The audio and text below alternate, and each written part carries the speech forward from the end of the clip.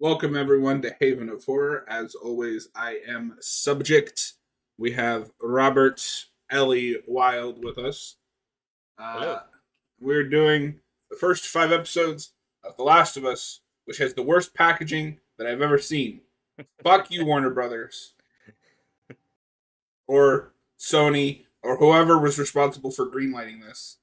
Um, but we both have this on physical media. I'm really sad I missed out on that steelbook because that steelbook was really nice. That steelbook looked nice and probably holds the discs better than Fucking the normal 4K. probably. Uh, I caramba, I might actually see if I can get like a better, because I don't know if yours. The problem is these are real shallow. It almost is like there's not enough room for the disc to snap into it. I don't know if yours has the Yeah, same. my case doesn't have that problem. That they Mr. snapped Fancy in pretty Pants well. over here. Yeah. Um, I haven't seen this since the finale. I don't know if you went back And to this. probably not in the last year or so. I have seen through it a few times with different people, but crazy to think that this is already 2 years old. No, I was like, wait, year did It this feels like come it was out? just Holy shit, 2 years 2023. ago? Yep. Like it should be easy to remember because it was the 10-year anniversary of when the game came out. That's true. All right, Robert, what is the name of the first episode? When you're lost into darkness.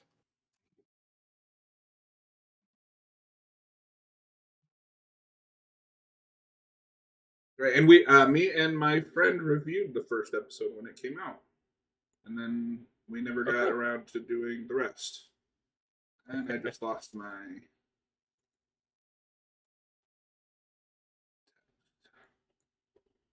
Damn it.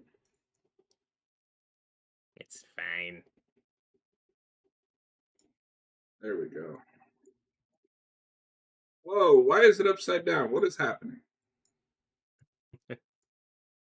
OBS, please.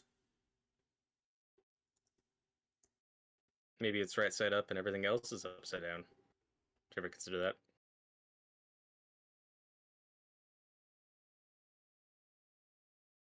What the fuck is going on? Okay.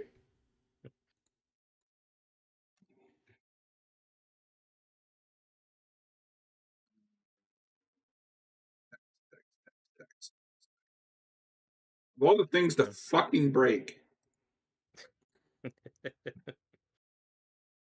S1 E01 when you're lost in the dark.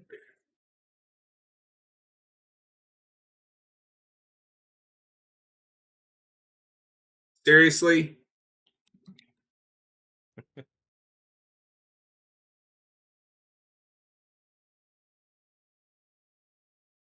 I don't know why OBS is being so fucking difficult today. Why not? Or why this episode has the longest fucking title in the world. You could set up a thing where it just slowly scrolls in front of the screen, just on a loop. I fucking wish.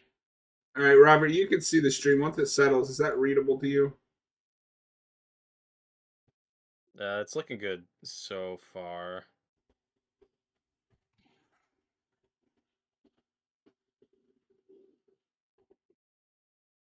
But now I'm waiting for it to catch up. But yeah, it looks good to me, especially for folks watching this on their tablets or TVs or whatever. It look fine. I got room for the timer. Are you at timestamp 0? I'm at timestamp whatever the fuck. Or, you know what I mean. Right. If you're watching this on streaming, you start this when the HBO logo pops up. Get it past all ads, logos, etc. Yeah. This is season 1, episode 1. When you're lost in the dark. In 3, 2. I didn't pull up the timer. Hold on. Damn it. All right. In 3, 2, 1. Play. And I don't think I've actually watched. I might have watched the pilot on disc. This has just kind of been sitting on my shelf. So I've seen this pilot like 3 or 4 times when it first aired. I showed it to people, watched it on my own, etc. I Mhm. don't know how I feel about this opening. I like it a lot. We have John Hannah here playing this guest who I know from The Mummy. Yeah, it's the mummy Uh, guy. the Mummy guy, and I love the setting. I love the period piece. I think it's really clever the way this prologue gets out a lot of exposition to me in an interesting way, where it's But this not is literally. exposition that I don't think you need. I think for the TV audience, you do because it does prep them for okay, this is what it's going to happen, this is how it's going to happen, but it's posed as a theory. I like that it's a flashback or in the '60s. Just yeah, The the game didn't fungus need is to scary. explain where the virus came from. I'm not sure why the show needs to. Yeah, but those details are in the game, like that newspaper you can find as Sarah. Like the But you details are can there. miss It's that and just be fine. sure.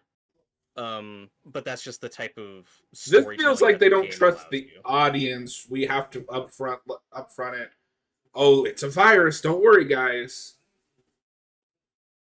Yeah, I just don't get that vibe. It's I do like because how he it's such a delivers the unique. exposition. He's so good. I just love watching this performance, and it's such a. It's not the typical like fast zombie rage virus you've seen in like 28 Days Later or whatever. Like this fungus idea is very unique. And I just think they make it sound so interesting the way he describes how this could happen, in the real world. And Well, I, what's I like weird, I like it a and we'll lot. get into it with episode 2, is we keep that going in episode 2 with the Yes, flashbacks, and we drop it. kind of. Admittedly, some of this is 2-year-old memories, so I might see Sure. something and be Yeah. like, "Oh, wait a minute."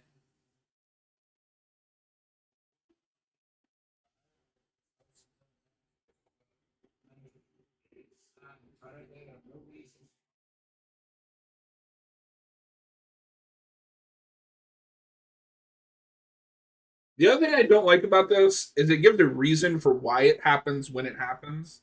I like that in The Last of Us, you don't know, it's just, oh, it happened. Like, sure, you can find out what causes it's a fungus, Mhm. but they never give a reason for, oh, it was global warming. I don't like that the only explanation we're given is, what if global warming happens, and then that happens. I like that. I like that it's posed as a theory, though. It's more posed of a as a okay. Well, this is how it could happen. Because in the real world, this virus or this fungus that infects ants, like that, as far as we know, cannot infect humans. Like this isn't actually possible in the real world that we live in. So it's just posing an idea of like, well, this is how that could happen. It is weird seeing How him it in could such a spread. serious role, though, right? Like, because I see him as the Yeah, mummy guy, or he's a goofball. and I think that prologue's just paired really well with this opening credit sequence where it's like, okay, now we talked about it, and now we're showing the audience. It's I love this opening credit sequence. Such a good It is visual great. demonstration. And I like that they didn't record new music for it. Like, you already have the perfect opening music. They yeah, they brought back the same composer. What's his name? I can never pronounce his name, but Gustavo something. yeah, Gustavo, our boy Gustavo. But see, Who's this also goes into what I'm saying. I think that you can get enough of what's going on from these opening credits. I don't know if I need to be handheld an explanation of what causes it at the end of the day. yeah, that's fair. God, I these I are still like it. gorgeous. Yeah, the visuals are great. Yeah, I just think it's a nice little prep, just kind of easing you into this world and I what's like gonna that go it's down. colorful, whereas the game is very black and white. The opening credits, Mhm. 2003. God, can you imagine if pop culture just ended at 2003? Yeah, it's fun the way that the show explores a little bit of that. But if you know the game well, you get that menu screen of the window with the curtains and the breeze. We establish here through Sarah's window, and that's going to be a recurring visual motif throughout the series. Is all these window shots. Just nice little homage to the game.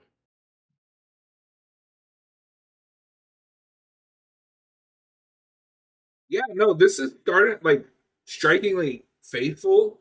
So when it veers off, it feels weird. I get that. I get that. I think it's faithful enough throughout.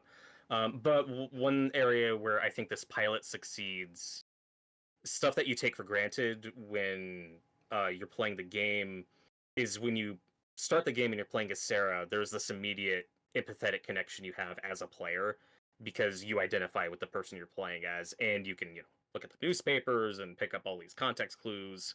You learn about story through gameplay, and the show doesn't have that luxury. So I think it's smart that we stretch out this prologue, show the whole day. Like in the game, we see her give Joel the watch for his birthday and saying that she fixed it for him. Here, we get to actually see that, and I think it works. I don't think it's padding; it's just No, fleshing out those story beats that are in the game. there's spoilers. I think this is a damn near perfect pilot. It's excellent.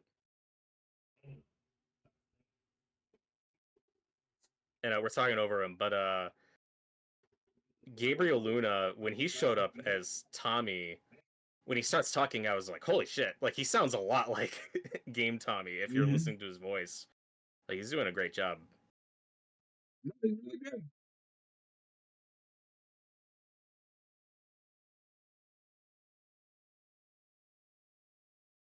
And I think the chemistry with these three is fantastic. You really buy this family dynamic.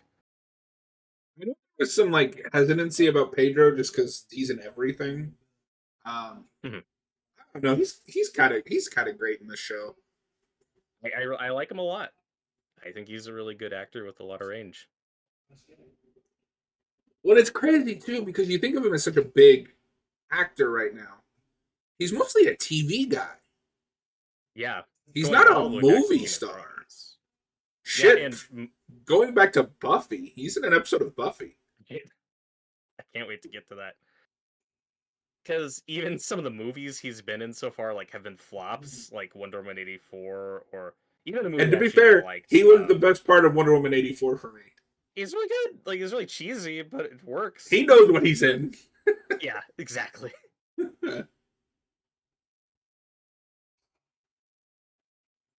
So this was obviously in the works for many years, initially as a movie, when this game was a massive hit. When this is being developed, if you can think back several years, were you excited about this? Were you not interested? Did you think this was a bad The idea? How was show or kind of the your thought? movie? I'll say both, just as this thing was being developed. My reaction to the movie is the same as my reaction anytime we announce a video game movie. It's like, oh god, don't fuck it up. Yep. The show, I was like, yeah, I mean, that's probably a better place for it. But I think what people need to remember is that this was kind of revolutionary. We didn't have any video game TV shows that were like premium cable, like. Right. So I didn't know what to expect. I was like, either this is going to be a perfect adaptation, or they are going to change it to fit what they think the HBO audience is. I think what we got is somewhere in the middle, but I'm happy enough with it. Like, if I was giving this Sure. out of 10, I'd give it like a 7.5. Yeah, that's fine. I like these extra characters, like their neighbors. It's just a very believable dynamic that they set up.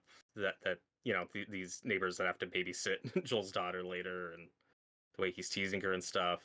We also get a bit more backstory with Tommy with his military service. Again, just really good little bits of extra details you get. And I don't feel the stuff with Tommy at least still feels like Game Tommy. Like, I could see Game Yeah. Tommy being a veteran. And that's one of the first major changes up front is we move the timeline back from 2013, which is when the game came out, to 2003. And I'm not entirely sure why we did that, but I like it I have because a they have few some things fun where with I'm it. like, I don't know which. Like, we'll get into it, but they completely change how the infected work. I don't know why. A little bit. Yeah, we'll get to it. But what I like with the 2003 setting is Tommy's military background and setting this much more shortly after 9/11. That they The emphasize world certain ended, but elements of 9/11 that. still happened.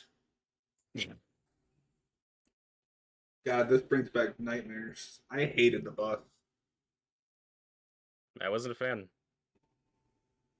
And I am at that place just in my age though, where I am getting a bit nostalgic for that like mid 2000s kind of pre smartphone era. So whenever we get media now exploring that time period, I'm like, oh, this is kind of nice. Yeah.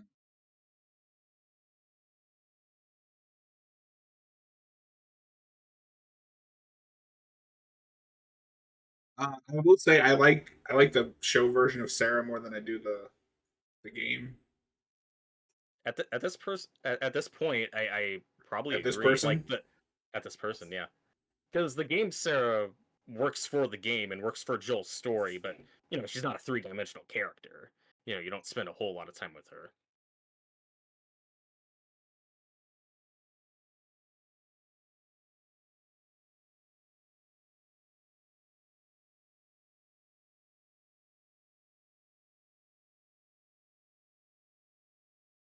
In a way, this reminds me of Snyder's Dawn of the Dead, where you just Mm, start with a character and everything that's bad that's about to happen is just background stuff.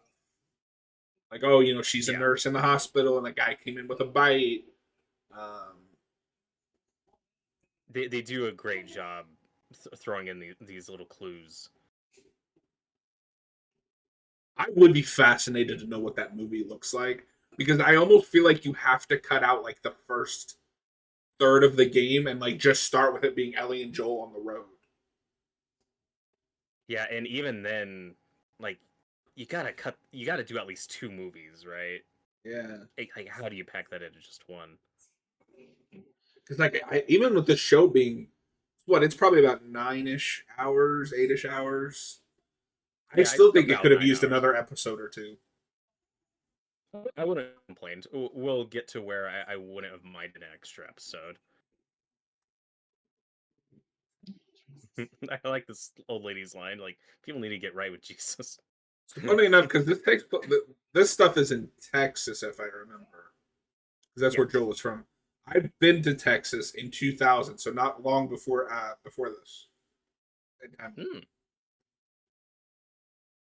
It sucked. Going changing climates like that. Oof, I was miserable. Oof. Yeah, I had family that lives in Texas, but like I didn't visit them a whole lot. Like Only in been that there once. state growing up. Yeah.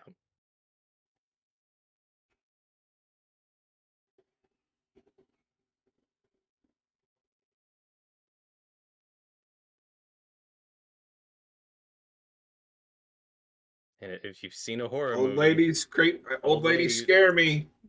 Yeah. No, because there is a shot that's about to come up that is, I think, really creepy because it's doing that thing that I think is the scariest thing you can do in a film, where it's just a normal shot, but there's something going on in the background that shouldn't be, and once you notice it, you can't stop looking at it. Yeah, and they do a great job. Like the music Yeah, like subtle, look there at aren't any her. loud sound effects, Stop just it. the twitching. Don't do that.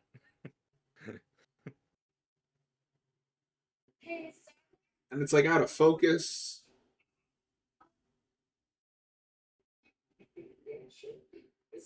What's also interesting about the show as an adaptation, given that this came out after the second game was released, is all the Easter eggs they were able to work in from that.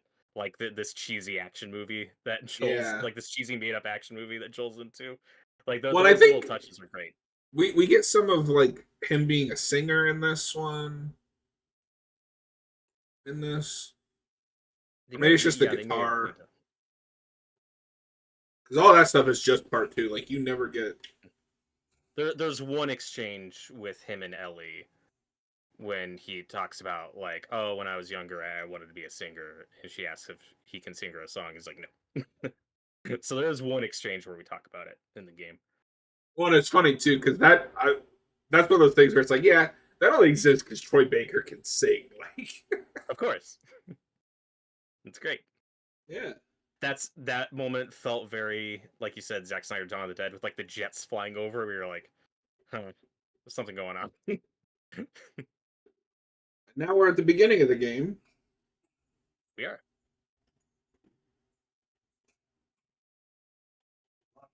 Like like I said, it's really good expansion on that prologue, and just getting this whole day, like the last day of normalcy for these people before the shit hits the fan. And if I remember correctly, this more explicitly mentions that Joel is in like construction. I think in the game it's kind of vague what he did. Yeah, for sure.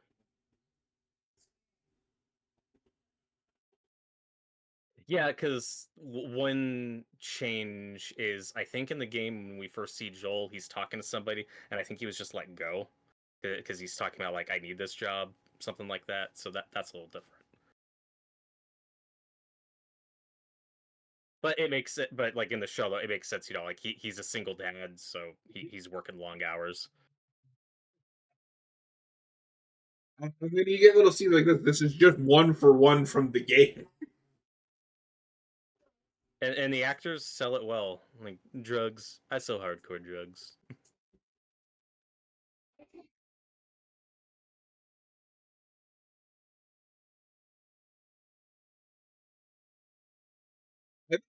The show also just explicitly gives an like a explanation for where his wife is. I don't think so. I don't remember that. Yeah. You just know that she's not in the picture anymore. There might have been more of that in the game when Joel talks about having Sarah when he was pretty young, and Maybe I'm getting it out. mixed up. Yeah. Well, what I love about this show as an adaptation, why I really like it, is as a companion piece to the game. It doesn't supplant it, and in some ways, I don't even think it improves on it. It's just, oh, there's some very unique experiences you get from playing the game, and you get a unique experience watching the show. For me, they complement each other really well. I think the high highs do that, and then there's some low lows where I'm like, what are we doing?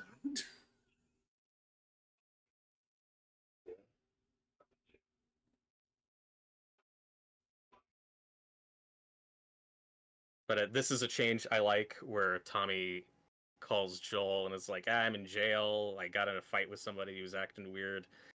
And you get so much context for this relationship where Joel's like, not again, fucking Tommy. Like, but of course, we know The other thing that I actually like, but also makes the timeline a little weird, is one of Joel's main motivations after the apocalypse is still finding Tommy. Whereas in the game, it's clear they don't talk anymore. Like, they very definitively in the game go their separate ways.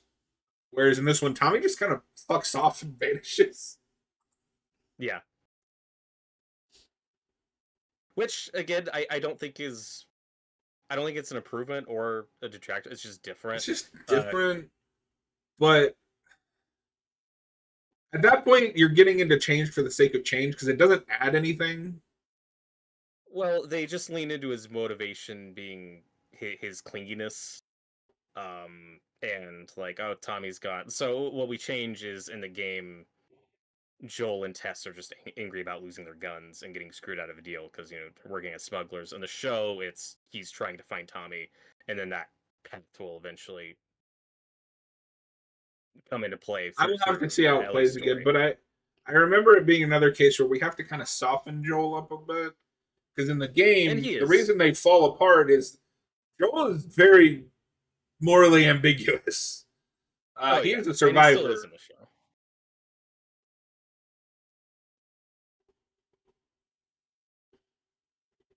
Meanwhile, downstairs.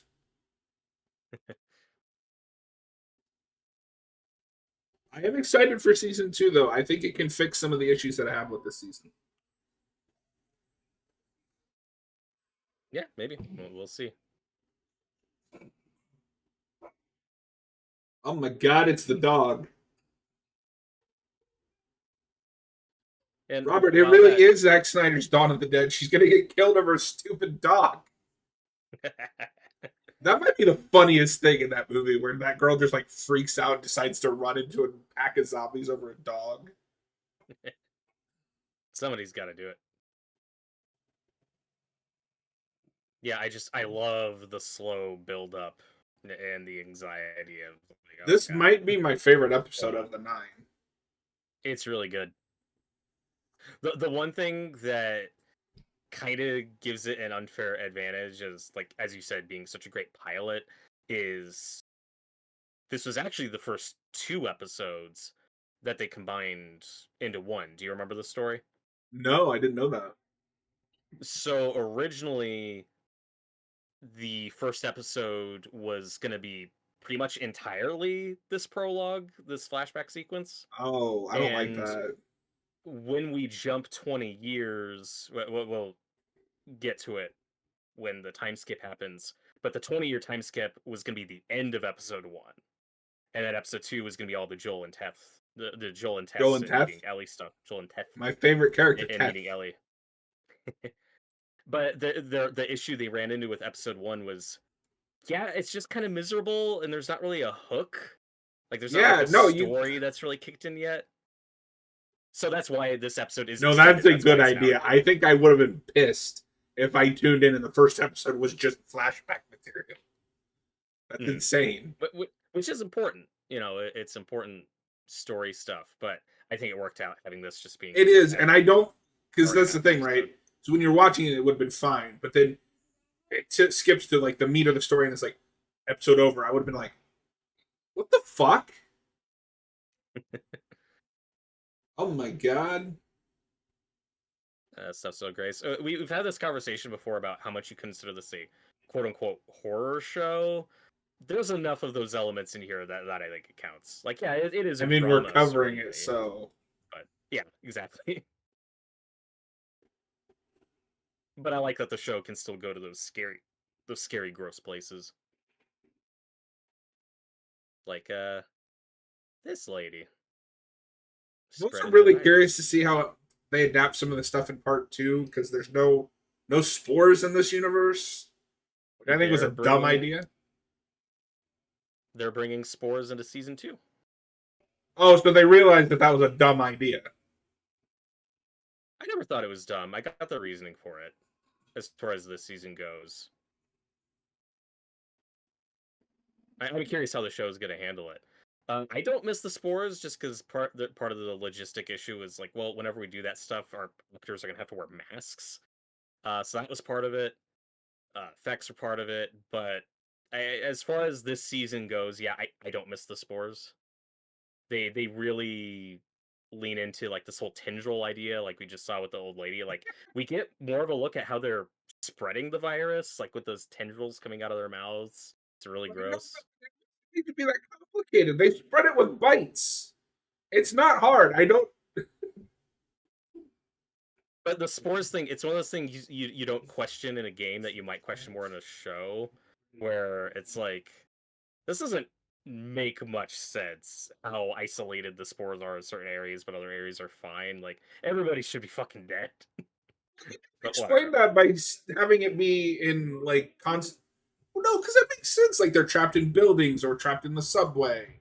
Like, it's not like the spores are just sitting out in the middle of the street and not going anywhere. They're always in isolated, contained places.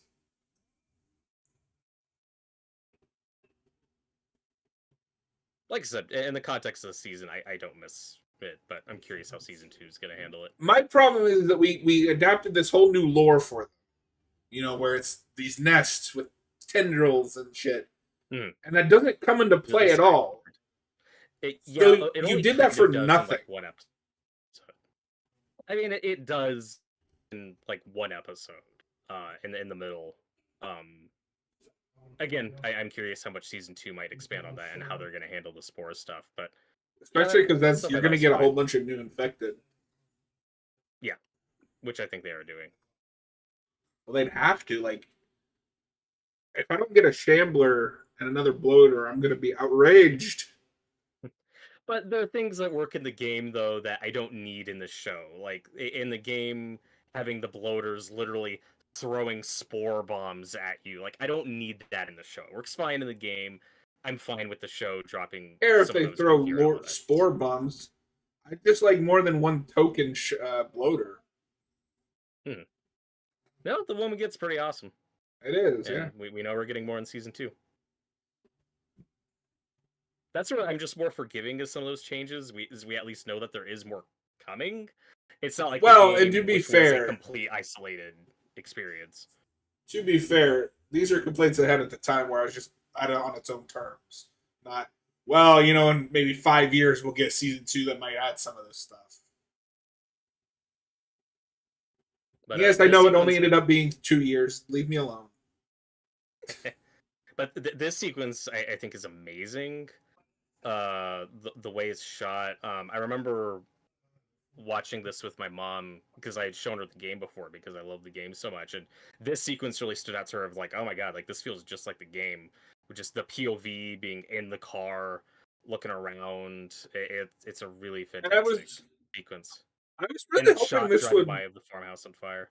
would fast track Sony into getting some more of these properties adapted. But it seems like they're really struggling.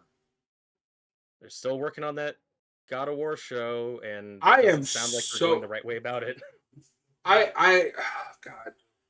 I cannot believe you would adapt a property that is as big for them as God of War and skip the first arguably half of it. You know how cool it would be to get like a rated R Greek action revenge thing? Now It could be awesome we gotta do the Norse stuff because that's the mature because that's the new hotness. That's the new popular one. which I don't know how well that's gonna work if you don't know the Greek stuff.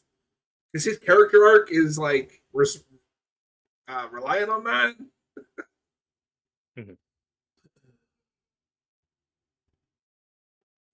I don't know. Have you played any of those? No, I haven't played any of them myself. I'm just aware of that franchise. So I was just curious how like God of War 2018 plays if you haven't played like the first three. Because that, I mean, clearly is like a if you've never played any of them, you can start here. Yeah, it was intended as kind of a soft reboot. Like I said, I'm just really impressed with the scale of this episode. Just all these locations, all these extras. It really captures. Sorry, Robert. I'll focus on The Last of Us. Do you like this edition of the plane crash? Because I think it's really well executed. Yeah. No, I like all this stuff. And we do get that same bit from Joel, where Tommy's like, "There's people, I can't keep driving," and Joel's like, "Fuck him, keep going." No, like this, in a way, captures the chaos of what's happening better than the game does. But that's just because the game you can only put so many like NPCs. And as good as the game version is, you, the player, are in control of the camera, and you can't literally look at everything at once. Whereas the show, Can knows direct you where to you want to be. Oh my god. Yeah, and there was a line from Sarah earlier that's brief, but I think works, where she's like, is this terrorists? Like, what the fuck's going on? Because yeah, that's what you would, in the context of 2003, that is what you might think is like, what the fuck's happening?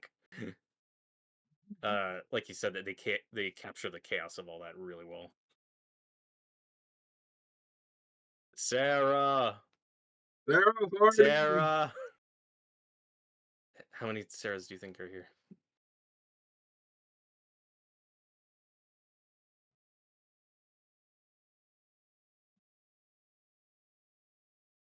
Is Sarah supposed to be like a little older? Because she feels older than Game Sarah. I think she does. It's probably the actress is probably just a little older. Like she's probably like 13 or 14. I think Game Sarah's supposed to be 11 or 12. So like just a little bit. In the game, she feels just really like small and like innocent, young.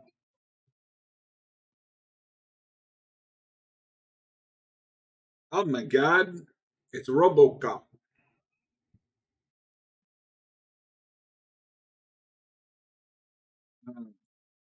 However, I will say it's interesting. I do feel like this has kind of raised the bar for video game adaptations on TV. Because Fallout came out, everybody loved that. It was really good. Halo came out, everybody hated that because it wasn't very good.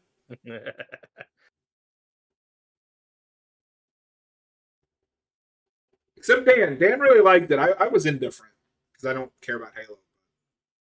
Hmm. Well, We haven't been pumping these out as fast as I thought we would. Yeah, like I said, they're still trying to get that God of War one off the Well, ground. Netflix was going to do a Horizon show. I don't know if you remember that. Oh, I don't know how the yeah. fuck that would work. And also, that's like I mean, I get that a lot of people play that game, but also, who cares? Yeah, like I don't see the demand for it. At least Halo's like a proven property that's been popular for over 20 years. Doesn't make the show good. I'm just saying that one makes a little more sense.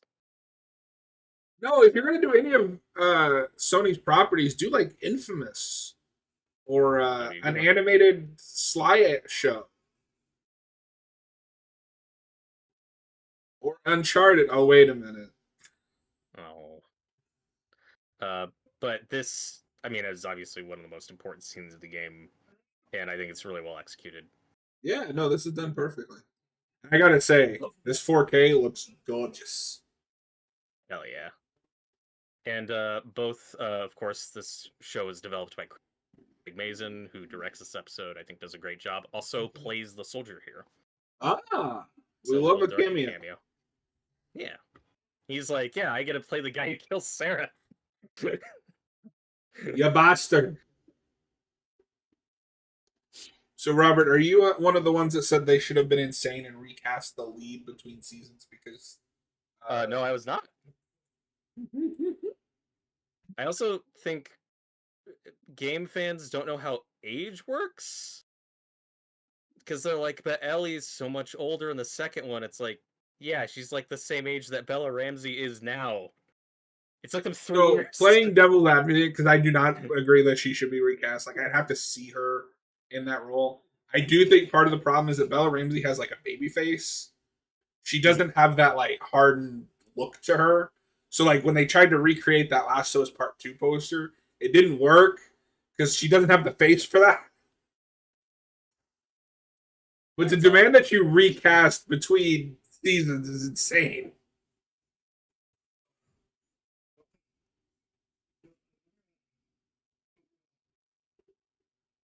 Yeah, I mean, and of course, it would have been impossible for the show to top just the shock value of the game, you know, the intimacy and the tragedy of this moment, but they still do a great job. Well, and one thing that, because what I like about that moment in the game is it's such an ungame-like moment, whereas this is just another TV moment. It's really well done, but it's not shocking to the medium. Whereas in the game, it is because the game protagonists don't usually lose like that. Right.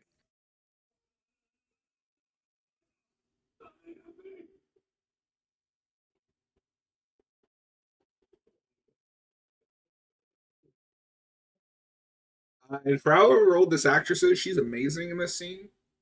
Oh, yeah.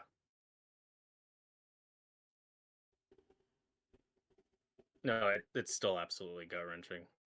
Yeah. And HBO I been like killing that it lately. Yeah. But I like that you can see that his watch was broken from that. It's cool that that's your 20 years later. Are you having a stroke? Who's to say?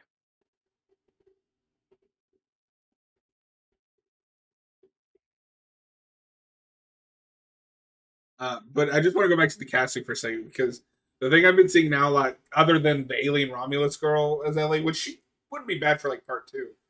There's a lot of people keep suggesting a random cosplayer off of the internet. Of course. She's not an actress. Like, people are weird. Meanwhile, with this infected child. You don't know that. Oh. God, the cinematography in this is gorgeous. Changing the timeline also helps put the 20 years later where the show was filmed. So you're kind of on that same. Yeah, that's kind of neat. Yeah, because we're now in an alternate history. Because with the game, if the flashbacks take place when the game came out, We're way in the future. Yeah. It doesn't feel like that since society stopped. Mhm.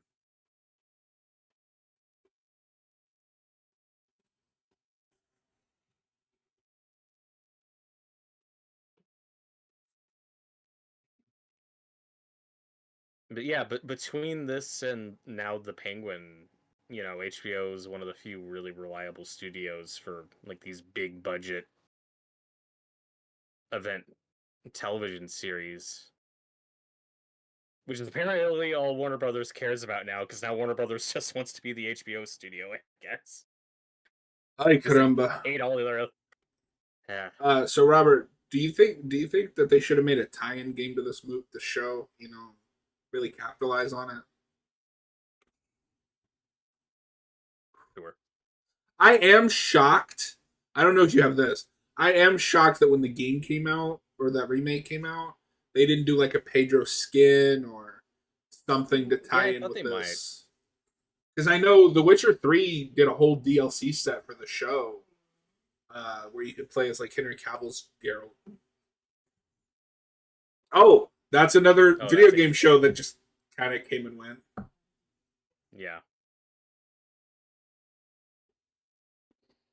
Yeah, when I think probably the first good one I can think of that people were really excited about were something like that Castlevania anime, but that was obviously very different. That's a very loose Castlevania. adaptation. I think the big one that came out that everybody went gaga for before, I think it's before this, was um, that League show, Arcane, Oh, Arcane.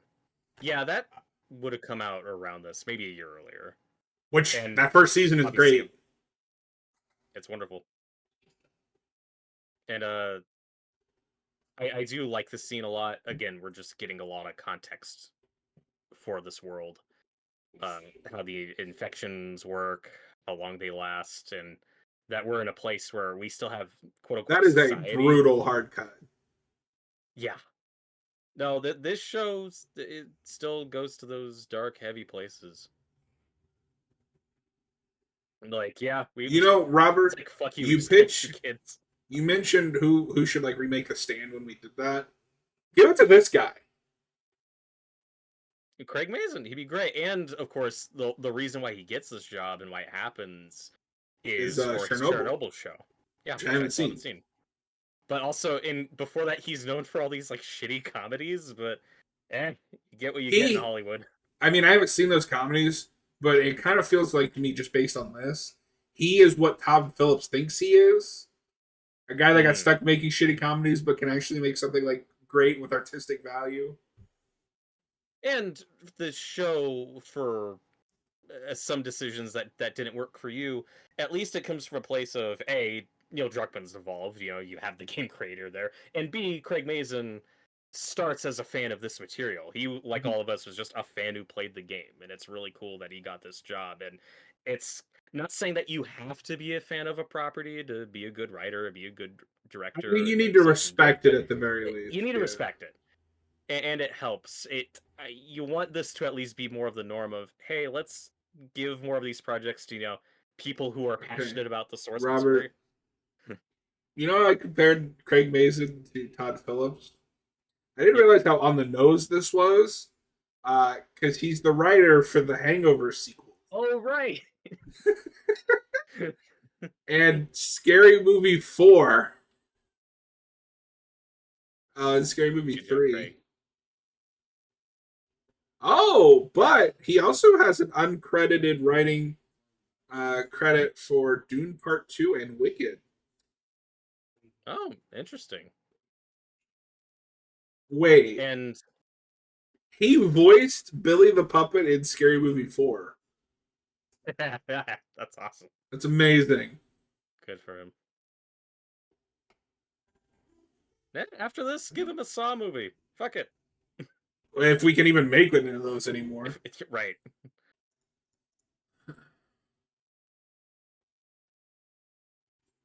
That's like the some of the 2003 touches I really like that guy having the Al Gore the t-shirt, just because it's like, yeah, that's what's available at this point. People are just stuck with whatever clothing still around that was made up to that point. just all this stuff establishing Boston and how their community works and the rules. And again, this is all information you get in the game, but it's through gameplay. It's things you can look at or things you can move on and or potentially miss.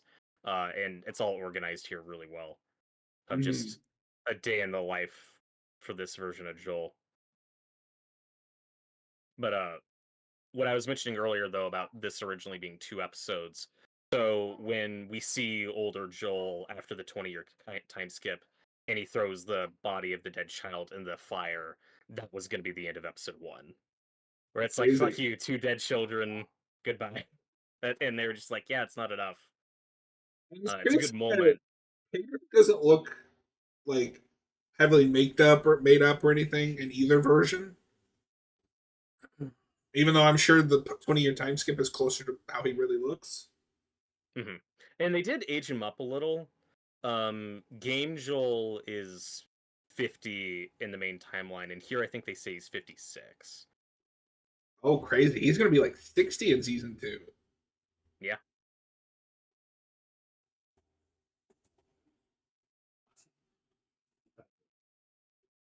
But he looks enough like Game Joel to me, like he's got the gray in his hair, he's got that rugged look. No, he does. The Kind only of thing sounds that I like have, and I don't know if you have this, is that I think Hugh Jackman in Logan looks almost like exactly like Game him. Joel. So I've kind of He seen does. the perfect live action Game Joel. Yeah. No, that was the big popular fan cast. That would have been great, but I was fine Well, when you with think what we about it, got. Logan really is just an adaptation of The Last of Us. There's a lot of Last of Us in that movie, so I like the What's her variety. name? Daphne Keene. She could have been Ellie. Makes good. Yeah. Well, and of course, when this was first being developed as a movie way back when, I think Maisie Williams was initially cast from Game of Thrones. I don't know if anybody Who was was one of the officially younger girls. cast. I know that there was a lot of She fan was at least in casting. talks. Yeah. I think Chloe Moretz was a popular fan cast because, Hit Girl. But that's the problem is when too many years passed and those actresses are in their 20s now, it's like, yeah, they outgrew it. Yeah.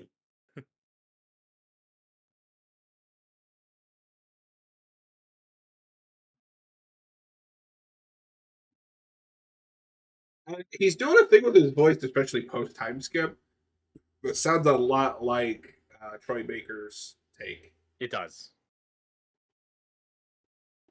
I like that shot of the graffiti. When you're lost in the darkness, look for the light. Yeah. And do you recognize this guy? Not immediately. Playing Robert. What's he from? That is, oh God, Mark from Freddy versus Jason. Oh, The yeah. only person that Freddy killed in that movie. Yes, I remember Oh, him. that's amazing. This is a thing the show does a lot that I really like, and I can't wait to see what we get in season 2. Is like this is a scene that happened in the game. We just We didn't just didn't see get it to see because it. we're always following Joel's POV, where Tess talks about getting roughed up by Robert and his men, and here we actually get to see it, and that's really cool. And I really like her casting. She's obviously most known for Fringe. Yeah, which I never saw, so I wasn't that familiar with this actress, Anna Torv. I've only seen a couple She's really good. episodes. It's just I know of her because I remember seeing previews for that on cable. Mm-hmm. But no, when this first aired, I was like, "That's the guy from Freddy versus Jason. Like, what is he doing here?" I'm the only one that made that connection. I'm sure. And it's perfect casting. Robert's a real Weasley piece of shit, and he Yeah, nails it. yeah. Mark Davis. The actor's name is Brandon Fletcher.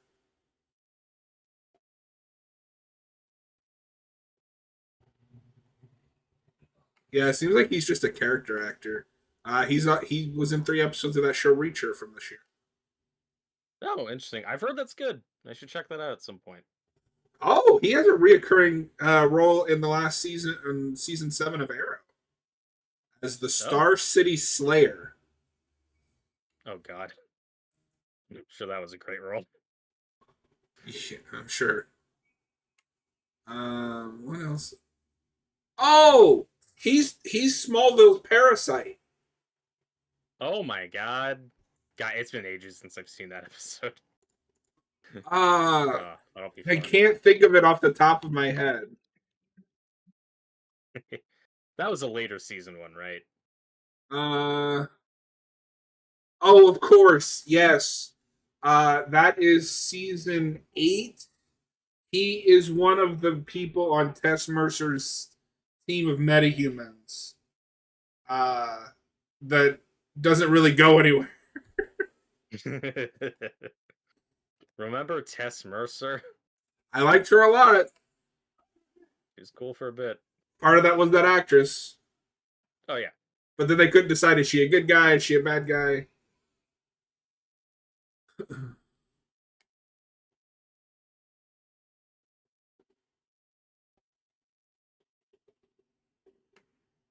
I love this introduction to Ellie.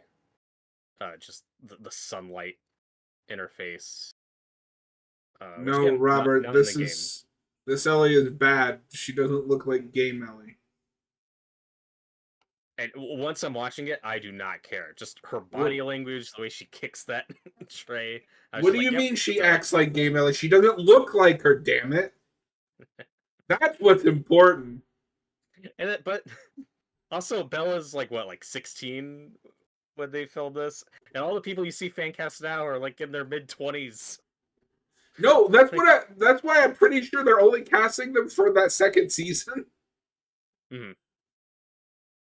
That's why I said I think they wanted them to recast between seasons, which would be insane. No, all joking aside, I really like her this season. Yeah, there's a couple episodes where I think Bella's absolutely phenomenal. The DLC episode, because I can't think of the name at the moment. That might be my second favorite episode of the show. It's really good.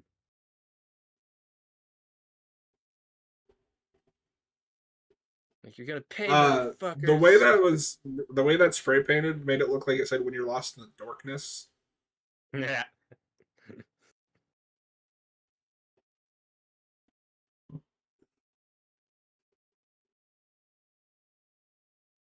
That man ain't got no hand.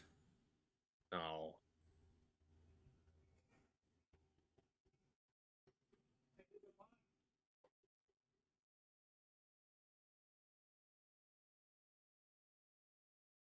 It is cool how close we are to season 2. It feels weird. Yeah, totally. I guess just because the gap between the first game and the second game were so long. That was like 7 years. I am a little nervous if they have a 4 or 5 season plan, because I assume The Last of Us Part 2 will be a couple seasons. I'm nervous when HBO moves into adapting a material without the source material to be there. You know what I mean? Craig Mason has at least said that however long it takes, when they're done with the second game, they're done. Like, they don't have plans. Again, we'll see how season 2 plays out. Because I thought I read that they want to do like 4 or 5 seasons. 5 is a lot, but I could see them hitting 4. Depending on how they move stuff around and expand stuff. Because the thing with that game, that second game, is it's so massive, yeah, and covers so much time. I think there's a bit more wiggle room in expanding on stuff. And like that, we've talked about this before, but that epilogue with like Ellie and Dina on the farmhouse, that's the stuff I think you could expand on a lot in the show. Well, and then with that, if they do make that third game, does that mean we come back and like make another season? I think we do, but not for a while. Because like I like the way the 2 ends. I don't love that as an ending to a TV series. Yeah, it'll be interesting to see how it plays. But one thing they talked about before was like this Tommy DLC they were working on for 2 that just never materialized. That's gonna make its way into the show, right? Whatever that was, I'm sure. Maybe, yeah. So I was shocked that they didn't do any DLC for 2 because I feel like you could have. You could have. I think it's just because that game took so long to come out and was so expensive. It took so much time. Well, and They're like, the "Fuck it, we're reaction done." was probably just Yes, we don't want to look at it, we don't want to think about it. right. I just pray that the actress playing Abby has deleted all of her social media. Please, Caitlin Dever. Don't look at the comments. Not all of us are deranged.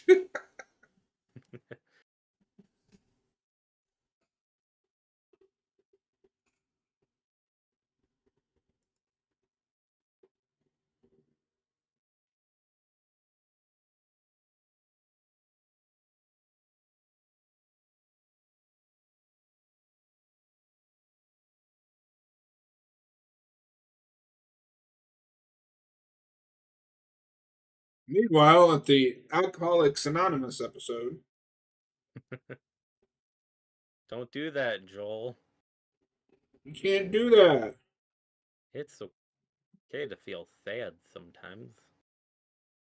Hey, Mr. Rogers. I might boot up the second game again, try that permadeath run again. Oh, good luck. Try to beat it before season 2 comes out.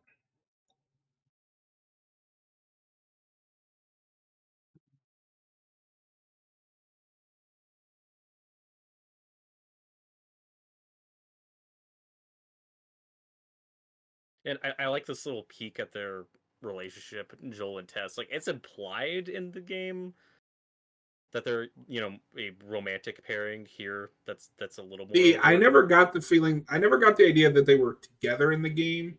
It was there's something there, but neither of them really pursued it.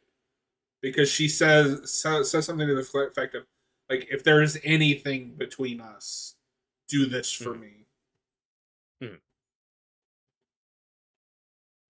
Because I very much see Joel in that first game as, yes, there is something there, but he is not emotionally ready to be in a relationship, and he may never be. I could at least in the game though, I could believe though that they probably slept together at some point. Again, it's just headcanon. Oh, but that's Oh. just sex, Right. Like, Yeah, like, well, I see what you're saying is they're partners, but in both the game and the show, I don't think they consider themselves boyfriend and girlfriend. I think that's kind of right. beneath them. Like, I don't think they were ever emotionally involved. sure. This version I could see a little bit more because we have to soften him up. This is a more sensitive Joel. Like, even just like the way he plays this scene, checking on her wounds.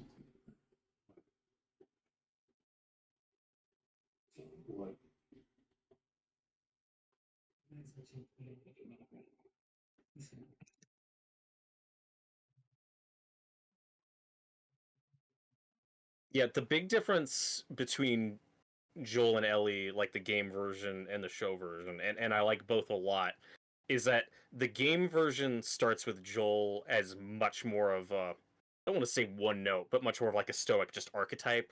Like, okay, he's hardened, serious survival man who at the end will get to that point of loving and caring for someone again. Ellie starts as this wide-eyed, optimistic bull of positive energy who will become this hardened, cynical person. So they kind of flip by the end. So it's like Joel starts here, ends here. Ellie starts here, ends here. In the show, it's more like Joel starts here, ends here. Ellie starts. You know what I mean? Like they're a bit more complex and kind of have more mixed emotions at the start. And like they still have arcs. Like that story's still there, but I don't want to say they're more three-dimensional. It's just kind of a different take that works for me. We also change it It's from not weapons to a battery.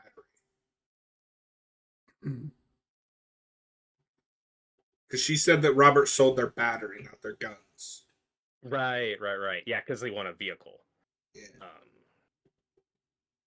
Because we gotta cut out the whole Billstown section. We'll get there, but fucking A. They don't cut it out. They don't cut it out. They just do something different with it.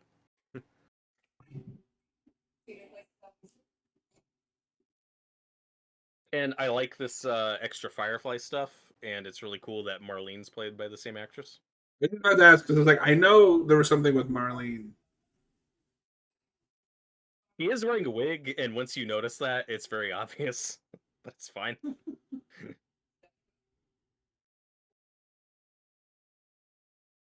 And it was something that Merle Dandridge, she campaigned hard for. She was like, "No, I want to play Marlene in the show," and she got it. So good for her. Yeah, I know. I know the actress that plays Dina was complaining because they didn't cast her. Oh, did she say that? Oh, that's unfortunate. It's like you're I too don't old. think she's an actress. No, she is. I've seen her in stuff outside of that game. Or She no, was in sorry. Is it? Hold on. I don't think it was the one that like played her. Sorry, it's I think it's the Oh, like face. okay, like the face model for the character. Yeah, they could put her in the show somewhere as a different character. Fine. Also, like I love Troy Baker as Joel in the game. He's perfect. That wouldn't have worked in live action. You'd at least have to wait another 10 years. Like Troy Baker's not there yet. He's not old and grows off. Because there was that discussion of too of like I don't see a world where I could buy actual Troy Baker being Joel. Like he's just a right. voice. Yeah. Well, and to be fair, motion capture, like they are performances, they're just Right, digitally done but up, you know. it wouldn't hit the same if you're just looking at Troy Baker doing those things. Right. We needed an older actor. It He's is too funny pretty. that Troy Baker's a villain in this. It's great. The one thing I am disappointed, I think this would have worked, is they should have got Nolan North to play David. That would have been interesting. I So hope he he's shows up in not the in show this someday. question mark. No. Maybe he'll be in season 2. Maybe. Is this your favorite line coming up? I think it is. It's a It great Joel is. moment. No, this feels like Game Hey Joel. friend. Want anything? No, that is a Game Joel line. That's great. That's great.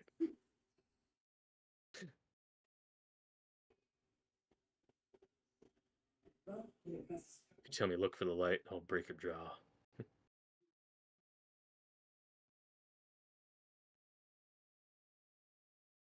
Also, I really like the wardrobe and costume design on this show. Where this isn't exactly the shirt he has at this point in the game, but he will get it later. But like, it's still close enough.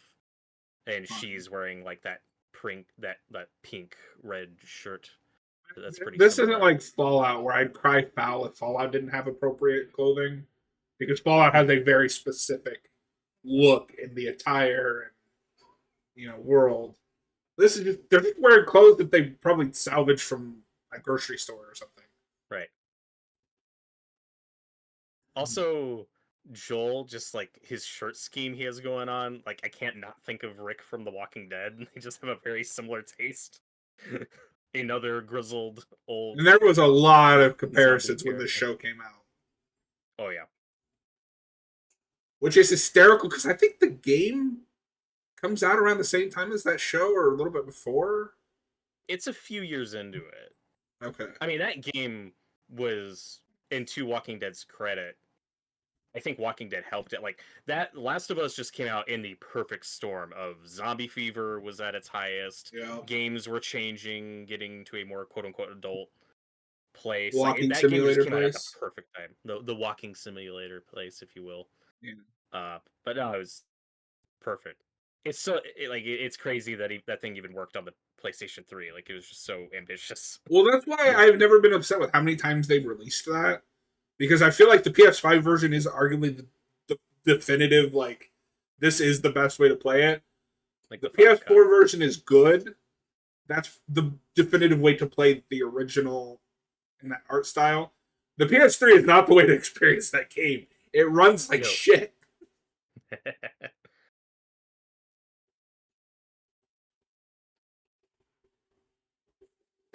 and this is some of that expansion stuff I was talking about that I really like. These Ellie and Marlene interactions, and you get a lot more context up front for this relationship. Like Ellie doesn't know her very well; she doesn't know what's going to happen to her, and I like how Which they is break down just. weird because that's not the feeling I get in the show or in the game. Sorry.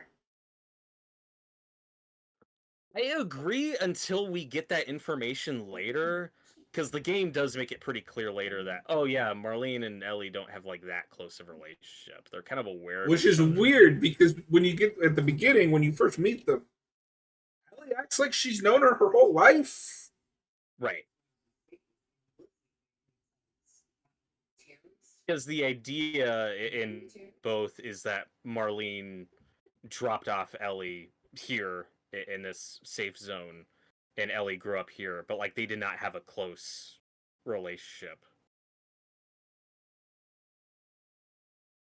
Either way, I don't know how I feel about this being their first meeting, so close to when Joel's gonna show up. But it's not a huge like it's not a deal breaker. It's just weird. But I do like how they break down just the logistics of the situation, where even Marlene doesn't immediately think or is sure that Ellie is immune, which is why she's had her chained up here for like a week. Like they've just been watching her and studying her. Like that feels very believable. That and it makes sense that Marlene wouldn't have the courage to put her down.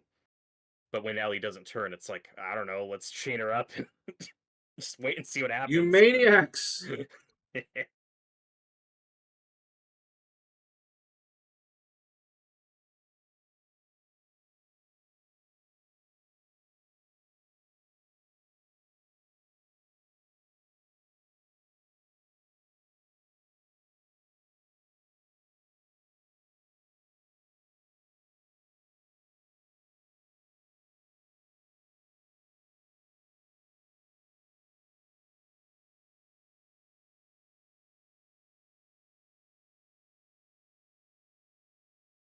But Season 2 come out.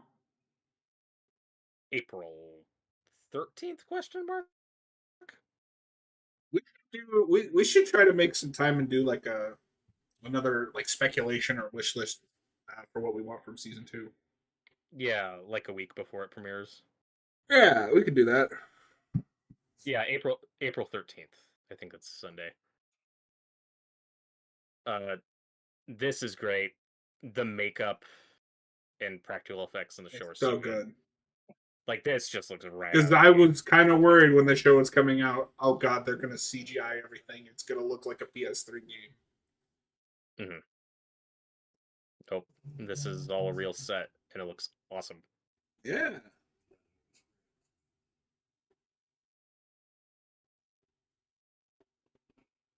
Do we know how many episodes season 2 is gonna be? It's shorter. It's only going to be 7. Ooh. I'm nervous. Like, I don't know what season 2 is gonna have, but I'm nervous. Yeah, we'll see. This is the scene where they talk more about Joel's construction job background, talking about condos. Just a nice little bit of banter.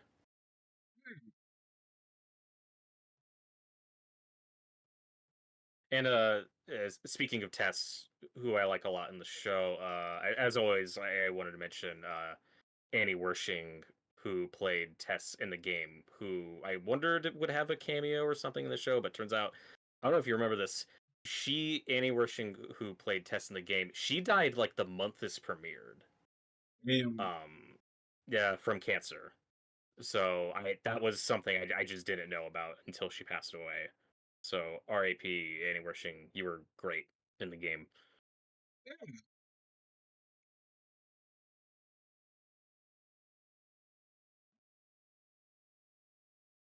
So it is a bummer that we kill Robert off screen, but I still like the scene a lot.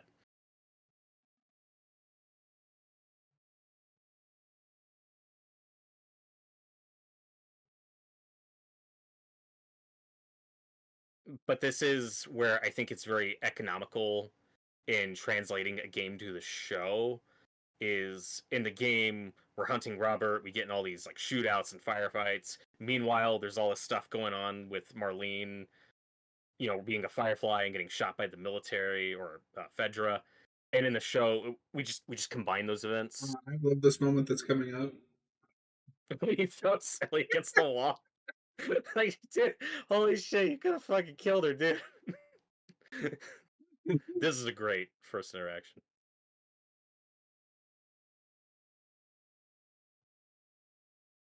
And that's a bit I I'm love. confused. Like, Joel what the fuck stepping is up wrong the with you, knife. kid? No, they're both excellent in the scene. There's there's a like a TikTok edit trend where it'll be like characters' mentality, and they'll show a scene and then flash. And I found one for Joel, and it starts with that. I was like, that's amazing.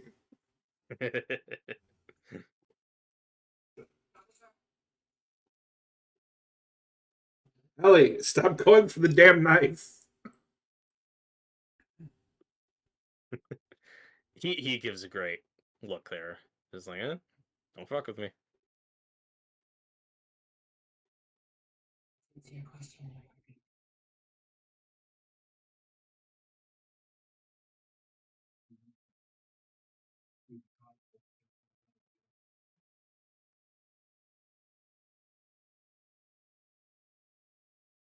Condescending this version of Marlene is.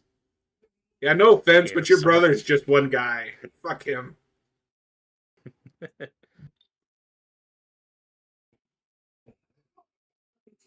Yeah, and it's coming from the same place of desperation as the game version of maybe you should take Ellie.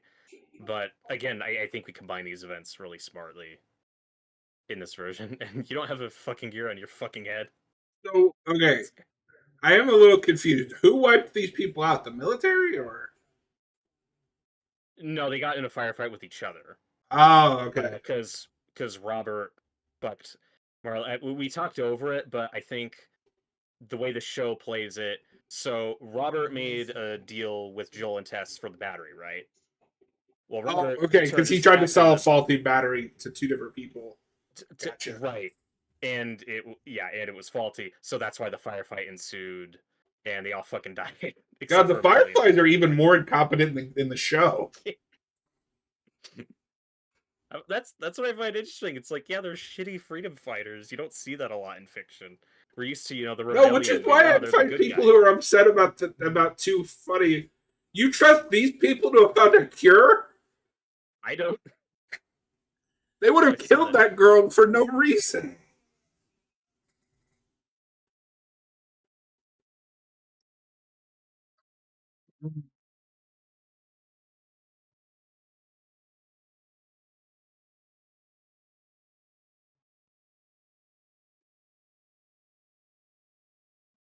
But like we were talking earlier about how this works as a pilot and why it needs to be extended, is that is the luxury you have of playing a game that you don't typically with a show, at least not a binge show, is with a game you get to play it at your own pace.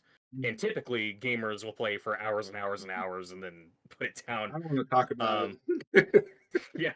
But that, like, you know what I mean? Like the pacing and structure is just so different. It's like, yeah, we can wait like 2 hours to meet Ellie in the game because most gamers aren't gonna shut it off before that. We're typically patient in terms of plot and story and stuff, but in the show, in a pilot, you do need that hook and what the story's about up front. You can't wait too long on that. So this being an hour and a half, I think just totally worked out.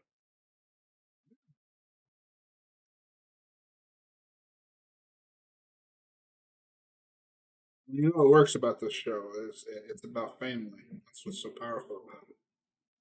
That is true.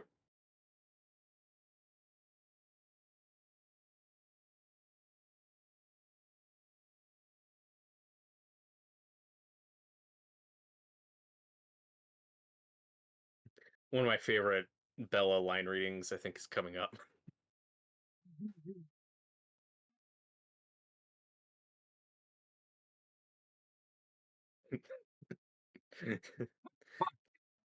What the fuck? It's lines like that where I'm like, yep, that's Ellie. They nailed it. And the thing with the movie is, I don't know if you would have gotten that Ellie. They would have probably had to tone Right. down some of those f bombs. Hmm. Even in an R-rated movie, I don't think they could have gone to some of those places that the show was able to go to. At least some of it. It also doesn't help that when that game came out and they were first developing that movie, we were in kind of knee deep in like the PG-13 horror movie era. It really wasn't until what 2017 when it kicked off, and we were like, oh It is hey, kind of the R-rated horror resurrection movies. of the R-rated horror movie. Yeah. Yeah. Not that it was the only one, but that was just such a Which massive is hit. funny too, because like you still had like the underground stuff, because like Terrifier is 2016. Mm-hmm. That guy looked at mainstream horror, was like, "Fuck this! I'll make it my own."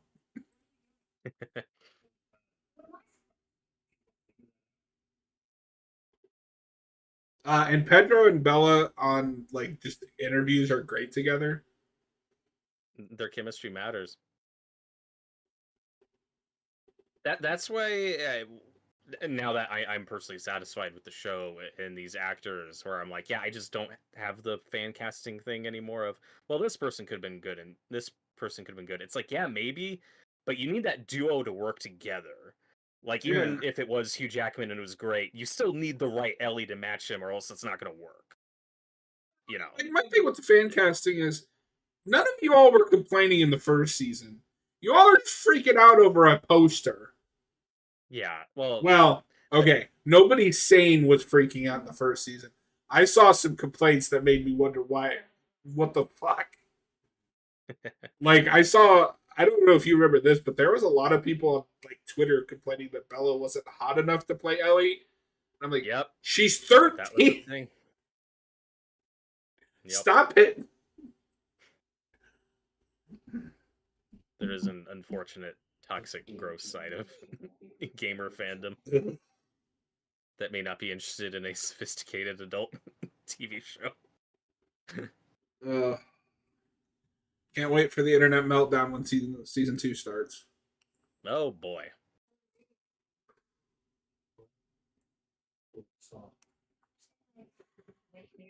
This is a great bit that's not in the game where we set up Bill and Frank here and this like code that they have that Ellie's cracked. It's a good little moment that shows how smart she is.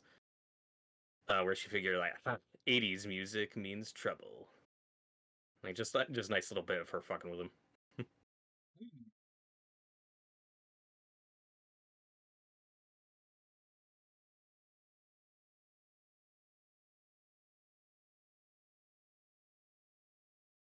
Because one thing you were talking about earlier with how Ellie and Marlene in the game felt closer to you, that's just how they play it. Uh, One thing that I do feel about the game that I think the show improves on, even if it's not an issue I have with the game, is the show up front is a lot more aware to me, or at least informed by um, the Riley storyline. There's a lot more hints to that up front because we know we're getting that episode later. It's not a DLC extra thing the way it was in the game, which works great in the Which is game, really cool because we don't normally do story DLC in adaptation.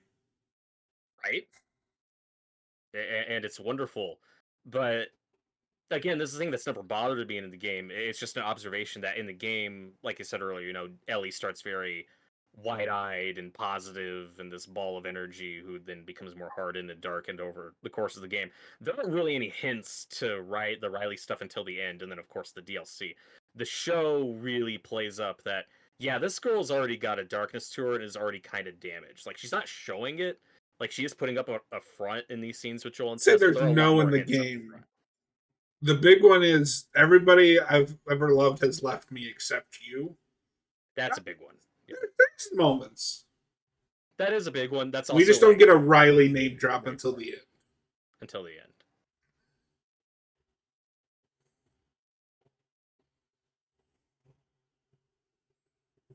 But I like Ellie's toughness and edge. You just get a bit more up front in this version, Mm-hmm. but you still get the goofy moments that I like because still a kid.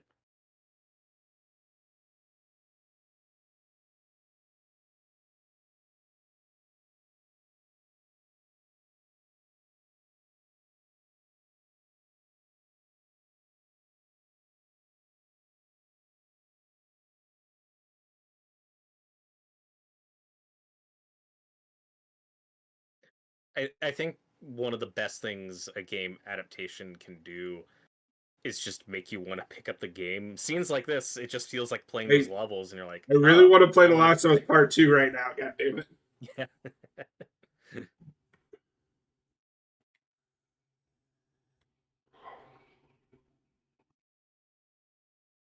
And that is 5 seasons. Admittedly, sounds like a lot. It'll probably just be 4, but again, I do see room for that expansion for the show, just because I know there is just a lot of stuff that didn't make the cut in that second game, and stuff since that's been canceled and just never materialized. So like, I know there is a lot of material. Season 3 will be that factions multiplayer.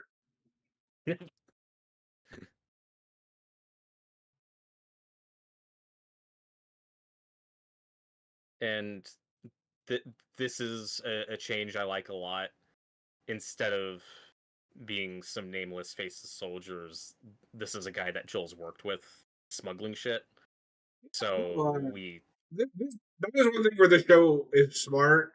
Is it knows that in video games it's fine to have faceless, nameless minions to slaughter. In a show, you need some kind of like these are people. and that's where it feels very informed by the second game, right? Where the second game's all about the cost of violence and the morally gray characters and the cost of your actions, and this season's very informed by what's going to come later. Like this guy, making him an actual character you feel a little bad for.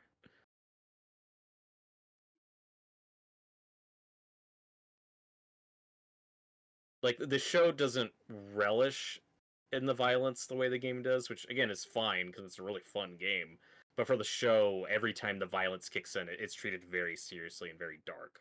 I will say, I am not a fan of the softening that they do for Joel in this. Like, I like the game Joel. I love this like PTSD angle. Mm-hmm. Well, he's softer, but he's also a little more unstable, like the way he snaps here. And like this is the a guy only he thing, knew. the only thing that I kind of question, and like when I say question, I just mean as an adaptation. It's fine for the show. Is that scene in later when they're at Tommy's place and he has like that panic attack? Like, Mm-hmm. I don't see Joel having a panic attack, but okay. Yeah, this version does, and I like. Remember when that was a meme? Yeah.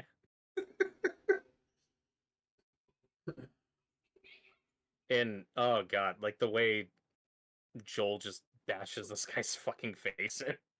Oh my god. You can tell this is a modern show because right now I can't see shit. Yep. Thankfully, there's not a lot of scenes like we're at the end of the episode. This is a scene I remember some game fans complaining about because they found it way rushed. With like Ellie saying, "I'm not infected. Like don't kill me, whatever." Again, the version of the game works where they just have that conversation. In the show, you just have to be patient. We're gonna get that in the second episode. And in the context of the show, it's like, yeah, they just killed a fucking Fedra agent. They're not just gonna sit here out in the open. They need to go.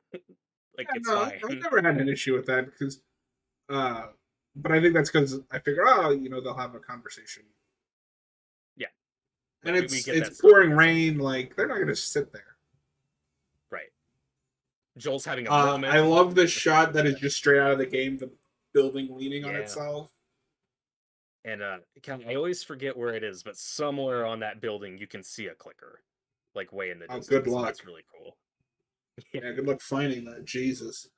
All right, that is episode 1 of season 1. Great start. What? And I love this song choice. Not in the game, but a great song. Yeah, it's a good one. And it's 80s. It is, which means trouble. Yeah, so What is episode 2 called, Robert? episode 2 is titled Infected, and this is the episode directed by Neil Druckmann. Are you ready for the Death Stranding movie? Sure. I don't know how that's going to work on an A24 budget, but We shall see. Yeah, we stand up for a lot of games that are accused of being walking simulators. That one actually applies. well, it is, but it's also just a really good game. Like, I feel like a crazy person talking about that game because I can't disagree with any of the complaints where it's like, oh, it's a walking simulator, the plot is nonsensical. But when you're playing it, just there's something there. It's hard to explain. Yeah, it's about the nature, the atmosphere. It's an exploration game. Yeah, And, that's there's fine. combat and stuff like that. All right, Robert, are you ready to start episode 2? I am not, because I'm currently setting it up. You So I have to bastard. skip the recap. Why are you like this? I don't know, but you know what I am? I am ready. All right. This is season 1, episode 2 of The Last of Us. Infected in 3, 2, 1, play. And before anybody of you assholes come for me in the comments, this is not a reaction. This is a commentary. If you want to watch the episode, go buy it or stream it. Not breaking copyright for you. So, you're still not a big fan of the prologue in the pilot. I like it because it's so short and it's so clever. It's just such a unique way to start. Just this flashback with this talk show of like, oh, this is why fungus are dangerous. And I don't like it, but I don't hate it. Like, it's a good watch. I don't know why we had to do it again. This is the one I'm more 50-50 on. Like, I don't think it's badly executed. I think these actors are wonderful. It's like a little short film. The problem is that it starts to add up. We're taking all this time away from the actual story. And so stuff in the back half starts to feel rushed because we've used so much of the time that we have to tell all these other stories. Yeah, and I've just never had that criticism because all the important Joel and Ellie stuff is still there. I don't feel like much of it's getting replaced, and they add tons of it. There are so many little moments with Joel and Ellie in the show that aren't in the game that I think are wonderful additions. That I think more than make up for it. Again, this prologue I think is well executed. I'm just not as sure if I need it because this is now the literal origin for the virus breaking out, and we do spend a lot of time here. And we don't do this again, as far as I remember. Not really. There are more flashbacks. Yeah, no, flashbacks I don't mind. I'm just saying we don't do any more, as far as I can remember, flashbacks to before the outbreak or, Mm-hmm. Which we got a lot of in the first episode.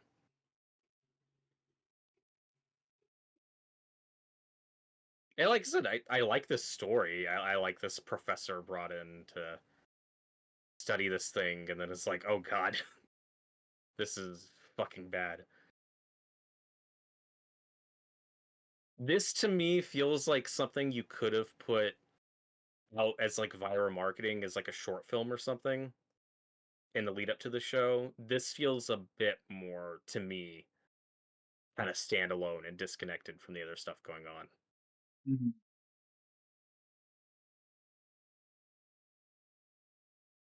Like, we have our differences on how the Bill and Frank episode is handled, but like they're still set up in the first episode. Like, these are characters that Joel knew.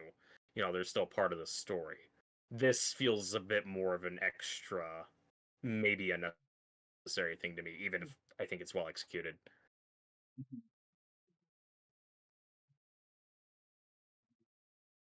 This feels more handholdy to me in terms of explaining the cordyceps and how they work.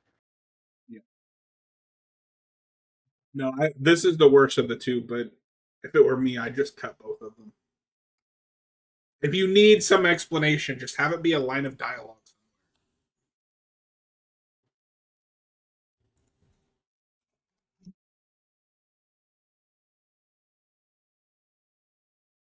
Which we will get later. That and then at that point, it feels like just repeated exposition.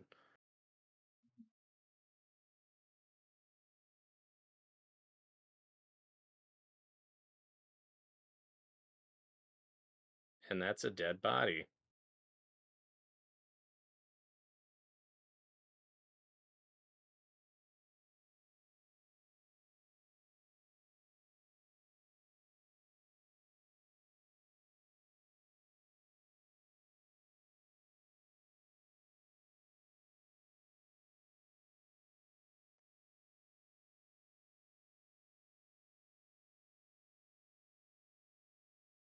One thing that I do like about this scene, though, is that this is not Patient Zero. We still don't know who Patient Zero is. Like, no, this is somebody who was bit and died, and they're like, well, that's weird. What's going on? There is still some really good body horror to the sequence. Like, it's pretty gross. Not that you're patient zero. Oh my god.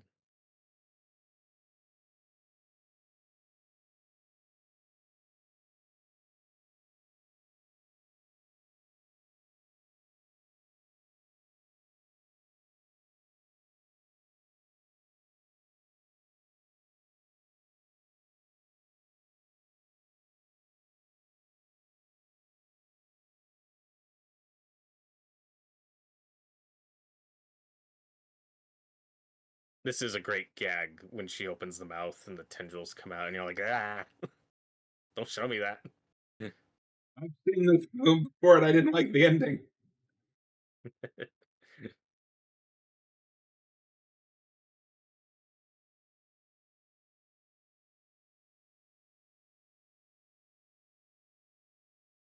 It's like, oh, we're fucked.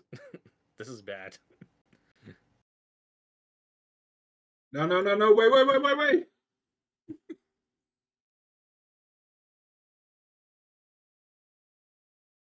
And part of the problem is this one is so much longer than the first one. Yeah. No, the first one I think is just a great little mood setter and giving the audience a bit of context for what's going to happen. And one thing that is in the game that they talk a lot more about in the show is the food products. Like bread, wheat is where this infection got out and spread, and how so many people got infected at once. And one thing that I did like about that first episode that they play up, that's not in the game, is talking about them not having batter and stuff for making a birthday cake for Joel. All throughout that episode, if you're paying attention, Joel and Sarah keep unintentionally avoiding like these products like bread, which is why they don't get infected. Okay, Which my is really problem cool. with that is when you call that into attention, how long have they been not eating bread? But this all that shit didn't get out though until like that week, that day. You know, because we see Joel and Sarah eating Okay, but eggs. yeah. Okay, so you're telling me that the all of the infected wheat just happened to hit the market shelves on the same day. Well, maybe not the same day, literally. I'm just So saying they how got long has lucky. Joel and Ellie not or Joel and Ellie, damn it. Joel and Sarah not been eating bread. That's why you don't need to call attention to these things because then I'm not thinking about it. The minute you called to that, I'm It's thinking, fine. how long have they been going without bread? Yeah, but Or even anything the with bread show. in it? But like I said, but I mean, it hit like that within that week. You know, like my point is just they got lucky. And again, they don't draw a ton of attention to it. It's just something you either pick up on or you don't. Like, oh, they were eating eggs. She was offered cookies later, and that she declined. You know, it's like they just got lucky. I mean, she wasn't because we saw how that day turned out. The one thing though that this sequence is hammering home is this professor. who now knows what's happening. And again, we established this in the prologue of, oh yeah, there's gonna be no vaccine. Like, we're fucked. And this is a great moment when this lady says, oh, we need to bomb the city this from spreading, which of course we know from the game and the show. They did try and it didn't fucking work. But it's really And of dark. course, we're all dead. They do nail how heavy that choice is, where she's like, nope, we gotta bomb the city, myself included. It's the only way to stop this thing from spreading. And I'd like to see my family before I fucking die. Or she says, I'd like to go home. Mhm. Yeah, to be with her. So again, it's a great scene. I just don't know if the show needs it.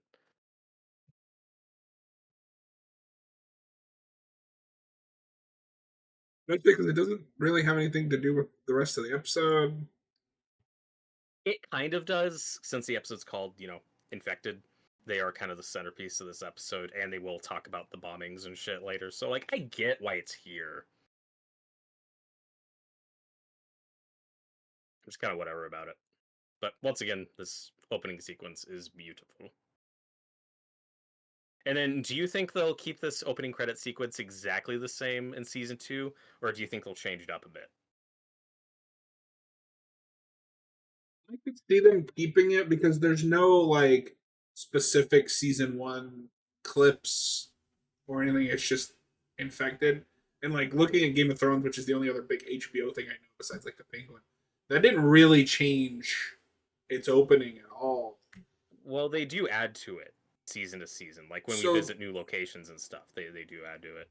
so I mean that might add to it, but that opening isn't really location specific. Yeah, sure. I'm not disagreeing.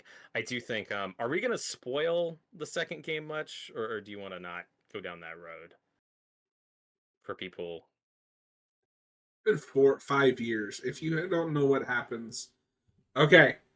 Possible spoilers for The Last of Us Part 2. It's been 5 years. If you don't know what happens, either wait, go play the game, wait for the show, or watch a YouTube video. I don't really care. But anyway, I was just gonna say that when the season 2 hits a certain point, like that silhouette we get at the end of that opening credit sequence of Joel and Ellie, I could see them removing Joel, and it's just Ellie. no, no, Just like no, twist the knife. no. You don't say that. No, I could see that. Yeah. Hey, spoilers. Joel dies. Oh my god. Mm-hmm. This set here is just gorgeous. It looks right out of the game. Just this building crumbling, filled with grass and nature, and the sunlight coming in. It's just such a wonderful set. And this is where the characters have that sit-down conversation about Ellie being bit and not being infected. No, because we're gonna get a really cool Ellie moment here in a minute. Mm-hmm. And I love that Joel has this fucking gun on her. Like, he's not ready to trust her yet. He's like, no. I will shoot you if I have to.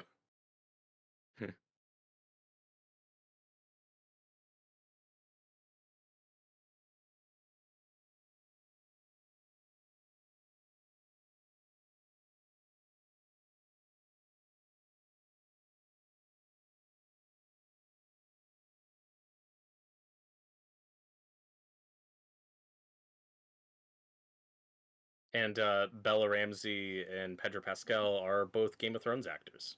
Yeah. Even though they never had screen time together on that show. It's a good thing they finally got to be in a good show together. Oh. That was mostly a good show. Was it though? Yeah, it was. But the one thing though that I wasn't sure about when Bella was cast was Bella being British. Like, I didn't know if Bella could do an American accent, and I think I love the fact that we're in 2020. We were in 2023, and that was your big concern. Can a British person be American? Hey, I don't look. Benedict Cumberbatch is a great actor. American accents are not his forte. He's fine in Doctor Strange. I mean, he's good. It's still a shitty American accent. It's just nasally. On the flip side of that, Christian Bale, Andrew Garfield, Henry Cavill. Oh, I'm not saying that they're Like, no, I'm just saying Bella's a young actor. I didn't know if Bella could do an American accent or not. Tom Holland. That was good. Yeah. I don't know. It's weird at this point in time to be worried about that. We've had enough examples to prove that they can. Robert's like, damn those British people. Why are they to you, John? They're people. No. They're individuals. No. Wait.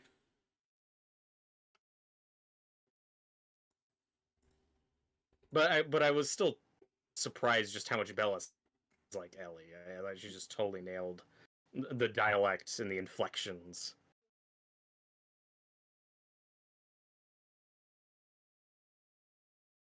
But it was funny though, in the lead up, like Craig Mazin, Neil Druckmann, Ashley Johnson, everybody was like, yeah, Bella's great. Wonderful, perfect casting. And people online were still bitching, like, nah, they should have cast this person. I know better. I didn't see the audition tapes, but fuck you. And people are still complaining, I guess. No, people legitimately think they know better than the people who worked on the damn thing. Which I'll never understand. Especially the casting, though. Like, whenever somebody's cast in one of these things, I may have concerns, though, but I'm always wait and see. I want that to be clear. Where I'm just like, hey, I wasn't in the room for the audition. I'll wait and see the thing and judge for myself. Yeah, I mean, and that's not just with The Last of Us. Like, remember the Affleck casting for Batman? That everyone's forgotten about. Because now the internet is, fuck you, make your Ben Affleck Batman movie. Well, and then we learned nothing because the same goddamn thing happened when Pattinson was announced. Yep. It goes all the way back to fucking Keaton. It does go. You know about this? There was handwritten petitions for him to not be Batman. Or fucking Heath Ledger as Joker. That made a lot of people angry who didn't see it. And that movie is arguably the Star Wars of our generation. Like, that is... No kidding. Yeah. Have you ever seen one person apologize and say, yeah, I take it back. I complained about Heath's casting. No, you know what I do see a lot of? That it's only as popular as it is because he died. Oh, and that drives me up the wall. Oh, it's the worst. There it is. Yeah. Don't do that. He's going to shoot you. Stop playing, girl. That was one of the moments in the trailer. I was like, yep, I'm sold. They nailed it. It's not in the game, but it's a great moment in the show. Yeah. No, these first two episodes, I think, are my favorite episodes. They're great. Have a gun? No. Jesus, sorry. Like, oh my god, it's just very well executed, both writing and performance of a 14-year-old. It's like, Jesus, God.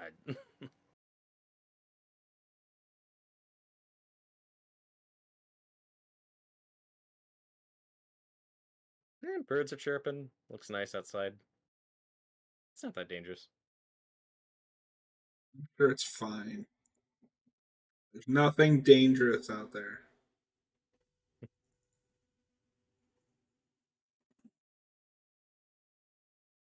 Is this all set too, or is this green screen? Because there was a shot there for a second that looked like it might have been like the volume or something.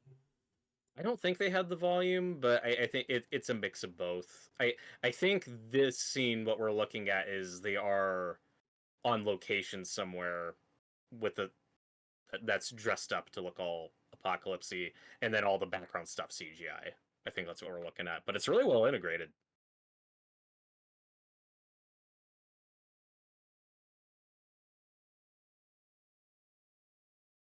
Like here, you could tell, oh, we're on an actual street somewhere that's just had all this shit thrown on top of it to make it look bombed. And this looks exactly out of the game. Looks perfect. The one thing that I do get more of from the game than the show is the nature side of it, the beautiful scenery. You get some of that in this episode. But I love like the red brick buildings with the green moss over them and the grass and all that stuff. Which you do good in the show. You just get a lot more of it in the game. but they really capture the vibe, and again the scale.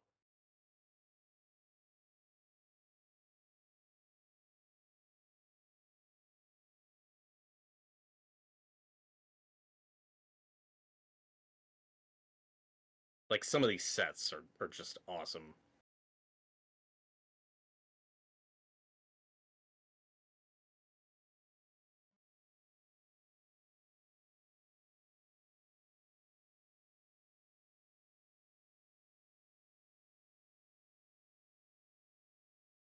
But this is the scene where we start hinting at Riley a bit more up front, where Tess asks about where Ellie got bit, how she got bit, and then Tess asks, "Were you alone?" And Ellie's like, yeah." Like they really draw attention to that. That it's the first thing she kind of lies about or keeps to herself. Like you do get a bit of that sadness a little early on. Like, okay, there's something else going on with this kid.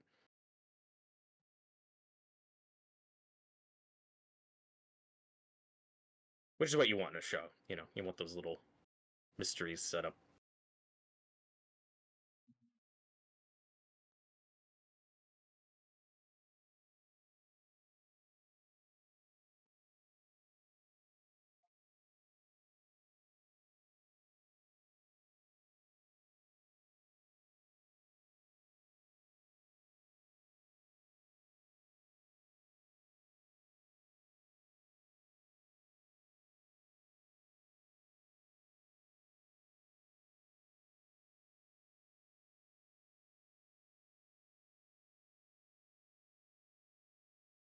That is a little reference to the game that I like when Ellie asks about like super infected throwing fungus spores at you, and they're like, yeah, no, that's not really how it works. That's a nice little nod.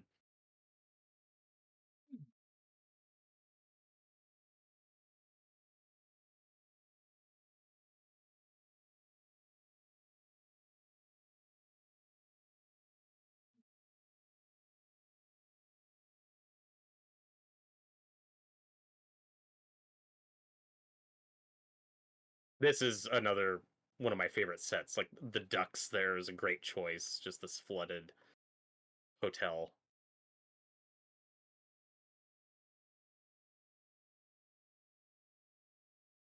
The frog on the piano is great. He's gonna play us a tune. He's the piano man. And this is also one of the first things we do where we move stuff around, where this is a nod to the hotel Joel and Ellie are in a bit in the city where they meet Sam and Henry. So like that comes way later, and we get a I think I reference to that recognize this here. place. Yeah, we even get like a little bit that I think is from the game when Ellie rings the bell. I love this moment. That's great. We do set up Ellie not being able to swim here, which is similar to a moment in the game. The difference is it doesn't really get to pay off in the show, or at least not yet. No, they cut off That's all something of I'm the kind of missing. underwater sections. We do. I Which need is a 30-minute section of Pedro Pascal trying to figure out where the hell the wooden pallet is and push Bella across the damn thing. now that's authenticity.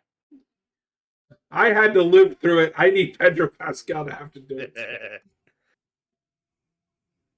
The problem that is where that logistical budget issue comes in is water is expensive as fuck Which is in hilarious. TV shows and movies. Yeah, but like just the sheer amount of gallons you need to fill up whole rooms and build a set piece around. It's like, yeah, that's all you get. It's like a pond. It's like this is a swimming pool of water that we're looking at, and that's all you get. It's fine. If only they could have used some of the money from episode 3 to make a proper swimming section. Oh. That's also probably the cheapest episode. But you had to be. I'm sure Parks and Rec guy probably cost a pretty penny for a TV show. I know, I'm just being petty. Fuck off. But I also think this was like the perfect episode for Neil Druckmann to direct for somebody who's never directed live action before. It's very close to the game. It's early on. It's just very simple, classic Ellie and Joel stuff. This isn't one of like the big, huge episodes. It's just like, yep, it's right out of the game. It's just very comfortable and familiar. Having Craig direct the pilot was a really good idea because that just had to cover so much.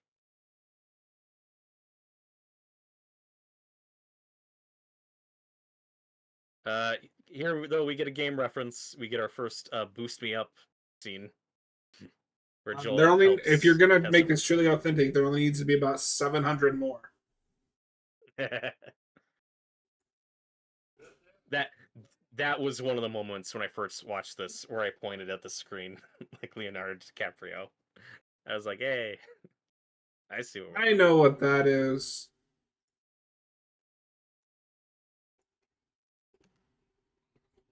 And this is what I was talking about earlier with their dynamics being changed just a little bit, where we get much quicker to a point of Joel trying to open up and say like, okay, what's with the knife? What's your deal? And then Ellie's being a bit more of an asshole. But again, they play it really well. It's like, where'd you learn how to do that? The circus. Like their bickering here is really good.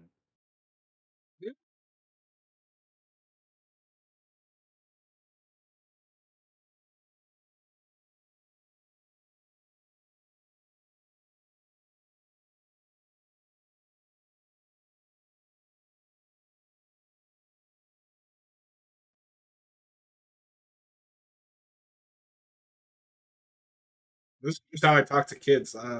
Yeah, you know where Detroit is, right? They still teach that.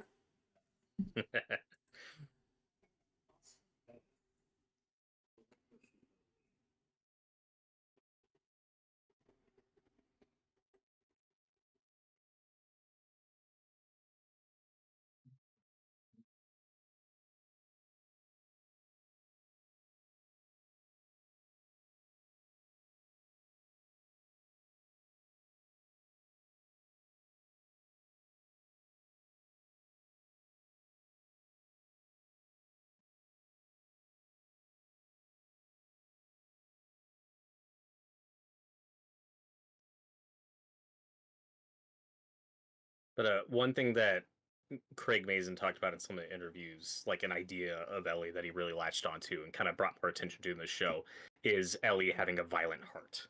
Like that she's always had this darkness within her that's just not fully come out yet. Which is why one of the questions she asks here is about killing infected. Because we know or will know later that like she has killed one and it wasn't exactly a great experience. But that's still the stuff that's on her mind, you know?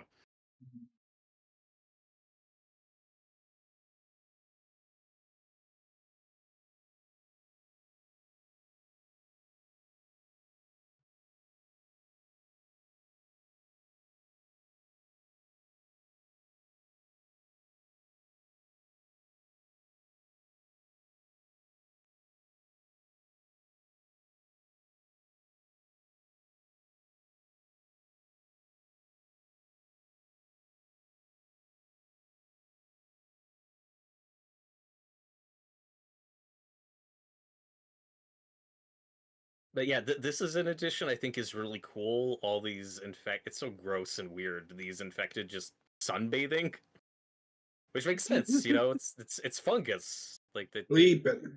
they like the sun.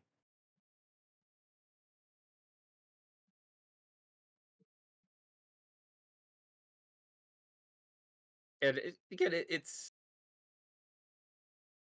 interesting because they're not exactly a hive mind, but we do lean into this idea of them all being connected. You know, there's a little bit of. Do you think it's fair to say that at least in the show, there's kind of an I Am Legend influence on the take, where it's like, yeah, these are just like a new species that we just don't understand yet. that's been created out of this. They're not just mindless monsters. No, because we established that their only purpose is to spread the virus. They don't Yeah, it's have not the any same kind of thing. higher thought. Like the I Am Legend sucks at showing this, but in the book, they are intelligent creatures. They can communicate Mhm. and talk. They have wants, needs. That's how they're like a new species. This is just infected people. Mhm.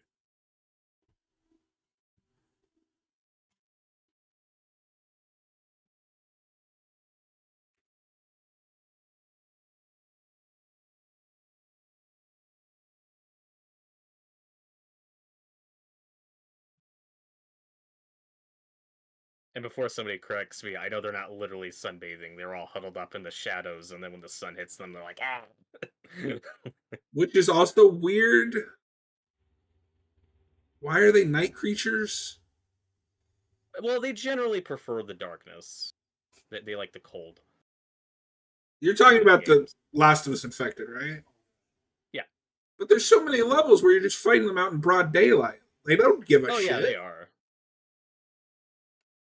No. They're not like vampires. They're not like allergic. They're just like, yeah. But that's what I'm Like saying. you In the still see game, them they in the don't daylight. care. No, but they do thrive in the darkness. Like they do thrive in the shadows and where it's cold. Like you said, like that's where all the spores shit is in the enclosed environments. That's fair. And like I said, I I too like this. This is great. have a Here, spare hand. Congratulations. I do like the idea of the tendrils a lot. This connected thing, like, oh, don't step on one because that might Don't alert. read from the book. Yeah, like it's a really cool scenario they set up. It just only really plays into like one more episode. Yeah, that's my issue. Um, If you're gonna change the lore, have a reason for it. Not yeah, they a did. not a behind the scenes reason. We're doing something with this. Or else you change for the sake of change. Like I said, they do when we get to episode 5 is kind of our big payoff for that. But I hope that season 2 does more stuff with that because it was a really cool idea. I agree that we could have had again. It's not that stuff's rushed. I just agree that we could have had more infected stuff in the back half. We could have had a lot more. That could have been for. Robert, But he's I'm dead. very happy with what we got. They're all dead. They stayed the course.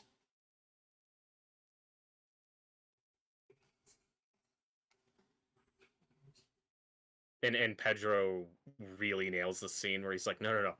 You don't have to be quiet. You have to be silent. They do a really good job building up the clickers here. This was another big meme that I saw everywhere with him going, "We have to be." Yeah.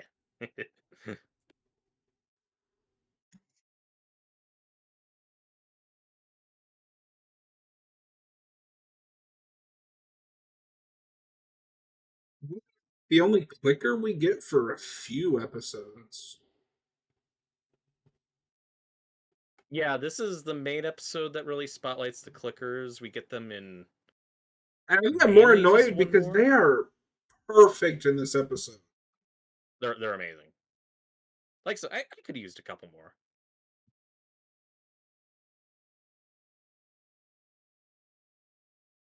I do wonder because The Last of Us Part Two is much more action oriented. If like Mm, they will up the budget to get more action, that's why they cut the episode number. probably, and just based on the trailers, it looks like they are going pretty big.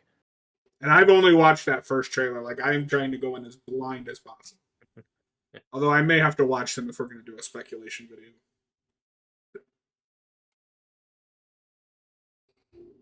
But and once again, this set is awesome.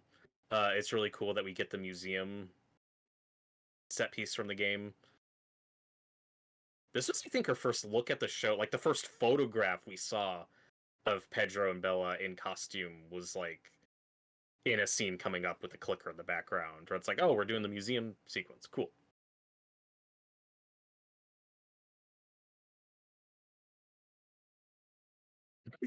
The look on Bella's face there is fucking amazing when she steps on that thing like, It's "Meh." so good.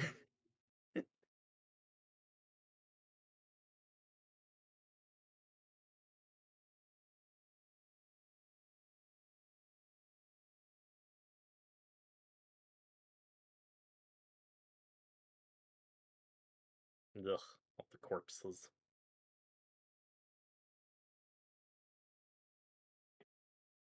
But also in terms of just budget, despite their limitations, this still looks so much fucking better than it would have 10 years prior on TV. Like Game of Thrones really changed the game in terms of the amount of money we could put into TV shows because 2013 was a very different You will landscape. know, unless I'm forgetting something, you will not hear me complaining about how anything looks. Mhm. And even if we agree that it wouldn't have worked, it makes sense why in 2013, 2014 we were talking about this as a movie, not a show. No, in that Because time, if you announced a show, I would have been like, fuck. and Walking Dead, I think, was really impressive what AMC did, but that's still, you can see where they cut corners and still isn't The on the first scale of season that. is impressive. Everything after that, geez, I'd say it's up and down. I sometimes. still think I think the prison stuff's pretty cool. I think that set's great.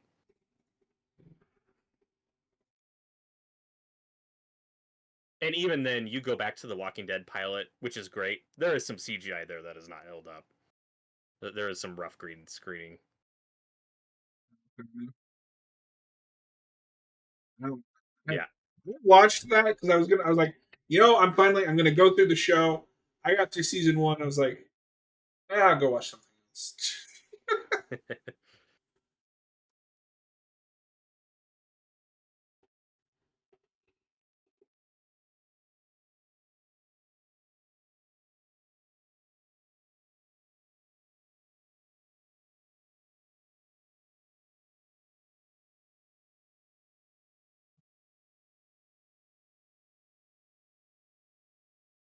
and I think we just talked over it, but this is a bit they actually went back and added later, where Joel like signals to Ellie saying they can't see but they can hear. Uh, See, originally look at that that was clicker. It's not. perfect. It looks amazing. The performers, the makeup, so good,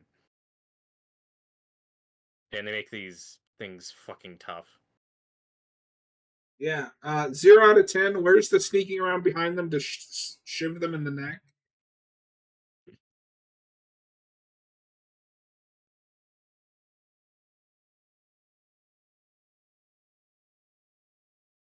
Yeah, Neil Druckmann I think did a great job directing this. It's very Good. tense. That bit's great when he like knocks the bust over to smash the glass, distract him with the sound. He got all those bits. Not enough bottle throwing. Could have used more bottle throwing. Yeah, where's the Molotov?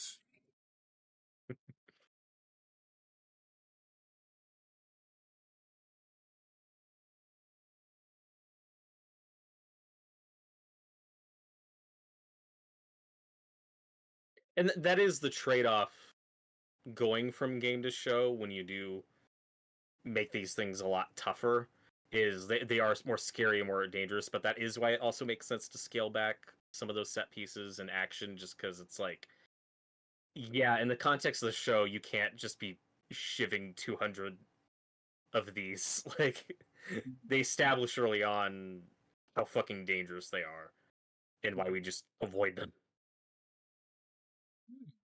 Again, it works for the game, but this take works for the show.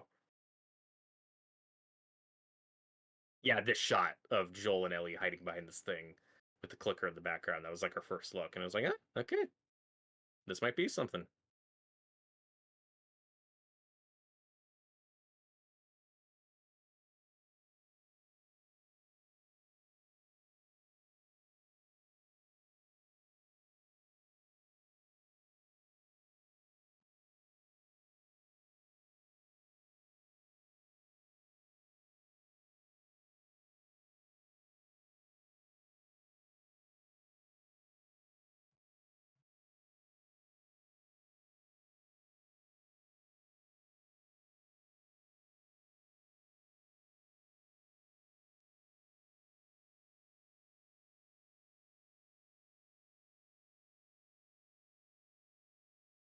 But a fun fact about the clickers that I always like to mention is that Paul Dini, creator of Harley Quinn, his wife Misty Lee, magician, voice actress, everything, voices, invented the clicker voice for the game, and they got her back for the show to do the clicker sound effects, which is pretty cool. Awesome.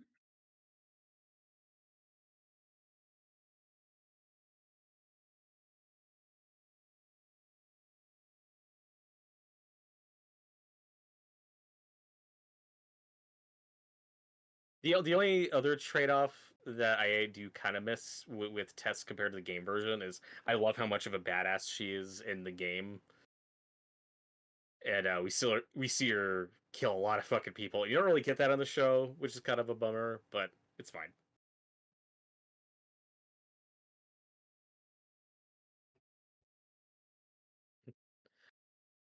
I also love this gag with Ellie though, where this is in the show. This is when Joel finally accepts and sees that she's not infected.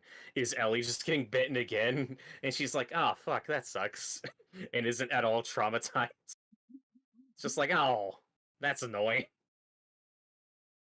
And then we get this scene, which is right out of the game, and like, oh god, that shot's so good.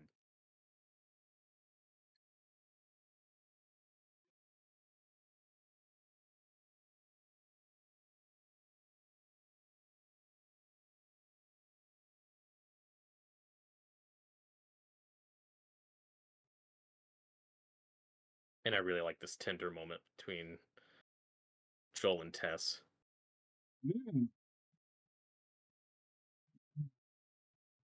Because she knows she's gonna die. Too, because we're gonna have that awkward, really weird kiss with the infected later. But why that and the bite? Pick one. I don't need both. We'll It's talk about it. seemed really inconvenient way to spread that. Or not the tendrils, but like the little tentacle things. Mm-hmm. That's because they're connected. In the circle of life. Yeah. Oh my you can't god. deny that view. It's the building from the game. It is. That's a shot from the game.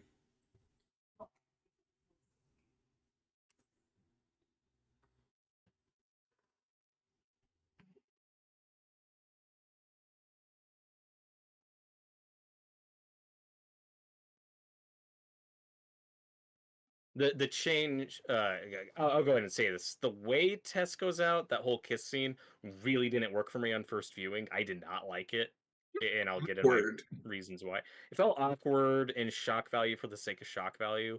I've come around on it a little now that I have more context for what they were going for. I still don't love that choice.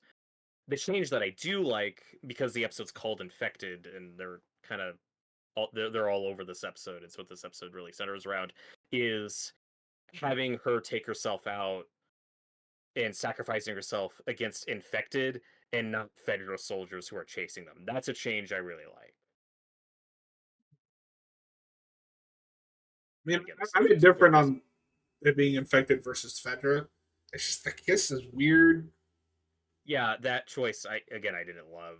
But again, it's a thing, but I also don't think the other thing is change for the sake of change. It's you don't question it in the game, but it's like, yeah, why is Fedra going out in the open chasing these people? Like, why do they care?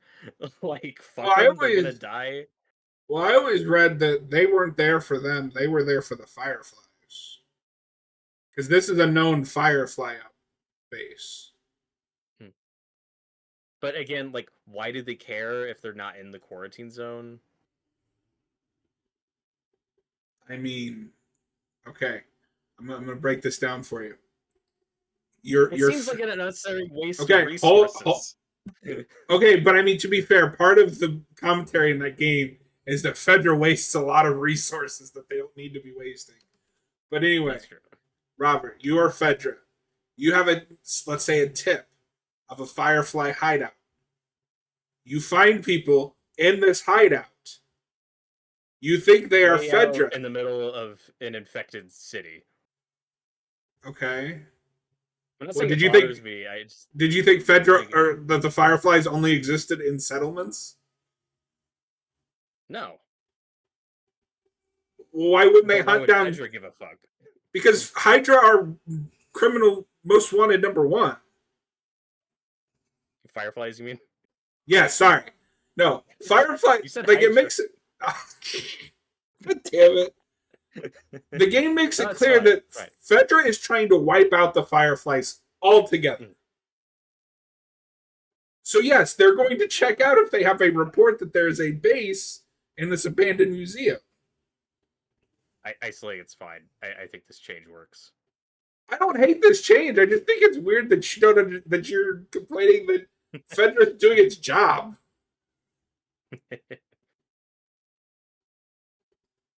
You fucking bastard.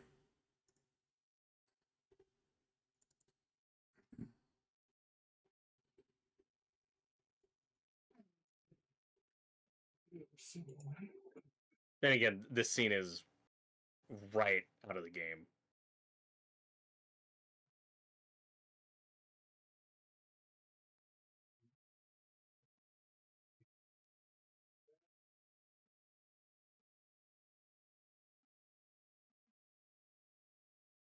Again, she really nails this whole speech.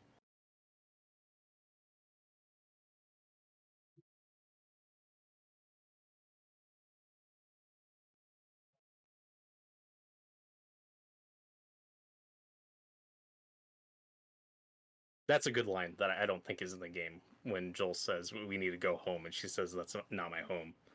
It's great. No, this is a different speech. Um, I mean, it's mostly the same. Like our luck had to run out sooner or later. She's infected.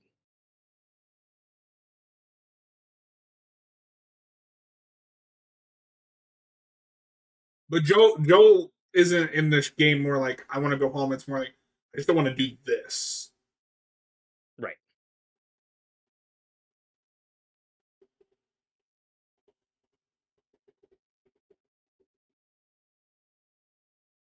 This is a bit that Pedro improvised that Troy Baker loved and then was jealous that he didn't think of. Where when it's insinuated that Tess is infected, Joel has this moment where he takes a step back, where it's like it's very mean, like unintentionally so. It's just like, hold up. Like he still has that self preservation that kind of trumps everything.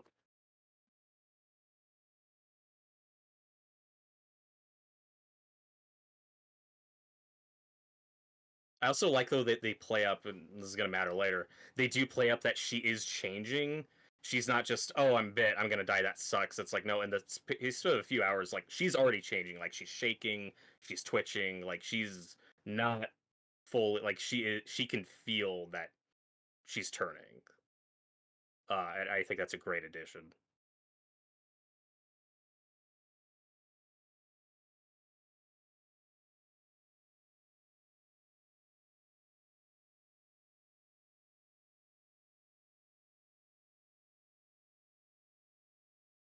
There we get it. That's the big payoff. Him shooting that thing in the head. Well, and he killed it, and now it's signaling the other ones. Oh, okay. So that horde we saw I'm earlier. so glad we rewrote the entire lore for one scene. They didn't rewrite the However, lore. It's the same however, I will say I think there's something interesting you could do with the infection presenting differently in different regions because we kind of get that with the Shamblers. Like I always read that that's exclusively in that area because of the climate. So like saying spores are region specific could be cool. Yeah. I need a little bit more than one scene to justify completely changing how that works. Like I said, they got rid of the spores, but it's still like they're not that different. The infection primarily comes through the bites, and they turn into clickers and all that. Then what the fuck is the kiss? Well, again, it's spreading. Oh, so the idea of the kiss is the reason why the infected though are so aggressive and violent is because typically the people are screaming and running away. That's why it's so violent. When that happens, she's just standing there and she's already turning. She's already infected. Like she's becoming one of them. That's why that happens. But what is it Clicker- doing? Well, they're spreading it. They're connected. They're joining. So it's infecting an already infected woman. No, but we saw them mingling together. That earlier. That's what's going on. Or you could say it's escalating it because she's not Or initially resisting keep it simple. Bit, turn. That's all you need. But again, I like the ticking clock element here with this giant horde coming after them and her going to blow herself up and all of them. All that's great. I think Except she's letting most aside- of them go. because the lighter won't light because her hand's shaking. I'm joking. Calm down. You've been nitpicking so much. I No, I like think this she really show, says- but still think they overcomplicate some things. No, well, it's an interesting moment though, just because you would never see the scenario in the game because you're gonna fight them, and again, it's the idea is that she's not putting up a fight. Just gross.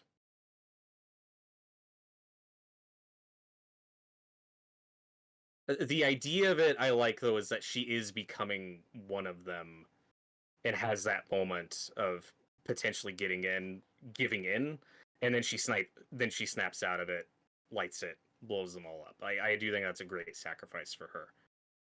The part of the kiss that I didn't like was it just felt gross and like shock value for the sake of shock Weird. value. And it on first viewing, I didn't like that we had Tessa's final moments being sexually assaulted. Like that's how it played to me, and I didn't like that at all.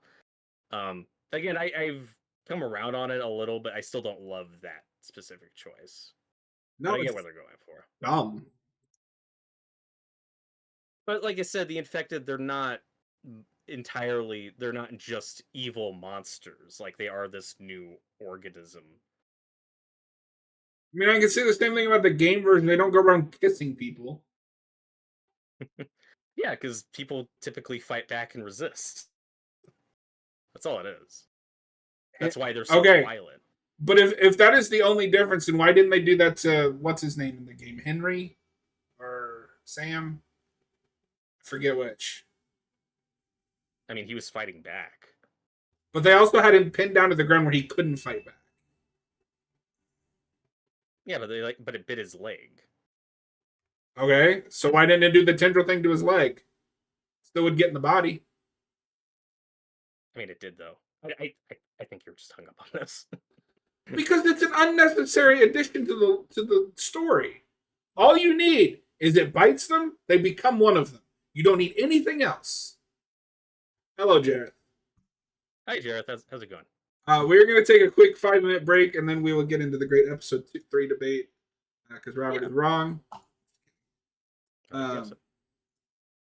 We will be back, because I have to swap discs.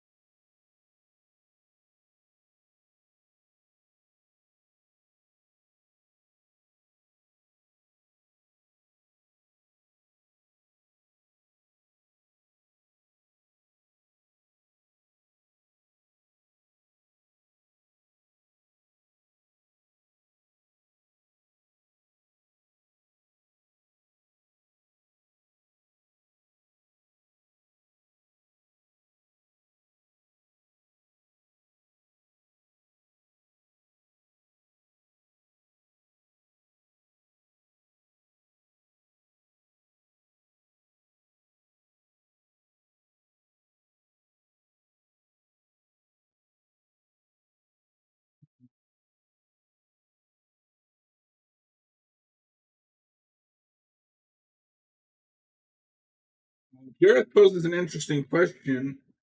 What are the pros of making this into a TV show? Um, I mean, you get the story without having to play a 15-hour game. Um, you get some wonderful performances. I can't hear you for some reason. Hello. Hello. I was just typing, but then you came back. So, Jareth, I'd say it's like John was saying. You get some great performances, great production. It's an interesting expansion on the game in some areas. Things they didn't get to do in the game, they get to do in the show. But also, like you said, the reason why I've always defended this as a show, because there are still people like, well, why even adapt this? Just let it be a game. It's like, well, I think it's a great story that plays great for an audience that doesn't play video games or can't play video games, because those people exist, and I think a lot of those people really enjoyed this story and liked it as a show. I think it can start with either, though. If you want to go back to the game, great. If you want to just give the show a shot, great. I think either way, you're in for a good experience. I think they both work on their own and they complement each other. I don't think it matters which one you start with. I also think if you have the capability to play the game or watch the game, and you only watch the show, you are handicapping yourself. Personally, Yeah, and but I know that's that not just just depends on the how much thing with you this like games. adaptation. Just any game adaptation, you're handicapping yourself, not looking at the source.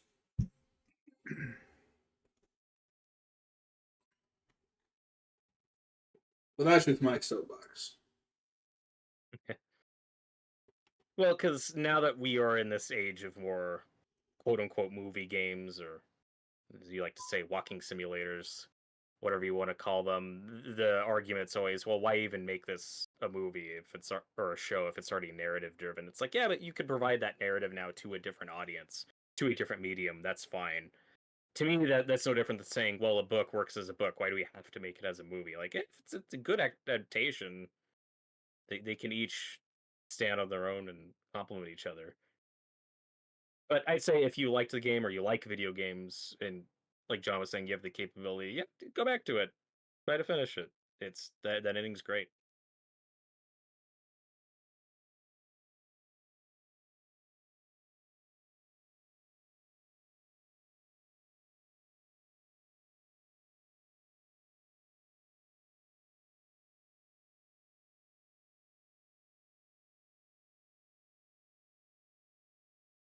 I was also surprised though, especially in the break between that first and second game, which was 7 years. I'm still surprised they never turned this into an official book, an official novelization, because I think it would read great. Yeah, because a lot of others were getting it around that time. God of War. It's kind of the norm for video games. It's like you always get a tie-in book, for a lot of the big ones. That was pretty common back in the day. All right. What is episode 3 called, Robert? A long, long time.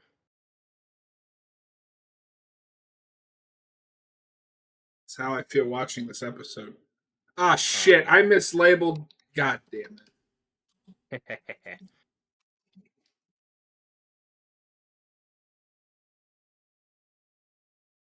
hit 12 instead of 2. Well, that's unfortunate. That's fine.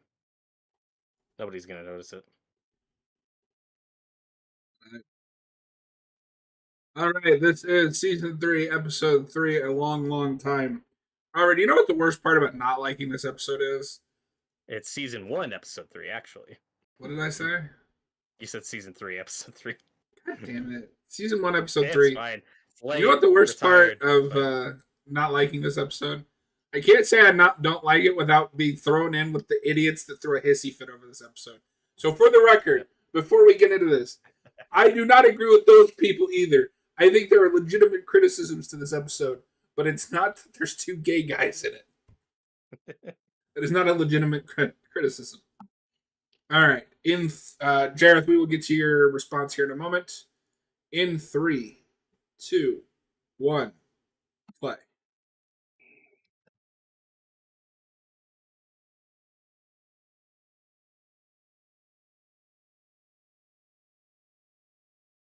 Thank you. The reason I didn't finish this because my dad was watching the stories I played. He's a big Troy Baker fan. Oh, for sure. That's really cool.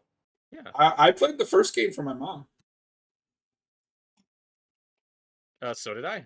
Well, long before this was a show, I love that story so much. I was like, you gotta watch this. It's so fucking good.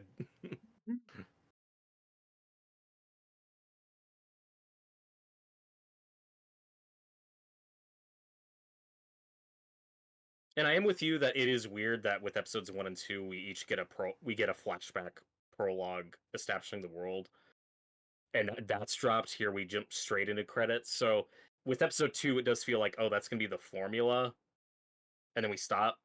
Like that is a little weird. It's kind of funny because it's also like The Last of Us Part 2 where you have that big kind of open world section. You're like, oh, this is going to be the formula for the game.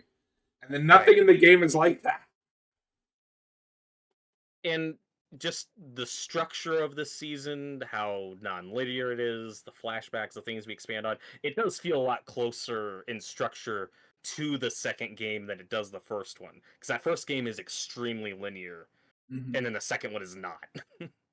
You can tell that the people writing this are much more in style with the season 2 or part 2's writing style. Yes. Now for the filler episode.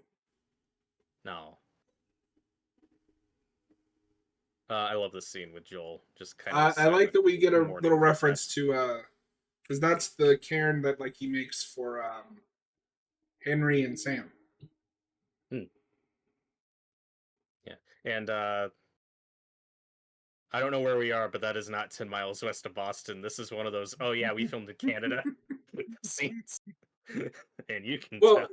No, that's Boston. It's right next to New York from Jason Takes Manhattan. It's all connected.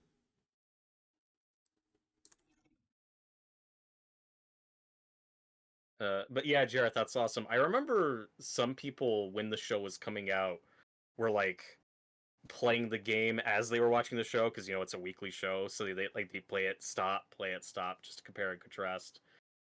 Which seems like a nightmare. Interesting experience. Because I think we mix up the order of some stuff. A little bit. That gets a little tougher in the back half. But again, all this Joel and Ellie stuff's great. They get a lot of good moments in this episodes. I've never been in the woods. We need a resident of Boston to tell us if this is Boston. No, he's from this area.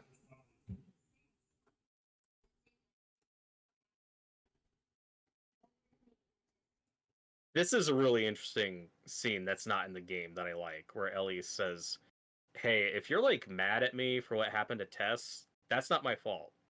She made her own choices. You guys knew what you signed up for.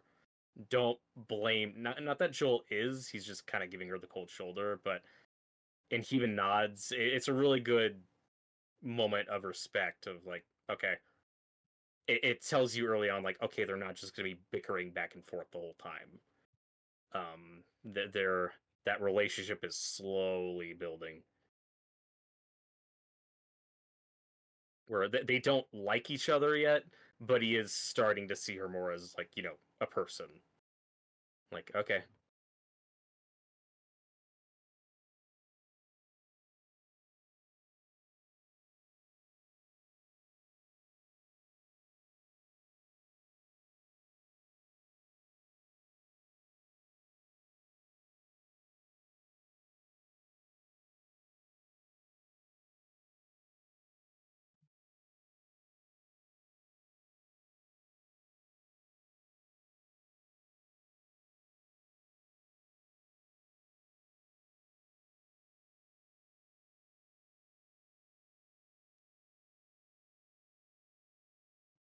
And here we set up another thing that's not in the game, of this scar Joel has and him being deaf in 1 year, and we're gonna get.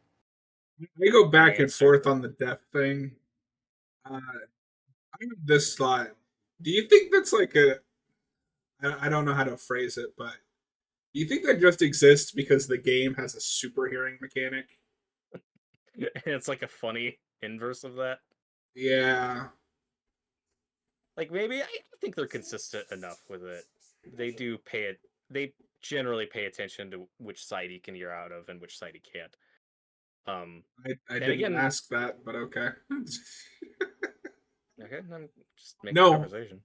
Robert, I was joking because I asked you if you thought it was due to the super hearing, and then you just went off in a lot completely different direction. that was it. Calm down. It's okay. But before that, you said you didn't think the show was consistent with it. I know. No, I I was just didn't. responding to that. No, I said I don't know how I feel about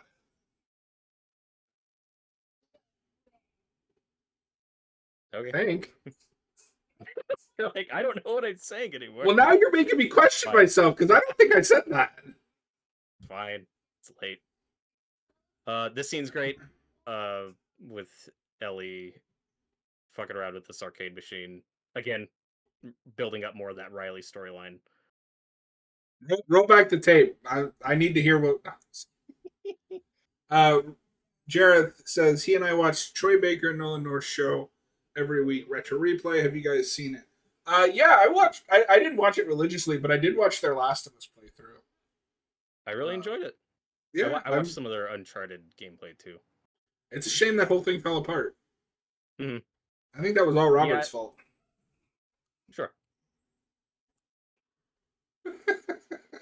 Robert personally caused the destruction of a channel he had nothing to do with. Yeah, like so that show didn't last very long, but I enjoyed it. I liked their chemistry. They just kind of had different ideas of where to take it, and just it didn't last. Apparently, like It's fine. fought over it. Like they were in danger of their friendship little bit. ending. Well, And Troy you know Baker's also a bit of a drama king, so take that for what it is. I love both those guys, but also for anyone's like, oh my god, they had this epic falling out. Like I don't know if you've seen it. They just shot a thing together promoting the Indiana Jones game coming to the PS5. Yeah. No, It's kind of so a cute. Whatever. my Promo. understanding It's like, is they're they. still friends. My understanding is they didn't have a falling out, but that's why Troy left, so they wouldn't have a falling out. Right. So, probably the right call. I'm glad they're still doing stuff together. Yeah. I wish I liked that Indiana Jones game more. Oh, I still haven't played it. Get a PS5, ya bastard. I will. And the other game that's coming to PS Plus in April is Texas Chainsaw. So if you claim that when you get a PS5, if it's still up and running by then. Because you need somebody to play with. I need to justify the $60 I spent on that fucking thing.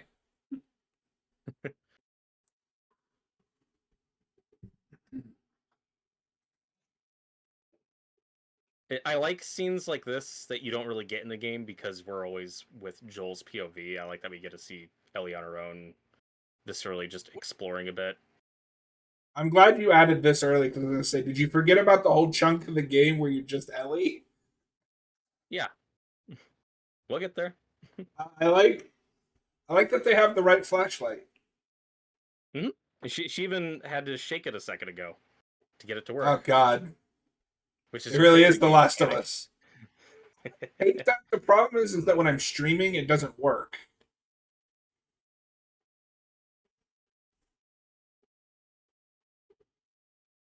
Oh, that's creepy. Robert, I'm scared. The way Bella plays the scene is so good. Just this infected that's trapped. Robert, I was led to believe she was not good for this role. Oh.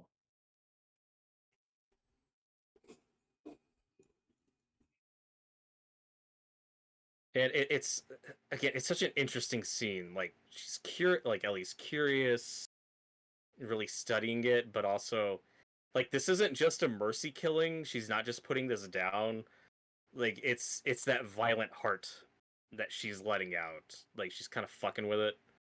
And because she's angry, she's imagining the infected that killed Riley, like she's gonna let a bit of anger out when she kills this thing, just kind of planting the seeds of that dark side of this character.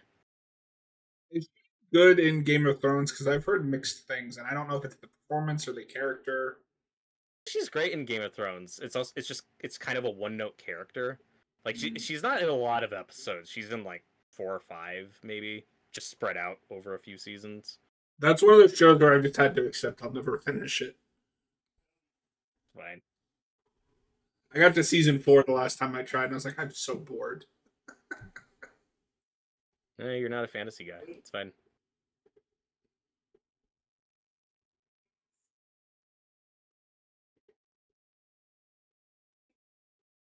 And that's good writing, where he was like, it's picked over. There's nothing down there. But of course, Joel wouldn't think or remember, tampons, things that might be useful for her.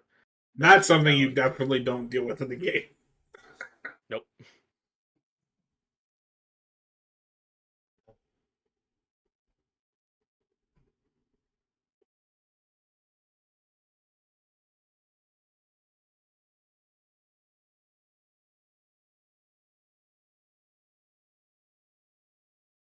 Like I said, there's a lot of really important character building with Joel and Ellie. I don't know if you remember this.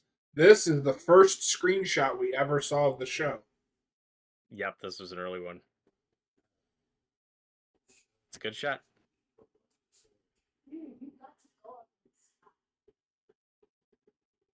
I love the way she delivers that line. Like, dude, you can fly. That's fucking awesome. Wait, Robert, you're saying they fly now? They fly now. Well, actually, not anymore.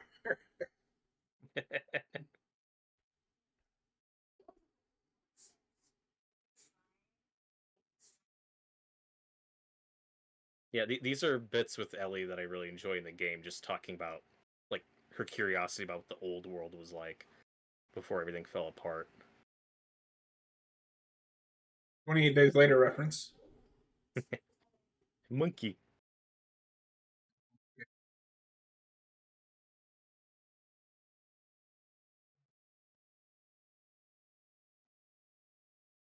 This is so unrealistic. Where's the shotgun, the sniper rifle, the pistol, flamethrower, the bow and arrow? If we made Pedro carry all that shit. Yeah, it fits in his backpack. It's fine. Okay, that they did clarify that it wasn't if you eat the tainted food you'd be infected. Just if you ate enough of it, then it kicked in. That works better. Yeah, and again, that information is in the game. It's just in that newspaper that you have the option to read.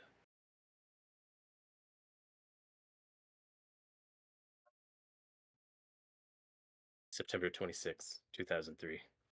Rorschach's Journal. Homecoming, Russia, Delta. I don't know the words.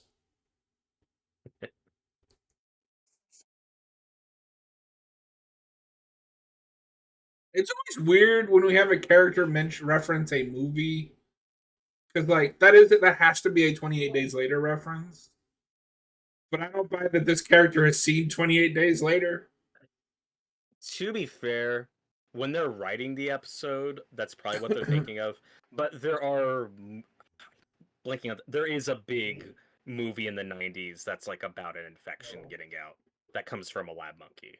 But I don't buy that she's seen any movies yet. She's been in an orphanage and then a military school. She's definitely not watching horror movies.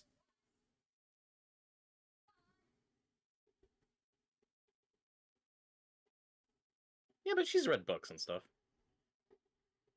Okay, what book has an infected monkey? No, there's probably one up there. Okay. I get you. She read the 28 Days Later novelization. Of course. Which probably doesn't exist. Probably. I like, there's a bit earlier in this episode when Joel said, I don't want to walk down that road.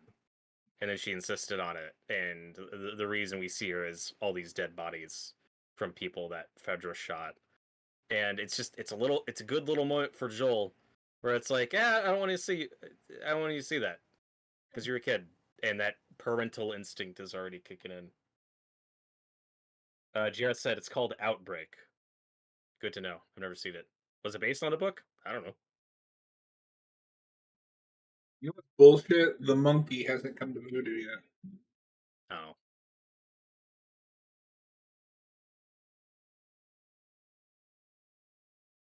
This transition's great. This zoom in on this woman, this corpse, and then we flash back to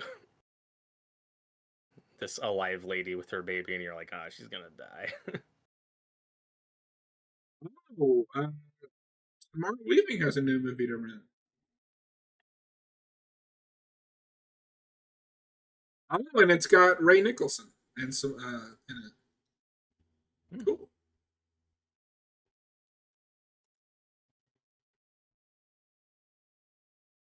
Robert, when I are we gonna love. watch Mufasa: The Lion King? Oh God. When we start our Disney Channel. They already have one of those.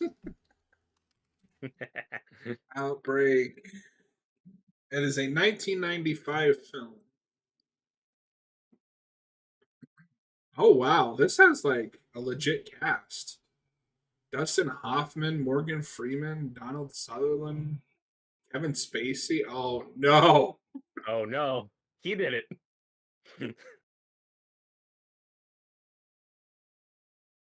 I love this introduction to Bill hiding out in this bunker under his mom's house as everybody else is getting kicked out of this town. Like that line's great. Not today, you New World Order jackboot fucks. Okay, so this isn't a zombie film though, but it is about like an outbreak of Ebola. Hmm. Something else that I can't say.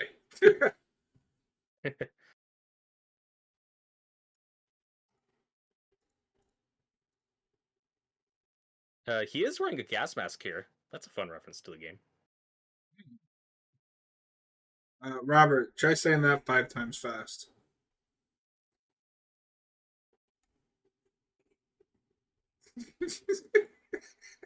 Orthomyxoviridae.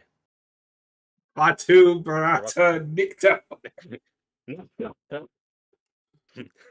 Robert's like, it was definitely an N word. Whoa, Robert, you can't say that.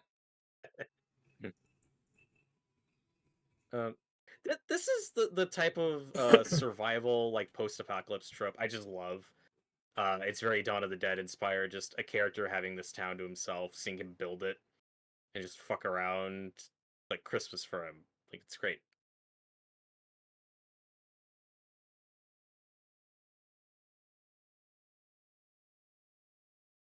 Like this is just every survivalist's wet dream. Like, oh my god, he has a Home Depot to himself. He gets to go shopping. He gets to take everything he needs. This town is his own to enjoy the splendors of. It's awesome.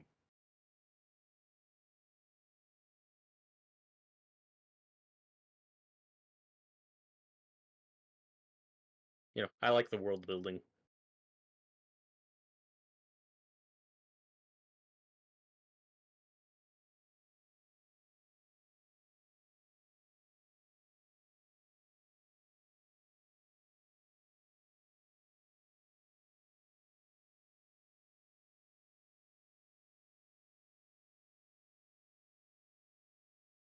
The problem with this is that this is a 9 episode season, and you're going to spend at least let's be generous and say an hour not doing anything with our protagonists.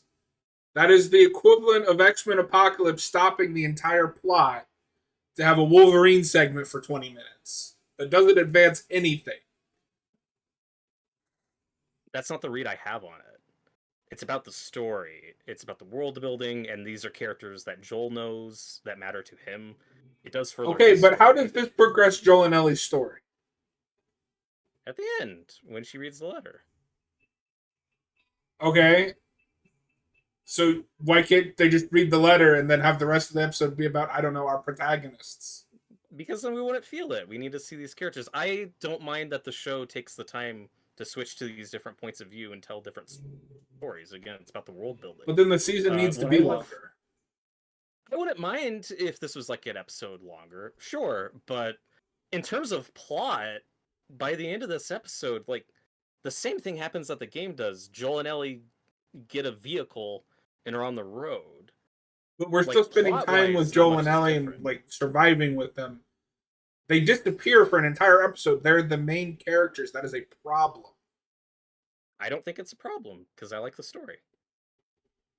What I love about this episode, why I think it works, is even though we got the ball rolling, we've seen the setup, we've got the ball rolling with Joel and Ellie. I love episodes of shows that can be a distillation of what the whole series is about. It's about hope and love and these connections and how we operate in this apocalyptic world. I love that we can distill all that into one episode with these characters. We also get some of his traps from the game, killing that infected. That's fun. Okay, then make that Like like a that's in there. one-off special. This would be like, But TV does this all the time. Like, that's what I like about television. You have that the opportunity to back veer off into these different stories. that completely sidelines its main characters. I don't think they're in the opening and the ending. I don't think they're sidelined.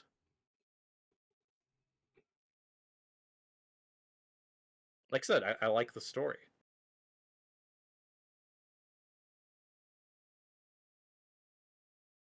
But you should talk for a minute about why you like Game Bill and why you prefer the game version. Because I like the Game Bill is a survivalist that is so insufferable that even his boyfriend was like, "No, I'm leaving. Fuck you." And he's kind of just a product of this world.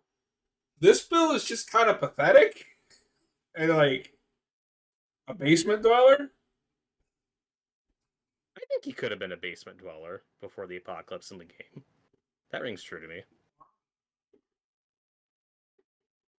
I don't know. It continues that we have to soften all of the characters for reasons. Like I said, I like Game Bill too, and I think he works for the game. He's the same character here. We just tell a different story with it. But he's But not in terms the, of plot. you fundamentally change the character when he is. People can stand to be around him for long periods of time.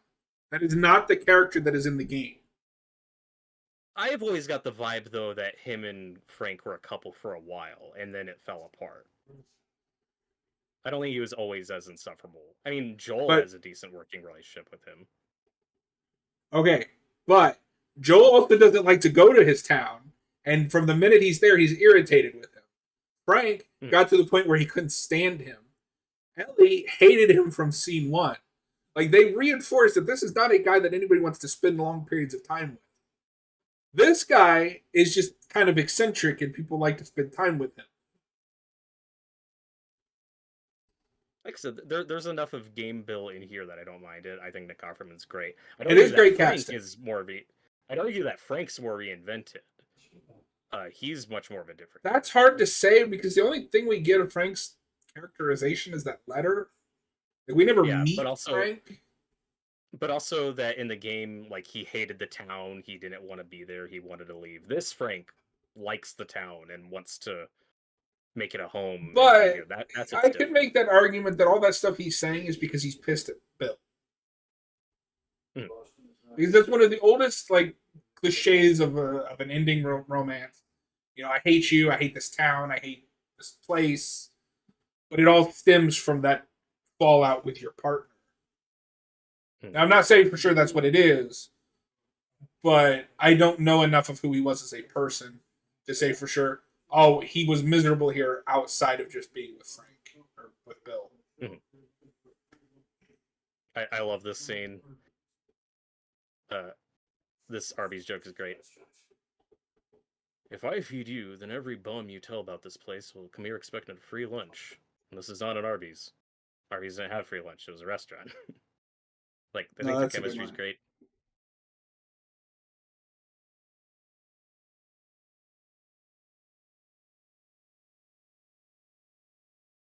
It's also just jarring because this is the only thing that we go so far off the script for.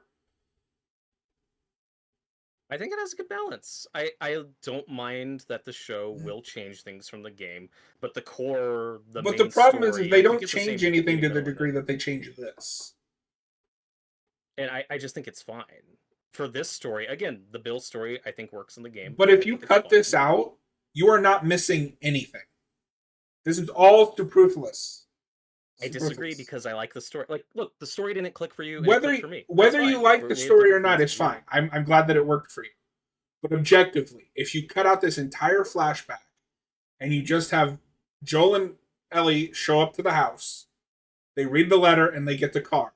Nothing has changed in the narrative.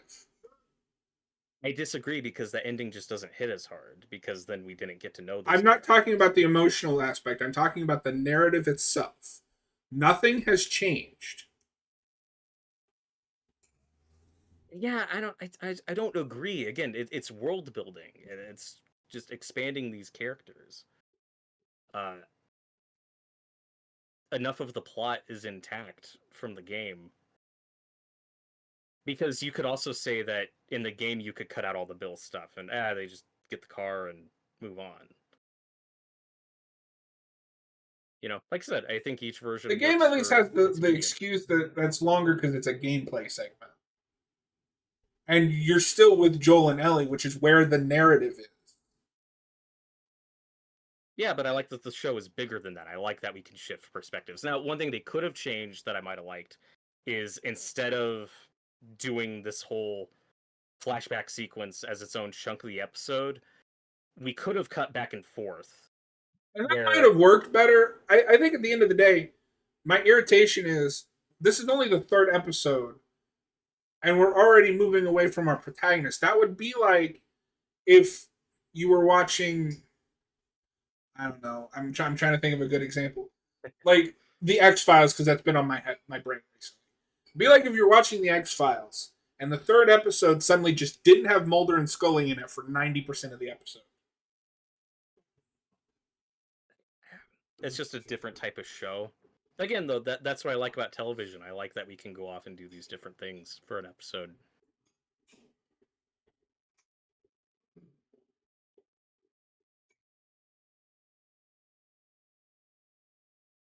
But I think the value that this adds to the narrative, why I like the optimistic spin it has on the story, is it's a bit of needed levity and hope, which But is what you also, get with Joel and Ellie at the end. That will then be ripped away from them later. It adds to the overall tragedy, but but for the also, context of this Robert. one story, it's a refreshing Oh bit man, of optimism. this is also a double B. This is just Left Behind, but with two different It's not characters. though. It is. It's I think no. It's a companion piece to it. This is a course of a full relationship. We get to see a life with these characters. Left Behind, we get a glimpse of what they could have had, where that relationship could have gone, and then it's taken away from them early. And just when those characters admit their feelings for each other, one of them dies. That's the tragedy. I think they work great as companion pieces. This is a love story over the course of a full life, or technically 20 years, or 15, 20 years. Left Behind is lifelong friends who just enter this next stage of their relationship, and then that's taken away from them as young people. This is a story of old people. That's a story of young people. I think they complement each other very well.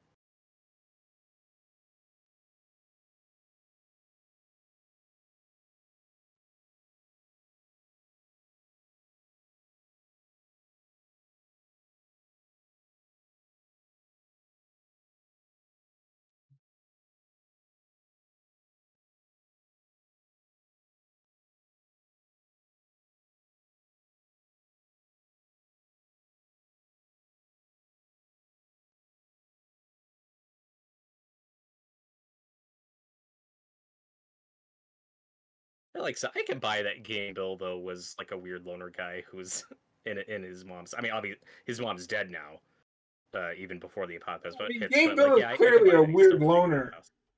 but he's that realistic loner. He's alone because nobody wants to be around him. He is insufferable. He has his moments. And this episode robs us of all of the Joel, Ellie, and Bill interactions for an emotionally manipulative episode at best. I don't find it manipulative. I think they have great chemistry. And the look on his face, like, oh god, you suck.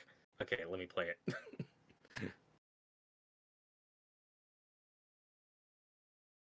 And again, for all of you people in the comments that might be in the comments, I don't care that they're gay. I didn't care that they were gay in the game.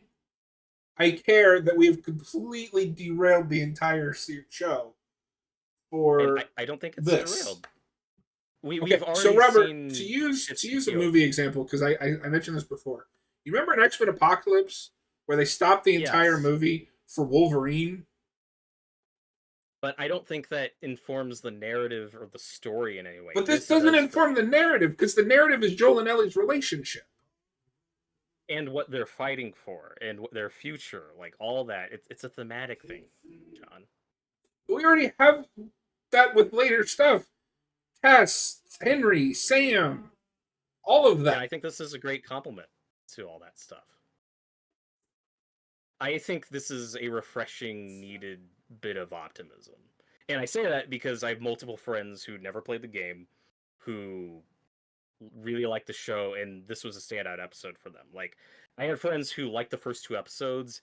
This one was they loved. They were like, "Oh, great! Our mutual friend Captain Logan from Geekvolution really liked this episode." I didn't know if he got to this Uh, one. yeah, and I don't know how far he got in the game. I know he started the game, I but don't think he he got really very liked this far. episode. Time. Jared says I missed 20 something episodes of seasons of television. Not that that would have worked for this. I don't. Yeah, Sorry, I don't. Trade off. It depends on the show, and B, it's well, if you want a 20 episode show, that means it's going to be a lot cheaper. It's not going to look like this. That's It's also sorry. 90% of those episodes were trash. no. Yeah, it depends on the show. A lot of the times with a 22 episode show, you would maybe have 10 or 11 that were worth going back to. They just cut out all the stuff that wasn't worth going back to. Hmm.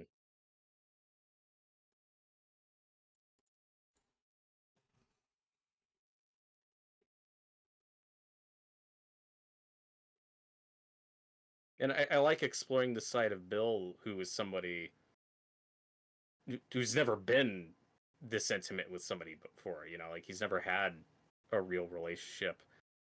That I believe it or not, I can be critical of this episode. I don't think it's perfect. It's not my Shocked. favorite. The part that I don't buy with this episode is how quickly they get together. That it's like the first day. That's the stuff that feels kind of rushed. And even though I No, think their performances are great, I don't buy this all happening on the first day. I think we can at least agree time that skip. maybe it should have been intercut. I do not buy a reality where it's okay to have an entire episode of television not focused on your protagonists. And I don't agree because shows do that all the time. That's Name what I like one. about shows. I mean, like Breaking Bad, Better Call Saul, Game of Thrones. So Breaking Bad has an episode, has episodes. Now I haven't seen it, to be fair. I haven't seen it in a while. Where Jesse and Walt are not main characters for an entire episode. They're in every episode, but like there are episodes that focus way more on Gus, Mike, etc. We do this in shows all the time, where we can take an episode to focus more on one specific character or a side character. I like that in TV. But those side characters are often reoccurring, right? Sure. And these characters are set up in the show. They're set up in the first episode. We're paying that off. Oh my god, it's payoff.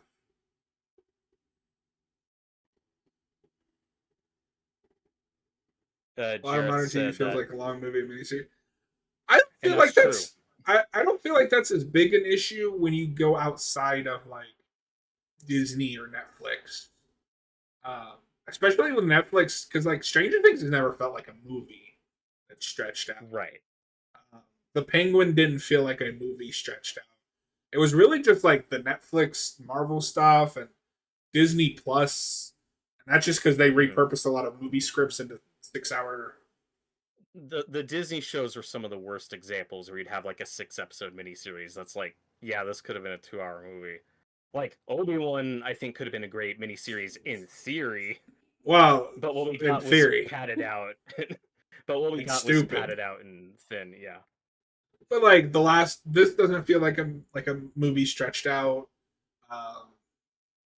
Like I said, Stranger Things. But also, I mean, like we just did commentaries on the Stand miniseries, and that has episodes that primarily focus on different characters. That's a big epic ensemble thing, Just says the whole side character thing is why I dropped The Walking Dead. and that's fair. Um, And The Walking Dead did that a lot. The Walking Dead does that too much, but in The Walking Dead's defense, that is an ensemble piece. Like Rick is the protagonist, but it designates like yes, he's the main character, but it's kind of a team thing, right? Like Daryl's also a main character. Carol is a main character. Mhm. Yeah, but Walking Dead is a show, both the show and the comic, where it's like we start from Rick's POV and then we expand as it goes. And like in the show, by the time we hit season 3, is when you get like those governor episodes that don't feature Rick at all, where we are focused on completely Which is different at least for that, characters. I could give it as the antagonist. We're just fleshing out the antagonist.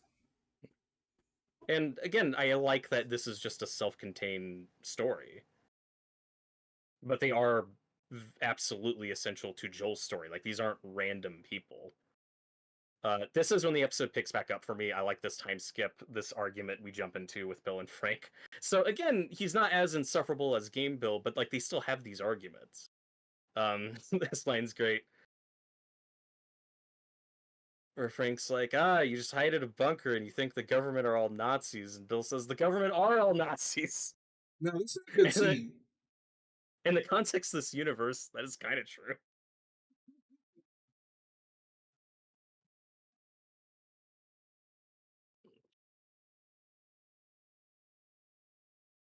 But also, that could have, if you'd just done this properly, it could have also helped with the infected issue. Like, imagine if we actually got the school set piece, or the town set piece, or Yeah, I like the school set piece. I'm just not missing it. Like we get a couple infected in this episode, and we had a lot of infected in episode 2, so I'm not really missing them yet. Jared says season 8 is where he lost interest. I don't even think I made it that far. That- That show that's goes where a off lot the of people fucking jumped off, yeah. rails. Well, I've always said The Walking Dead. It's an up and down show. It highs and lows, peaks and valleys. It has some great stuff and then some bad stuff and then some great Okay, stuff. and then Captain some bad Logan. stuff. Okay, well, we agree. No, it's a joke. Stop taking everything so personally, Robert. Also, I like that Frank inviting meeting or learning about Joel and Tess over the radio and getting in contact with them. That's a good choice. That's Frank's idea. And Bill's like, "What?" Okay, I have a question. So they're in Boston, or the Boston QZ. How far away is this from the Boston QZ? I'm not what is sure. this range on that radio? I don't know.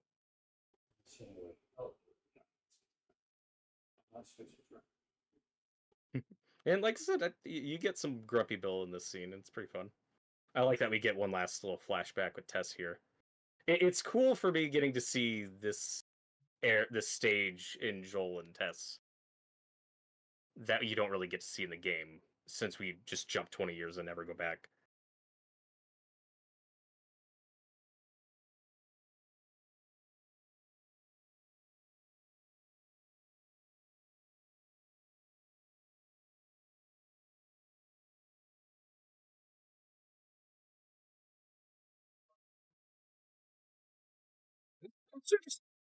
I don't know how far out from the outbreak this is. I've already forgotten. We're like 7 or 8 years. Like we're pretty deep into it. Like I wish, Joel and I Tess wish we are were when they're starting to starting. get some. If you're gonna do this, give me some more of that, like the decay starting to set in, society falling apart. This just looks like a Sunday afternoon brunch. Well, it's because this is his town, and they're keeping it up. That's what I like about Oh it, though. right, They talk about Bill's town in the game was completely kept up. He managed that I'm entire sure. town by himself. But that's why I like This is a this good Joel scene. moment. Get that gun out of my face. Yeah. And Tess just talked about like, oh my god, this is like normal, so different. And part of my frustration is we have the perfect game bill here, and we're not going to do it. Do it, you cowards. I like that they tell a different story with it.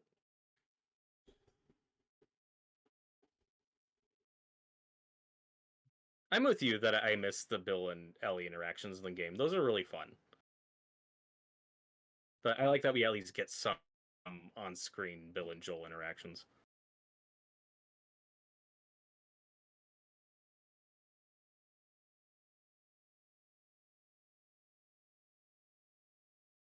You know what the most annoying part of this thing about this episode? It's not the actual episode. It was the discourse around this episode. Because you either had the people that were bigots or the people that accused you of only liking it, not liking it because you're bigots. It's like, no, fuck you for attacking me for caring about the source material, and fuck you for making me sound like a bigot for not liking the episode. You're both idiots, and I hate you. Like I said, this episode really resonated with me. I had a great first viewing of it. And again, I have friends who absolutely love this episode.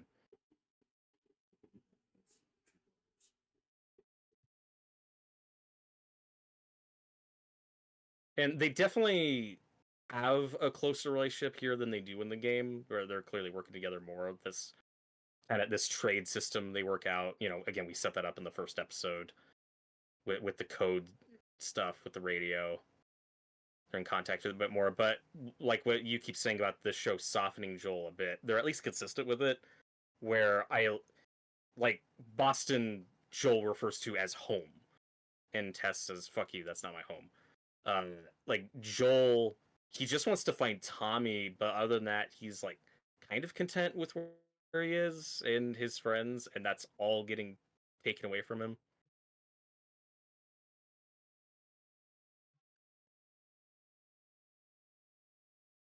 Yeah, I mean, I guess. Like, I'm glad it's consistent, but it's consistent with a take that I feel like is softening the source material. Yay for them. And I don't again for me it's all about balance. You need the moments of hope, you need the moments of levity so that when the drama kicks in, it's all the But more there's real. already Like plenty of moments of levity in the source material. You don't have to create new ones.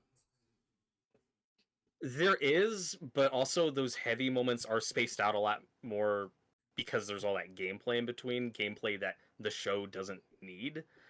I agree that there should be more infected in the back half. I still don't think anything's rushed. And again, these are the human moments that matter, like the beauty of tasting a strawberry. You know, these things and Okay, sap. okay, those games go to some really sappy places, and I love them for it. You know, like I love that bit where Frank's like, "Oh yeah, I gave Joel and Tess one of the guns for the strawberries," and he's like, "Which gun?" Like, "Yeah, one of the little ones. Just enjoy the strawberry. You're so grumpy." And like this laugh, like this, it's such a sincere moment. Again, the actor's just really solid. And it's again what I was saying about balance, though. We've seen the game's great partially because it's a game, because it's such a unique playing experience with these tropes and archetypes and apocalyptic stuff. But in the context of a show, we've seen The Walking Dead. We have a lot of shows like this, and what you don't want, and where The Walking Dead got to for some people, was it can't be miserable all the time. It should be miserable just for the sake of being miserable. Yes, we know where the story's gonna go, but again, those human moments of levity are really important. Like I love that so much of what I love about The Last of Us with hope and love and the connections these characters make. Like you get that distilled into this one episode. Whereas the Joel and Ellie stuff is this ongoing, evolving thing. And for me, they complement each other really well.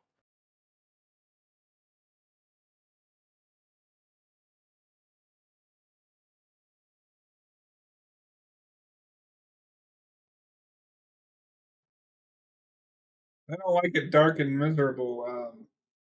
They're gonna hate The Last of Us Part Two. Oh yeah, it and where I can also empathize though with your point of view is for you watching the show at the first time you hit this episode and you're like, man, we're softening a lot. Like, what are they going to change later? You don't know yet how close we're going to do the Sam and Henry stuff and the Riley stuff and the ending is especially And and for me, For a narrative, everything should revolve back to the main characters. Yes, I understand thematically it does, but I mean, everything should relate back to them. The only thing in this episode that matters to them is that they get a truck. The rest of this is inconsequential. I'm not talking thematically, I'm talking at the actual storyline. Nothing happens to advance their story. I think it does, or at least as much as the game version does. Again, that's where we have to just agree to disagree. Hey, look, that's on fire. We're on fire.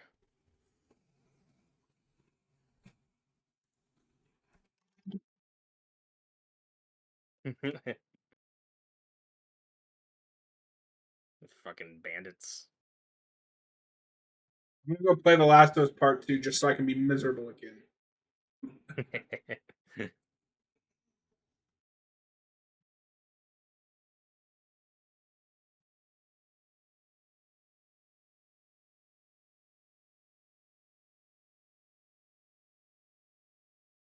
Now, I do remember when I watched this for the first time, I got a little confused because of the way that's edited.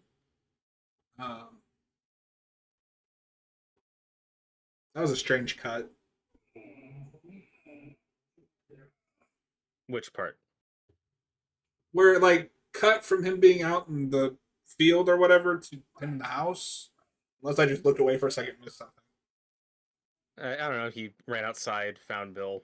Bill got shot, brought him in. I might have just missed something, to be fair, to the episode.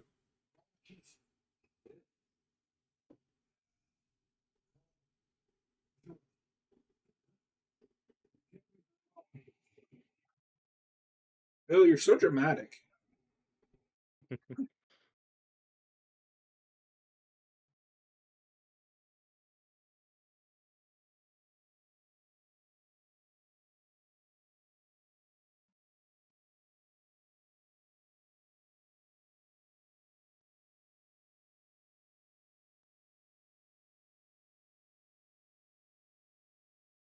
Did you see Jarrett's comment? Have you guys seen Leave the World Behind on Netflix? I don't know what that is. Neither do I. I've not seen it. Robert, why don't you know these things?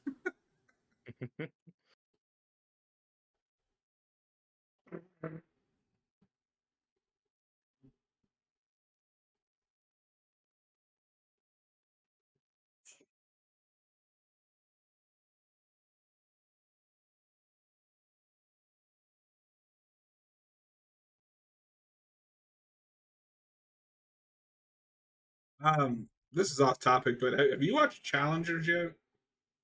I still have not. I need to. You should. It's really good. Is it on Hulu?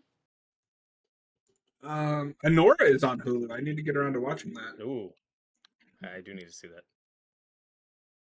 No, Challengers is on Prime. Ah, That's just an interesting movie because that's the only movie I can think of where it's good because of the editing. I've heard the editing's amazing. I've heard that they make tennis like awesome. No, it's like the most I've ever cared about. Fucking tennis. That's like the Queen's Gambit is the most I've ever cared about. Fucking chess. Right.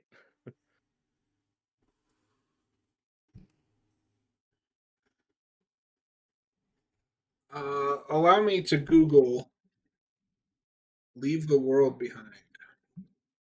Robert, let's leave the world behind.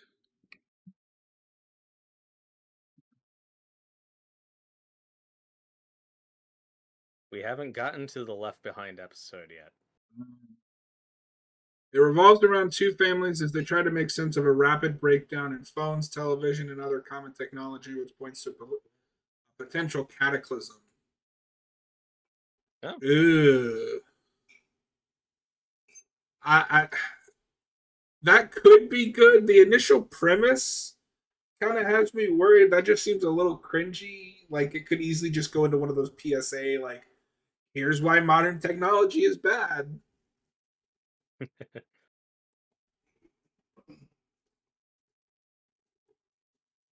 The old person makeup is really good here. Mhm.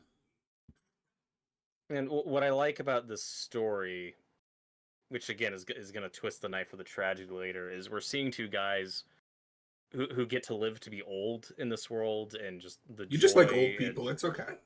I do, Do you like but it because they it's unalive themselves? sure because they go out on their own terms. But it's just the joy in the little moments. This is what these characters are fighting for. This is what they might get.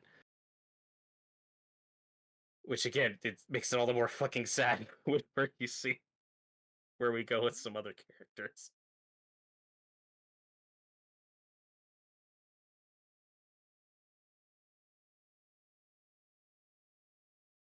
They should bring this Bill back as a zombie in season 2. Like Tom Savini and Yeah, Land of the uh, Dead.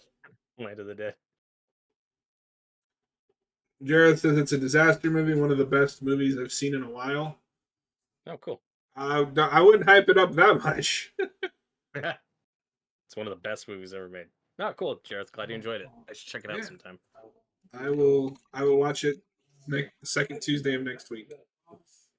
Jareth, would you say that's like, because we haven't seen it, would you say that's like horror adjacent enough to count for this channel, or is it more of just a drama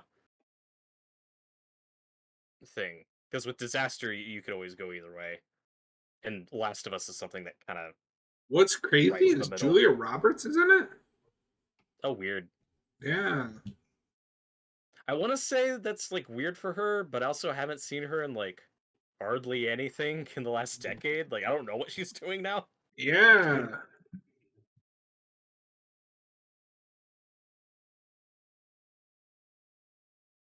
I think that she is that unfortunate, not to be mean, but because she did kind of make a name for herself with like the rom coms and like stuff like that, which is very much based on youth and attraction. She's 60 now. Like she's not really getting those parts. Right. She could have played Pamela Voorhees. Yeah. Let's see what she's been in recently. Wait a minute. Oh, fuck off, Wikipedia. Wikipedia's like, oh, she's in the Knuckles show. And then you look at it, it's archive footage from Pretty Woman. Oh, that doesn't count. They probably paid her. Just because you're showing the movie Pretty Woman doesn't mean that she's in that movie. That show. John, did you know that Bruce Campbell is in A Nightmare on Elm Street? Whoa. He said it's almost in line with the original The Crazies. Ooh, that's interesting. Oh, Robert, That's a big fucking movie. She's in your favorite movie of 2017, Smurfs: The Lost Village. I never saw it. I guess she is still doing romantic comedies. She's in that movie Mother's Day.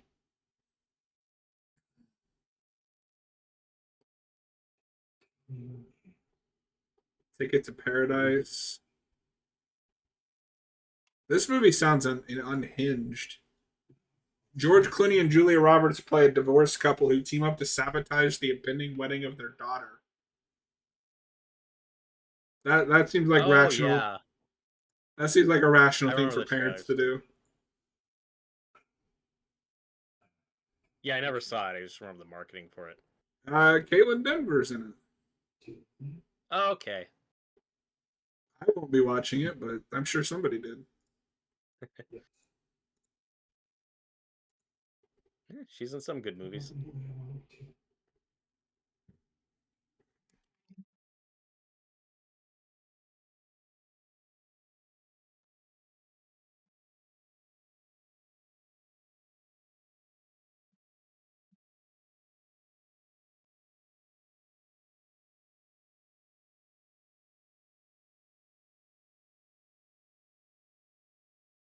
But I love this song choice here. This was in the. It's not from it, but it was in the movie Arrival, a movie I like a lot. I saw that. Is that the Amy Adams one? Yeah. No, wait, I didn't see that. I saw there's two that were similar around the same time. The one with Natalie Portman, Annihilation. Oh, yeah. Recently to see that. That's been on my list for forever. I don't remember. I just remember being like, "What did I just watch?" Yeah, I've heard it gets weird. Are you But excited to watch Night Bitch? oh god, do we have to? I was really excited for that movie for like a second because I thought it was going to be like a body horror, like she's literally turning Mhm. into a dog. And then I saw the trailer. I was like, "Oh Yeah, no, did not look great. they'll just off each other already." Good God. They're spending one last day together. It's nice. But I like the ideas of like the quality of life versus quantity of life. You know, like they didn't get to live till 80 or whatever, but they still I love Bill's line coming up about being satisfied. Like he got to live life and be happy for a bit. And I liked Bill's speech talking about like we had good days, we had bad days. It wasn't perfect, but I have no regrets. And for me it's just it's very bittersweet. It's not No, trying I know. to I watched this be with a bunch of friends that had never played the games, and like they were all crying, and I'm sitting here like I felt like a jackass. yeah, like I said, it was very emotional for me. I thought it was just beautiful. Don't cry on camera, please. We have to edit I'll it try all not out. to. And it's nice when you can see a story though with characters you could say ending life on their own terms, but again, but it's not tragic. It's there's just like yeah, they're done. It's fine. I love Bill's speech coming up like, yeah, They dude, stayed the I don't want to do course. this without you. Done. They're all dead. Jared And says I it's love also like the birds. interesting. The birds is great.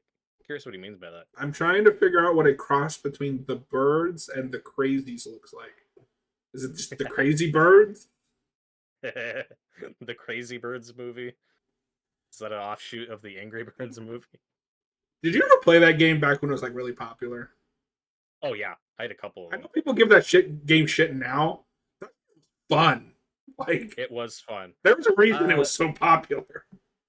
I didn't play the first one. I think it was like the second one I played. The space one was the one I played a lot. I Like that played. got me I through want to senior year say of high two. school. I want to say I played two, and then I played the Star Wars one. Oh yeah, there was a Star Wars one. Yeah, I also played that. I can't believe they made a. That's another game where I can't believe they made a movie like a decade after the popularity died. Right. I mean, I heard it was fun. That's the thing. Okay, as far as video game movies go, I've heard that one was decent. Like it did do okay. I don't know if Yeah. I'll ever watch it, but I've heard it is one of We're the gonna do it okay for the ones. channel. It's a horror. It's a horror movie. When are we starting our video game movie channel? That That'll would give us an actually, excuse to do House of the Dead. legitimately, that would be interesting. Just because there's so much crap. There's so many. Would you include TV shows in that, or would you say just stick to movies? I'd say TV shows so we could do this again, and I could finally make you watch the Fallout show. Yeah, I would like to watch that. And you've never seen Alfred Hitchcock's The Birds, right? I have not. I've seen two Hitchcock films. Psycho and Rare Window, I think. okay, that's a good one.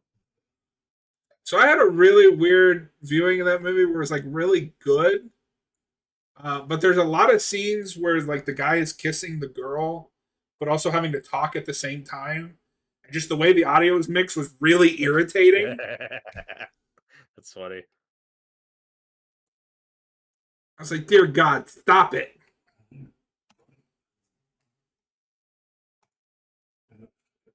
Jared, I meant because at the beginning of the disaster, you said if people react. It also gave me Hitchcock vibes and Twilight Zone. Hmm. Or Night of the Living Dead, I presume. and I do love Twilight Zone. Yeah, what I love about the birds, that's kind of like a proto-zombie movie. It's just with birds instead of zombies, but a lot of that movie is people like stuck in one house trying to board it up and keep these fucking birds out. And Yes, it it's was really Rear cool. Window. It was a solid flick. It is a good movie. And what I love about the birds is that's a movie where you're just following these characters getting invested in the story, doing their own thing, and then about halfway through, all that just gets thrown out the window because these fucking birds start attacking them and fuck up their lives. It's great. It's one of the best like movie that turns into a different movie. Can we In do the back that half. and Birdemic as a remake and original? Sure. There is we've talked about this before. There is a TV The Birds 2. Of course. I've heard it's horrible. Of course. Just But I'd like to see it at some it's point. like those Disney movies that are great, and then they got those crappy directed DVD sequels. Yeah. Or those I Disney watched The movies Lion that King too many times. or those Disney movies that were great that got those crappy live action remakes. Oh. At least there's one good Lion King movie. That's true. There is. You know Well, what? I two, remember liking if Lion you King count 1 and 1.5. I don't like to count that though, because at least half of that is just the first movie. It shouldn't count. It's more of a parody thing, but I remember liking it. I haven't went back to that in forever. I like the shot.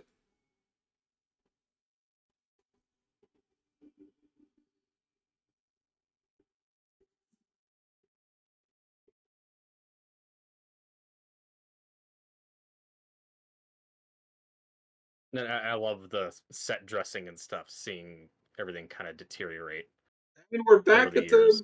the narrative.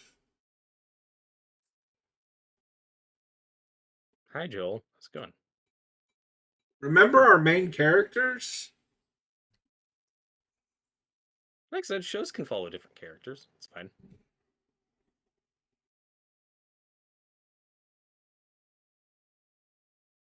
And he really sells the scene coming up, where again the game's like a little more episodic in its chapters, where you get the test stuff and then the Bill stuff and then Sam and Henry, etc. Uh, Pedro really sells this moment coming up where it's like he just needed Tommy back, but other than that, he was at least kind of comfortable or at least content with where his life was. And now that has all been taken away from him, where he's like, fuck. Everyone I grew to love and care about has now fucking died in the span of like 2 days. Yeah, I remember at least one of the Aladdin sequels being good. But those aren't really in the Great. same vein as those directed DVD. Like those are before that, where they just pumped out directed DVD. Right. Well, Return of Jafar, that was the first one. That's what kicked it off. Oh, okay. It, but then the trend started later. Mm-hmm.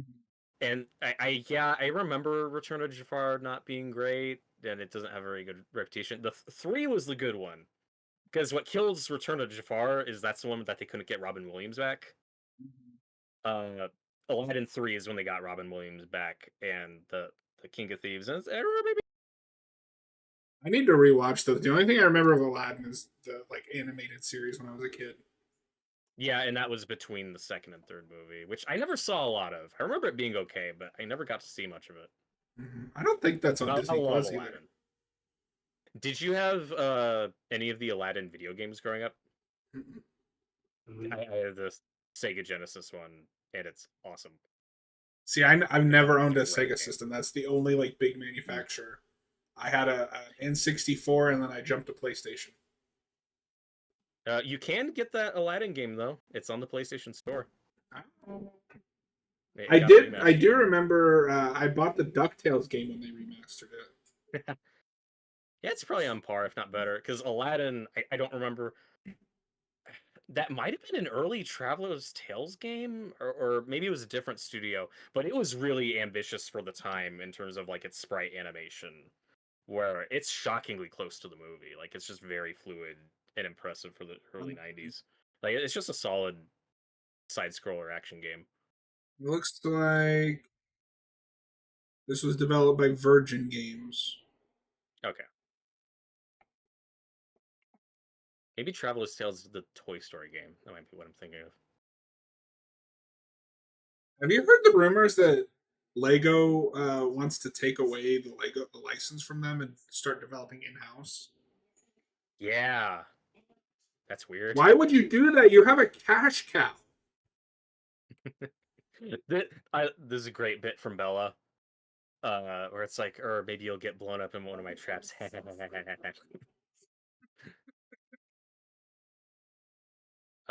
It's also cool though that we do integrate into the story a character reading a note from these characters, which you find all throughout those games from different people. Um, uh, where even though the Bill and Frank stuff does work to me, and then again, to me, is tied more directly into the Joel and Ellie stuff. What I don't think would have been necessary is when we get that in a couple episodes, that Easter egg reference to Ishmael from the game. And I remember some people saying, "Ah, there should have been an Ishmael episode." That's where I disagree. That I think would I have been would have thrown a unnecessary. hissy fit. Anyway, okay. You know what's crazy?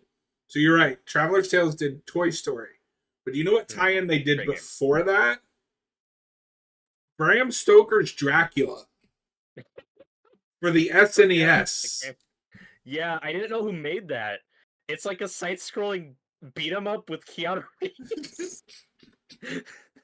I mean, if they made that now, that would be awesome. Like Keanu Reeves versus Dracula. Fuck yeah. But for that movie, it's weird. It's crazy though, because like they did a lot of. They did Toy Story. They did a Bugs Life game, and I remember that game. I had that game. Oh, cool. Uh, Well, Toy Story was another one that had like really impressive graphics for the time. It was like a side-scrolling 3D thing, kind of like the Donkey yeah, Kong Country games. Like it looked really impressive for the mid they did the '90s. Buzz Lightyear of Star Command. They did Toy That's Toy Story Story 2. 2, I love it. which I believe that one is on PS Plus. Yep, I have it. I've played that game a few I times. need to play it. That's a childhood favorite. Uh, they did the Finding Nemo game.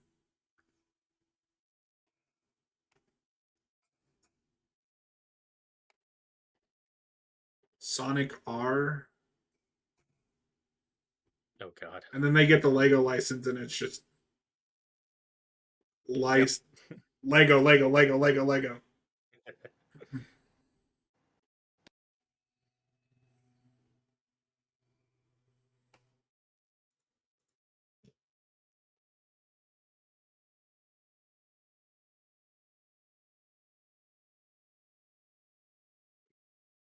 This I love this scene, and I think it works later in the show because remember in the game Tess dies and then Joel has that conversation with Ellie about like, okay, we need to have some rules if we're going to keep doing this. You do what I say when I say it.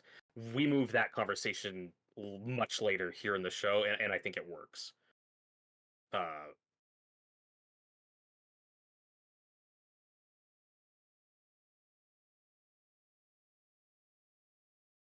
and now he's telling her about Tommy and that they're going to go look for him. Yeah, this is the if I'm taking you with me, there's rules you need to follow, and they both really nail this Theory, moment. how close he sounds to the voice Troy Baker does for Joel. It's really good. Condition.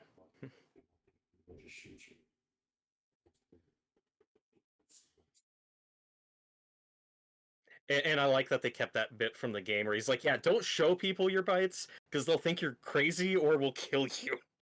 Like, and that's gonna be really important in the second game. Where it's like, yeah, keep that information to yourself.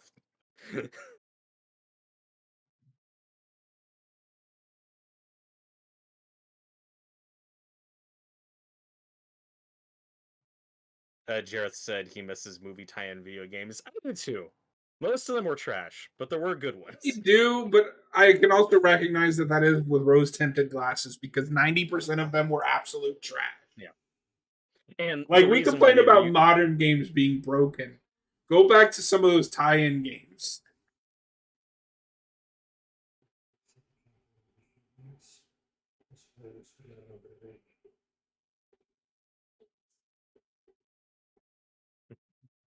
I guess he still have power 20 years later. No, they showed him get his own generator, starting all that stuff. And that's never failed in Sure. 20 years. He's kept it up. I mean, they just died like a week ago. That's the thing, though. Even the game cheats, where just don't think about it. Where in real life, it does not take long for like gasoline to expire and stop working in cars. Yeah, we just don't talk about that stuff in the game. It's the cars still work. It's fine. Like that game makes a really big deal about how hard it is to find a battery that works. They don't talk about the gasoline. They're just like, yeah, it works. Gasoline. You know, everybody swears up and down by Spider-Man 2. I mean, it was good, but I don't know. I don't feel like it's fair to say games stopped progressing after this point, and it's been 20 years. Like, yeah, Spider-Man 2 was good for its time. We've made just as good, if not better, games for Spider-Man at this point. I do like Spider-Man PS4 a lot. Spider-Man Shattered Dimensions was great. Web of Shadows was great. I like now. This is good payoff. We set up this gun, Bill's gun earlier that he hid in this desk, and now Ellie's taking it. And that's going to be important. Ellie, you bastard! And they're now wearing their game outfits, and that's fun. I like it. Yeah. But I really like what they do with the gun, because we set that up in the last episode of her asking for one. They're like, "No, fuck you, child. You don't get a gun." And now she has one that she's hiding, and that's going to be important in the next episode. Yeah, and this is that shot's great when she like turns the mirror and he's just staring at her. But this episode does have a lot of important progress for their relationship. This moment's cute, like when he gives her the seatbelt. Again, his parental instincts are slowly kicking in.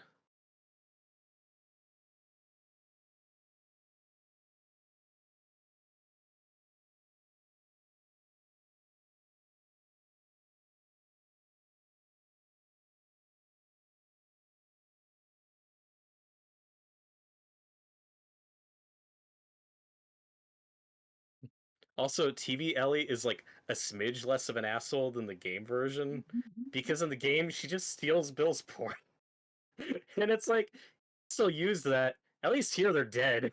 Like, no one's gonna be using it. But that's in the next episode. Same song in the game. I can't remember. Long time. No, this is just in the show. No, I think the soundtrack for the series is great. They kept, because also that first game doesn't have a lot of licensed music. The second one does, or at least like covers of licensed music. But music's a really big part of the show so far, and I like their choices. And then we end on another shot of a window, which is, like I said, a recurring motif throughout the series, which is a cool little nod to the game. Remember the windowsill? Yeah. I would like to I think replay I'm gonna Spider-Man love you. 2 though. It's just because it has been a long time. And that's never had like a proper re-release, right? None of those games have. That did have some cool stuff. Like you do have a really cool Mysterio. Yeah, I never owned it, but like I had friends who had it, so I did get to play it. That's one of the unfortunate things with Spider-Man 2 PS5. Mysterio's kind of lame. Oh, I didn't even know he was in it. That's unfortunate. Yeah. So is he just like a side mission? Yeah. And okay, this is what irritates me. He is a Miles exclusive side mission. Oh, that's unfortunate. Don't So do that. Peter Parker never gets to interact. Spoilers for a 3-year-old game at this point. Peter Parker just never interacts with Mysterio in that game. They fought before. We just didn't see it. Fuck you, Insomniac. Alright, that is season 1, episode 3, A Long, Long Time, which is how it feels watching that episode. No, I'm kidding. Thank you guys for watching. Hope you're hyped for season 2. Yeah. Are you Okay, hyped so for season 2? I'm like, oh shit. Like, it's coming. Robert's Also going like to be that outraged if they don't have an episode that has nothing to do with anything else. What are you talking about? What is season 1, episode 4 called? Season 1, episode 4 is Please Hold to My Hand, which is a lyric from a song that's in the episode and in the game. Oh. Please hold to my hand? Yeah, please hold to my hand. I know it's weird. Fucking English, country motherfucker. song. Do you speak it? Like, it only works if you read it in a southern accent, like, please hold to my hand. I don't know if that's how that works.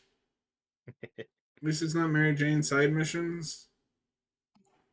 Hot take, the Mary Jane side missions aren't bad. They're nice world building with an established Spider-Man character. The problem is that you also have the Miles missions, which are the exact same. Yeah, there's just too many of them. But everybody decided to focus on Mary Jane. Because she's a redhead and we hate redheads, John. It's outrageous. It's unfair. All right, this is season 1, episode 4. Robert, we only got 2 episodes left. Woo! And this is probably the shortest one. Yeah, I really wish they had just... I hate to say this normally because I say just take the time that the story needs. I wish they had picked a runtime because this season is all over the place. Yeah. Some episodes are like 30 minutes, others are like an hour and a half. That's the HBO way. They're not constrained by network. Jesus. Commercial constraints. It's fine. Are you ready, Robert? I'm ready. In 3, 2, 1, play. HBO.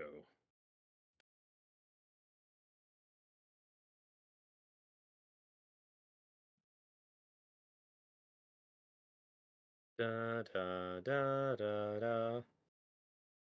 This is also a thing. I hope this makes the norm though. Is that score again? Gustavo's score from the game is just fucking phenomenal.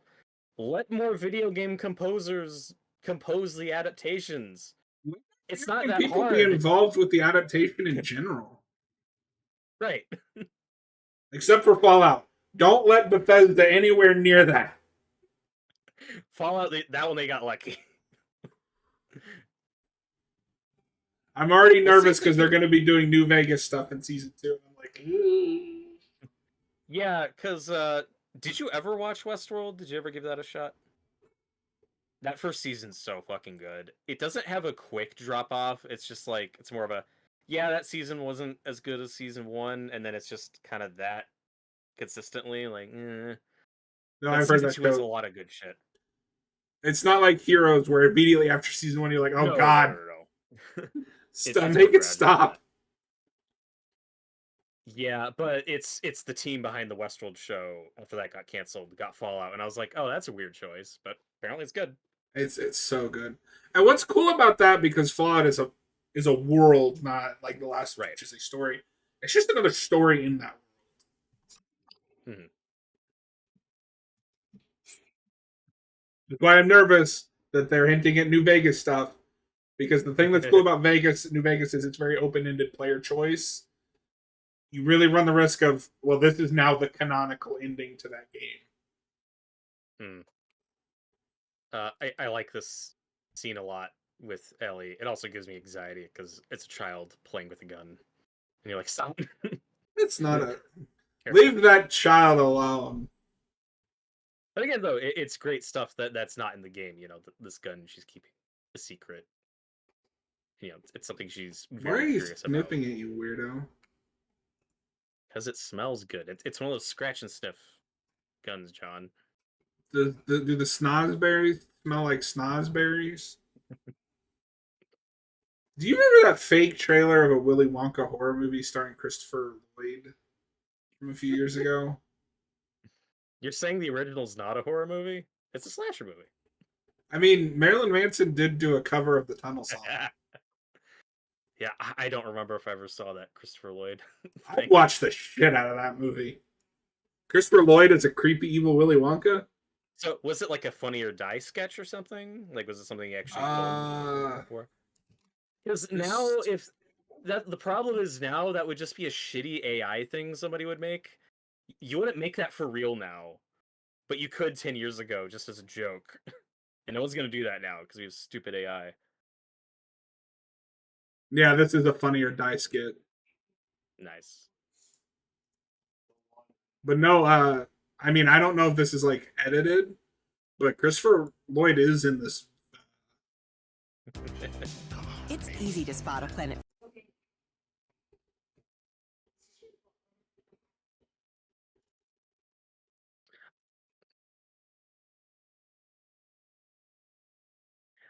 This scene's I'm great. glad We they get the kept pun book. this. But see, this is what I'm saying with the last episode. You naturally have levity. You don't need forced stuff. Just put the jokes in there sooner. Well, it's not just about jokes. It's about like that real connection and happiness. And this isn't a real Whatever connection. way. Yeah, it's something small. Again, Pedro just nails the stuff. He looks like such a convincing, like frustrated dad who's like, "Stop it!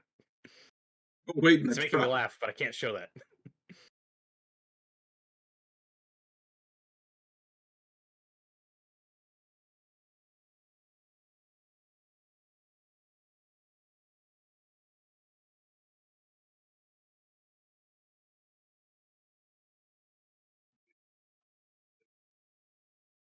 One minor change that the show makes from the game that I think is fine is the game is very structured and segmented in the seasons where you get the title cards where it's summer, fall, winter, spring. The show So what you're saying is is more Winters is coming? winter is coming.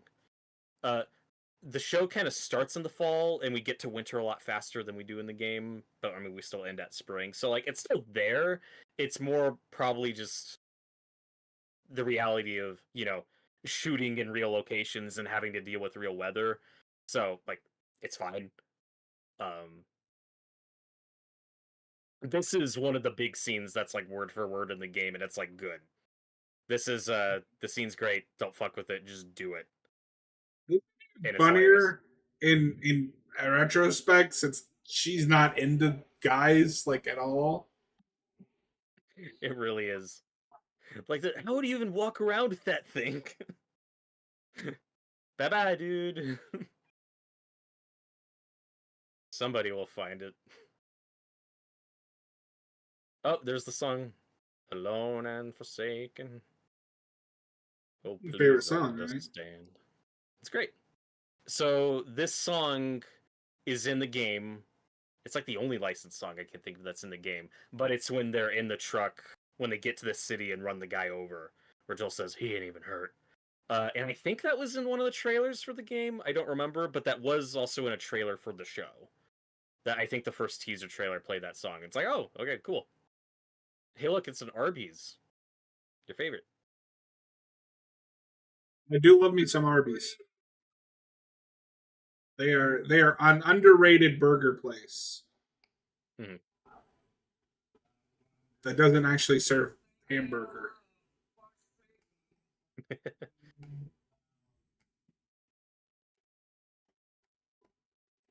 For a while there, they had mac and cheese bites, which was just like a ball of mac and cheese and dough and like fried dough. Dude, it was so good.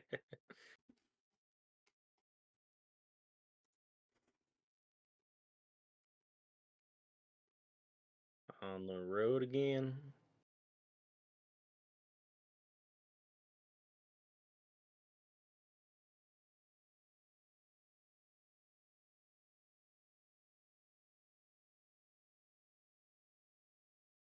This is the first episode where we get like no infected, and could have had a couple. It didn't bother me, but it is more of a problem later when that becomes the trend.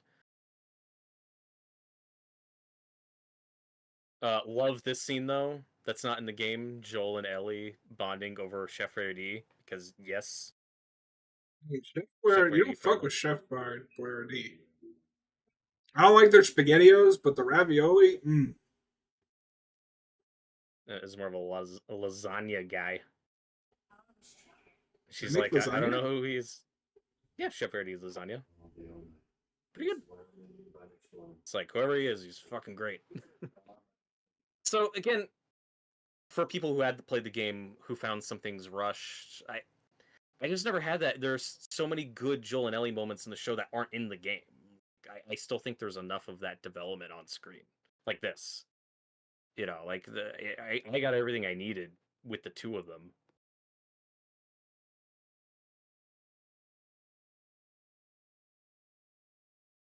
And it's nice to get these quieter, more mundane moments because in the game, being that it's a game, you're always literally walking.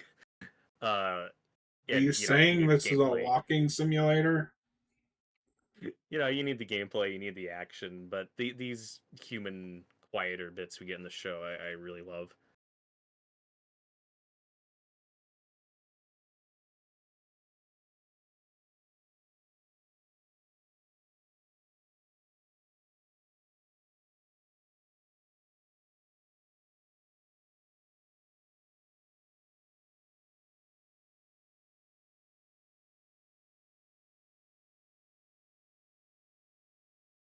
And now Joel's like, turn your fucking light off. Stupid child. And now I can't see anything. Turn the light off. Turn that light off.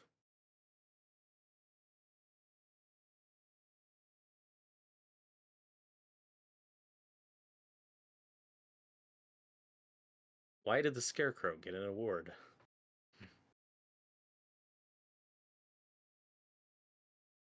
Because he was outstanding in his field. I love this moment. Like the first time. Like, they're bonding over a dad joke. It's great. My favorite bit of that is just the way he rolls over to look at her like, really?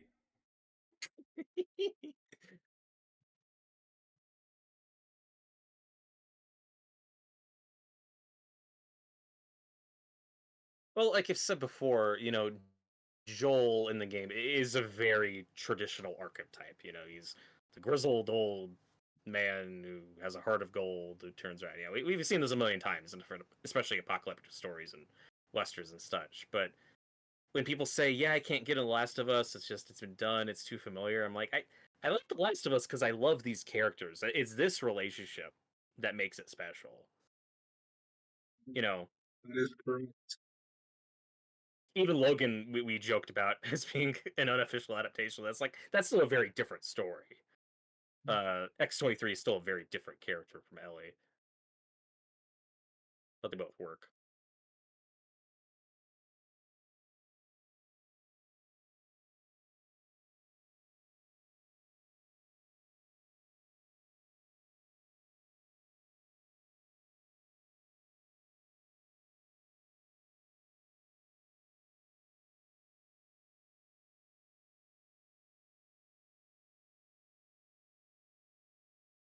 Were you ever a camping kid? Closest I ever Not got much was of a, just like a day out fishing. maybe not much of an outdoorsy type. The way Ellie moves around in that sleeping bag, it's so relatable.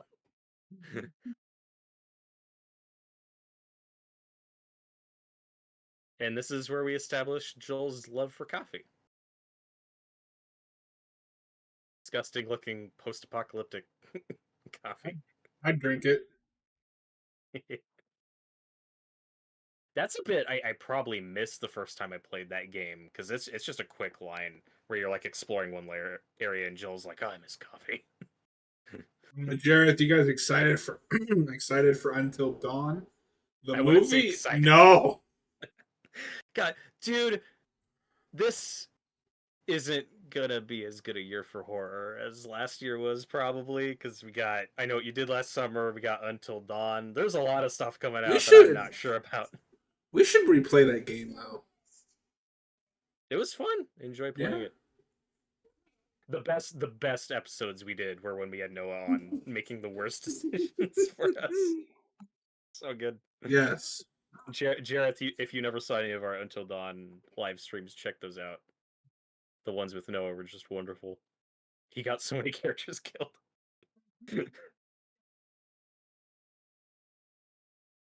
Now, this is a change coming up that I don't think is change for the sake of change. It is just a production logistical thing. Like, it's a different city than the one in the game just because of where they had to shoot it and what they can make it look like. I think that's fine. I don't think it's that essential to the story what city they meet Henry and Sam at. Oh, Jared thought it looked good. I mean, like, John and I talked about this on another live stream.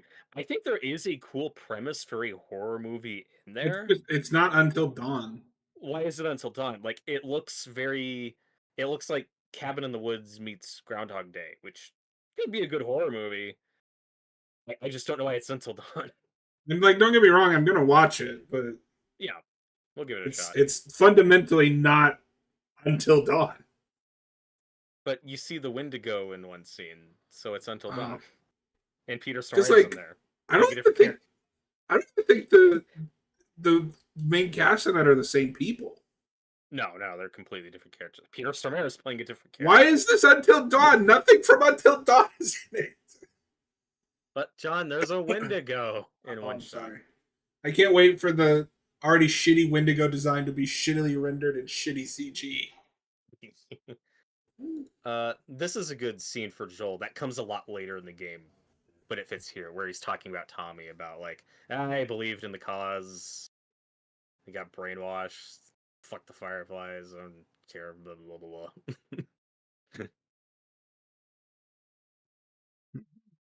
Ooh, that's a line that hurts when she says like, "Well, why go on? Like, you gotta keep trying, right?"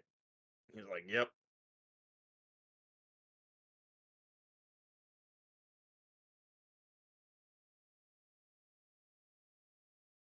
That's a good exchange. That's not in the game, but it feels like it could be. It feels very authentic. Especially at this stage in the story where Joel says, "You keep going for family," and Ellie's, "Well, I'm not family," and he says, "Nope, for cargo." And I made a promise. Like that feels very authentic. That's a great edit from the game. She's like, "I'm not even tired." Again, Bella has really underrated comedic chops. That's really important for Ellie because Ellie's a very funny character.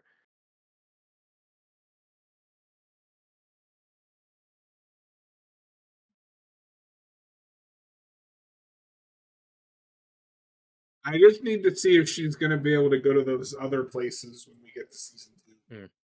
Or whatever season is her rampage across the rampage.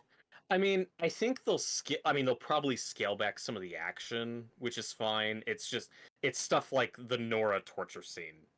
Yeah. That you really gotta sell. Which But I think they teased that in the trailer, one of the trailers. Yep. And again, I fully support her as a casting. I don't think you should recast. I do think they have that problem where she does have a bit of a baby face. You have that baby face. Yeah, that's fine. She's got kind of a chubby face. It's like she's got to be able to look intimidating.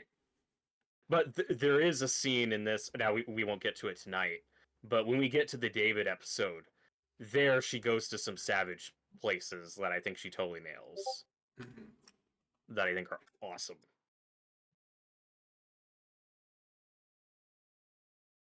Yeah, skeleton.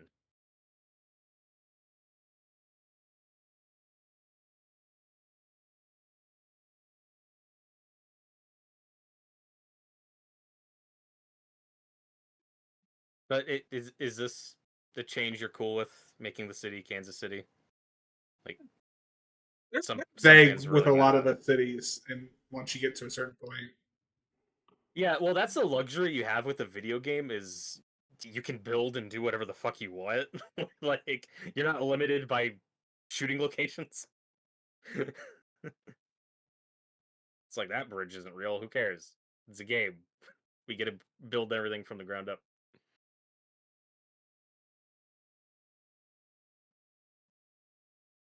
Because all of this series was shot in Canada. You know what? I think they did a damn good job with the locations they picked and the set decoration, making it look like the Midwest.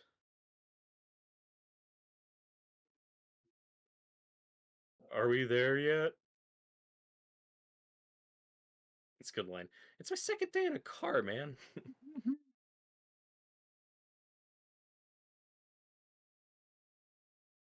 That's a good little Easter egg for fans in this ominous moment when you see all those bodies piled up, those burned bodies.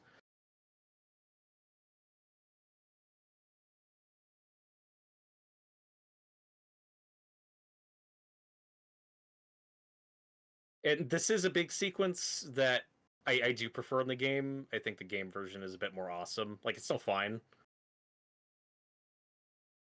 It's just not as over the top.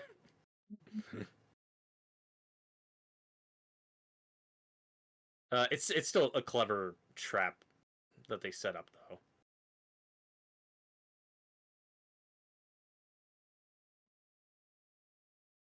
Pump the brakes, Joel.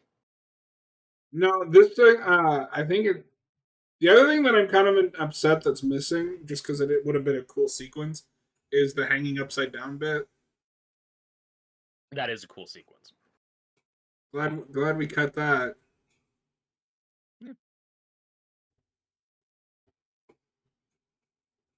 Yeah, and this action scene, I think, is just it's fine. Not as thrilling as it could be, but there's some great action later, so whatever.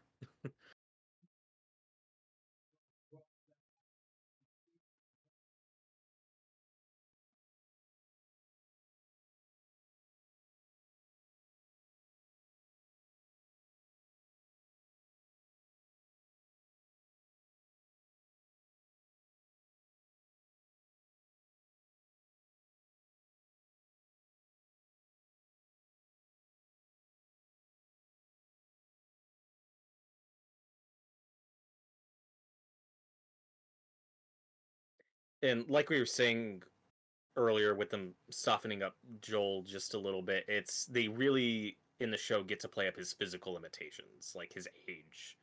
Where yes, he has been a badass for the last 20 years and he's killed a lot of people, but he's also getting older. His body's moving slower, his knees hurt, he's deaf in one ear. There's all these physical limitations they get to play up that you really can't in a game because you still want it to be fun. This Joel is not like the one man army he is in the game, or he's at least getting to be a bit out of step, which is going to come up more later, which again, I think is fine. I like both versions.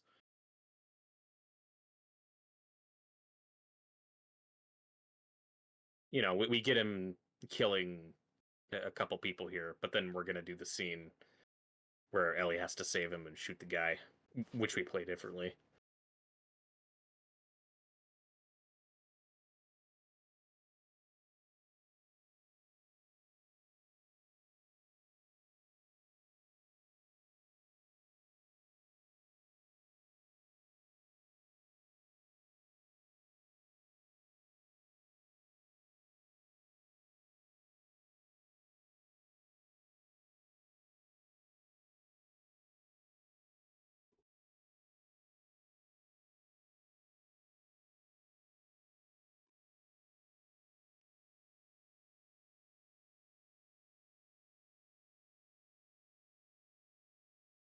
Yeah, and I think comparing and contrasting these scenes is interesting because they are done differently.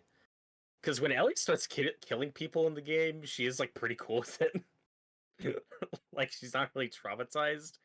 Here we really deal with the weight because instead of shooting this guy in the head, she just wounds him, and now we have to deal with a guy who's like suffering and begging for his life. It's that reality of violence that's all over that second game that we're starting to explore more in this season.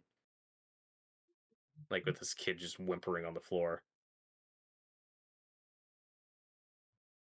I like this little moment, even though I don't feel bad for this guy in the slightest.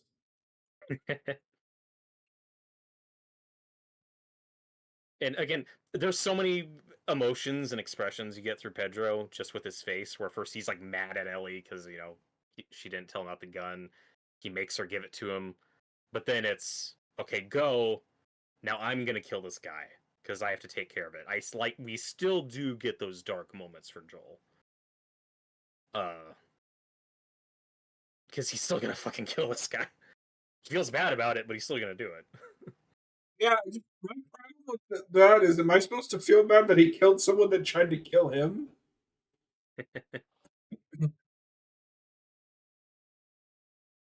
It's just drawing attention that this is not an NPC, like this is a person, and he's a young guy. He mentions his mom, as anybody would. He's just begging for his life. How much you feel bad Maybe you for? could have thought about that Whatever. before you did something stupid like, Yeah. I don't know, attack someone. Well, he was just following the group. You just do what your group does. These games are all about factions. What makes that scene even more brutal too is that Joel kills him with a knife to save the ammo, which that's a very Joel moment. Like, ugh.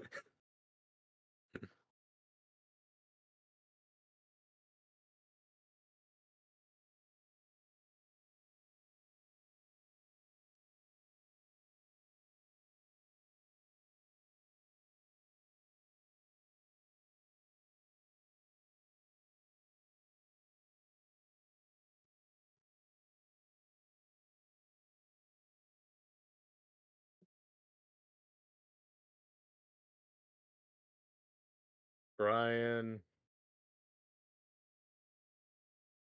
Brian Harding! John, you know what they could really use right now? I- You go high and you hide. It's a high hide. Robert, hold on to something. This is going to be bad. Meanwhile,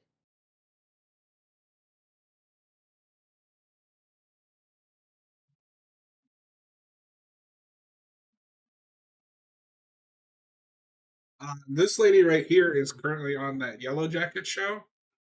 oh yeah, they're just really good on that. This That's of a all the frustrating show where half of it is really cool, where it's basically, what is that classic book? It's a bunch of boys on an island. Oh,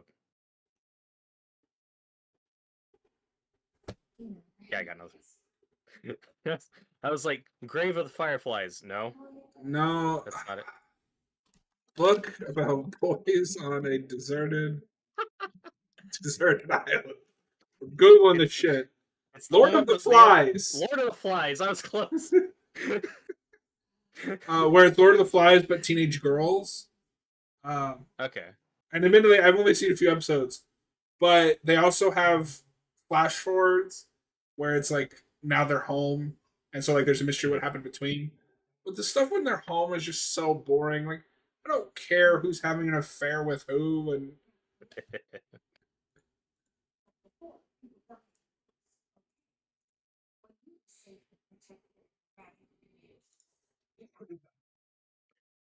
So, what's her name? Kathleen. I like this villain as a little 2-episode villain, not in the game, played by, as you said, Melanie Linsky. Of all the actors in the show, I don't know if you remember this. She got besides maybe Bella, just for stupid fanboys, but this actress got the most flack for her performance, and I don't get if it. I had any complaints, it's her character is just kind of underwritten. I don't think it's a bad performance. It's just she exists to be bad person. And I think we get enough though. But the criticism, there was this weird narrative again, just for stupid people being stupid, of like, well, I don't buy that she'd be like this leader that these people would follow. That doesn't make sense. It's like, yeah, she wasn't. Her brother was, who is now dead. So of course they're following her. It doesn't mean they'll still be following her in 6 months, but if you have a dedicated leader who is then taken from you, yeah, your at least initial instinct is gonna go with their sibling or family. Yeah, like that makes sense to me. I don't. Oh, I forgot. She's also in the Perks of Being a Wallflower. Oh, I don't know if you've seen that, but her Is she like a character, mom or a teacher or something? she is Logan Lerman's aunt, and the whole movie is about her relationship with him, and it's fucked. Oh. And here we have another original character for the show, Perry, played by Jeffrey Pierce, who played Tommy in the game. And he's great. I got him confused with Gordon from the Batman. I was like, wait a minute, what? Just on the name. Oh, I was like, John, that's a black guy. How did you get him confused? No, just the name. No, that's Jeffrey Wright. This is Jeffrey Pierce. Yes. How could I possibly confuse them?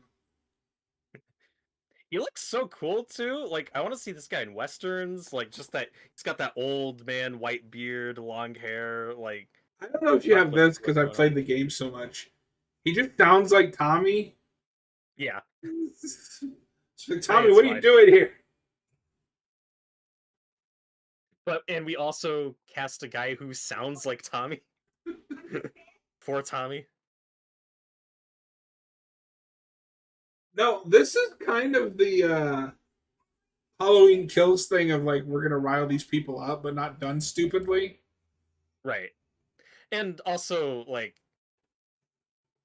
of course, this is what these people are doing. It doesn't mean it's gonna last. Like, obviously, we No, see we how get we get an actual like backstory and motivation for the bandits in the game. Like that's cool. Yeah.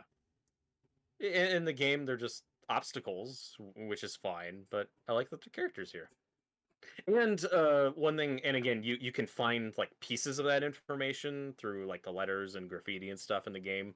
And the show again really leans into it, where again we're so used to like a Star Wars story where you have the rebels versus the evil empire that they have to overthrow and defeat. And unfortunately, what often happens is rebels or groups like this who take over the higher power are usually just as fucking bad as the people are. It's this never-ending cycle of violence, which is that actress was in your favorite show. She's Sorry, in who? 2 episodes. The leader here. Oh, Melanie Linsky. Yeah, she's in your favorite show, Young Sheldon. Oh God, I'm sorry. Oh, Watched Young Sheldon. I know where I know her from the most though. She is Rose on 2.5 Men. Oh, I never really watched that show. She is like Charlie Sheen's crazy stalker girlfriend. And I believe is the one that kills him when they write him off. Oh my God, that's how he did that. Holy Hold shit. on, let me check.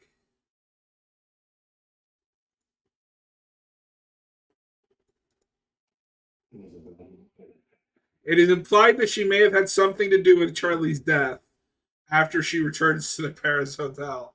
And then in the finale, because they got him back, oh, she lied. Oh, that's lame. Don't go back on that. Oh my God. I knew they wrote him off. I didn't know they killed him and then undid it. In the series finale, of course, he's Amazing. dead. It's revealed that Rose lied about Charlie's death. She married Charlie in Paris, but soon caught him cheating with a French maid, a mime, and a goat. Of course they did that. What? What? So is that a show that just goes off the rails once Charlie Sheen leaves and it's like, Yes. Stop. I've heard the finale is insane. No, because that has that unfortunate thing. It has that unfortunate thing because Charlie Sheen leaves, and that was the big public thing. But what a lot of people don't talk about is that the kid also left. And I don't know if you know this. He found religion at the time and called the show unmoral filth. So the only one left you're was allowed the to say that after you get paid, John. Yeah. The only one left was the one brother. And then they bring in Ashton Kutcher. So it's just 2 guys. Like, by season 8, it's no longer 2.5 men.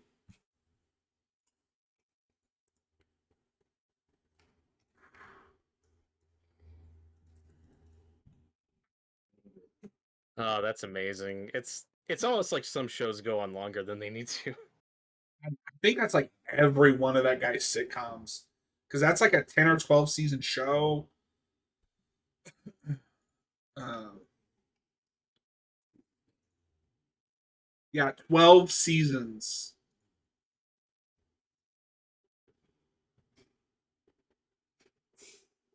This is a really cute moment with Pedro and Bella, which The again big was kind of in the game, like him showing her how to use a gun. Yeah, The Like, Big okay, Bang Theory trust also you. goes for 12 fucking seasons. Yeah, I remember who was it that I blanking on his name, but the guy who plays Sheldon was the one who wanted to back out and got it because I know they offered him a shit ton of money to go to like 14 or 15 What's seasons, and by 12 insane he was like, no, is, I'm yeah, done. Big Bang Theory is 12 seasons, and then it spawned like an entire television universe. Yep. Because you got Somebody watched it. the young Sheldon, and now they're doing that George and Mandy's first marriage. And do you know about that storyline? Because it's really fucking No. weird. I never saw a lot of Big Bang Theory. Like, I caught a few episodes here and there, but it's It's not not very something I good. watched regularly. I watched like the first 4 seasons, and then I was like, I'm out. Jim Parsons is his name. Yeah, thank you, Joe. But the whole thing with those two characters that are getting their spinoff is he's like a 17-year-old that lied to like an almost 30-year-old woman, and they had sex and he knocked her up. And that is a storyline in their Young Sheldon prequel. Oh, God. And then they get their own spinoff because they get married. This sounds like a bad idea. When are we going to start our Big Bang Theory channel? Harry, a spin-off show. Fuck it. You look so cool.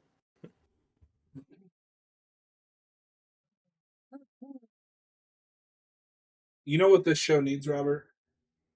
Justin from I Power Rangers Turbo. Yeah, that's worth it. If he gets killed by a fucking bloater. Want to see him Yeah, get he's ripped in like, half? he tries to morph and the bloater just like grabs him. He jumps up to kick him, just grabs like. No. Wait. We've probably talked about this before. Did you watch that back in the day, that Power Rangers fan film, the one that Katie Sackhoff was Yes, in? I liked it quite a bit. Everyone And was I thought it cool. I know was some really people funny like- that Jason David Frank like threw a hissy Right, fit right. about it. Because Power Rangers is supposed to be for children. It's a fan film. The only people watching it are my age.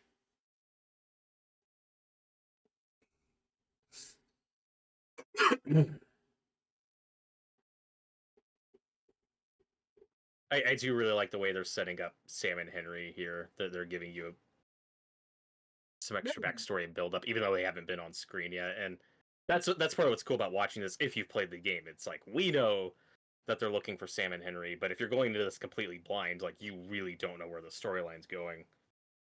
I will say, Robert, this has been a much better viewing than the last time I watched this all the way through. Oh, cool.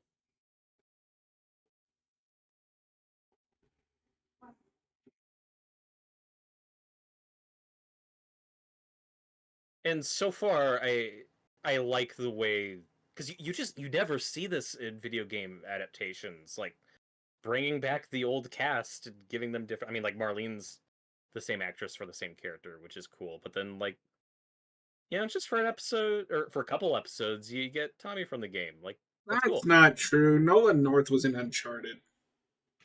Yeah, that was a cameo. Yeah, but he gets to tell Tom Holland that he fell out of a plane. Did you remember? Yeah. Yeah, I hope Nolan North shows up in season 2. I really do. Because he's a good actor. He can be a bloater. That would be amazing. No, my favorite one of those like cameos, it's not related to the franchise, is just when everybody made a big deal that Daniel Craig was a stormtrooper. I'm like, can you tell? Like without being told? Yeah. That seems like a waste of money. This setup is very, though this is gonna have a big payoff in the next episode where we're seeing they're investigating these sinkholes that are starting. Well, and to go back to your point, people were like, "Oh, I don't know why people are following her." The show also goes out of its way to show you she's kind of a shitty leader. She is so like, this is not gonna focused. last. She is so focused on revenge that she's letting the entire community fall apart. Right. Yeah, it's like, guys, we see what she's like for as a leader for like a couple days. That doesn't mean they're still gonna be following her in a month. Yeah. Like, they just overthrew Fedra like a week ago. they're still riding high Like off an the hour line. ago, you know? Yeah. Also, we talked over it, but we got another boost scene. Joel helped Ellie through the window. Yeah. Good job. That's 2 for the counter.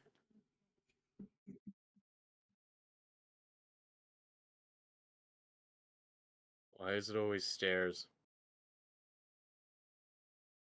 Yeah, the big set piece we get in this section in the game that we don't in the show. That's kind of a bummer because it's one of my favorites. Is the whole the elevator sequence when Joel gets separated and is trapped underground. Like, and again, I think that just comes down to budget. So it's like whatever. It's awesome in the game, but this is still fine.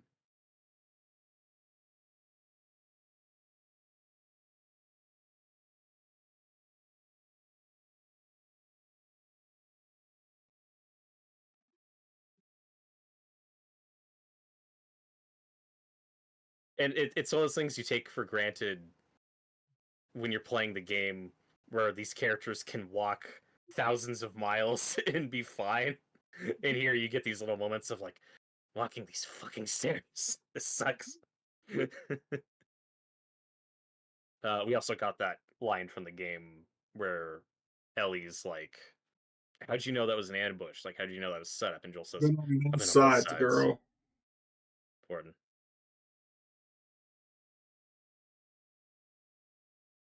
And I really like this show's riff on this scene where Ellie says, like, "Have you killed innocent people?"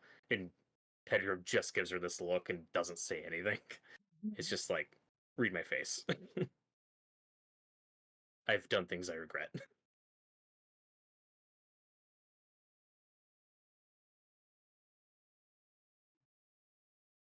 'Cause I'm fucking tired.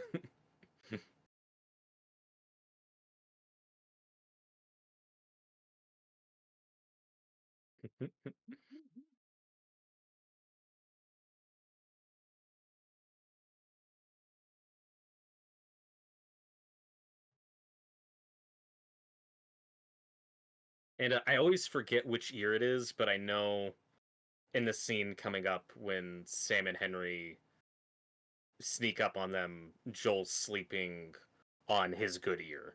So his deaf ear is the one that's exposed, and that's why he doesn't hear them, or that's why they don't wake him up. So I always forget which year it is, but I know they did get that right.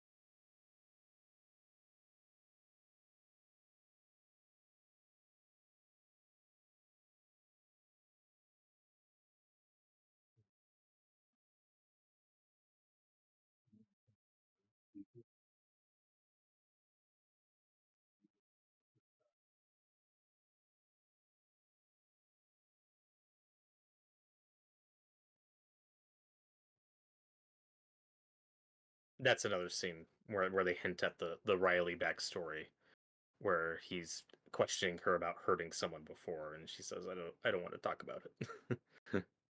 Yeah. And that is, I think, the most fucked up and saddest thing about the Riley story, that in both versions happens off screen.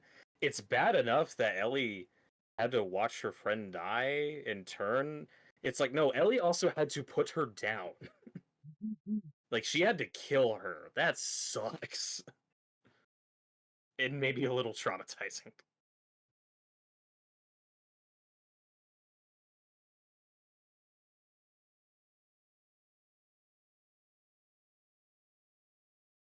Okay, so there's the scene where they start talking about his bad ear.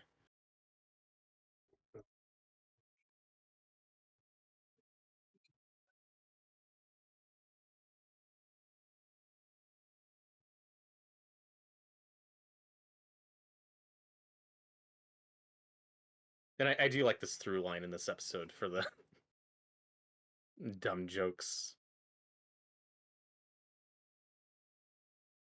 It runs in your genes.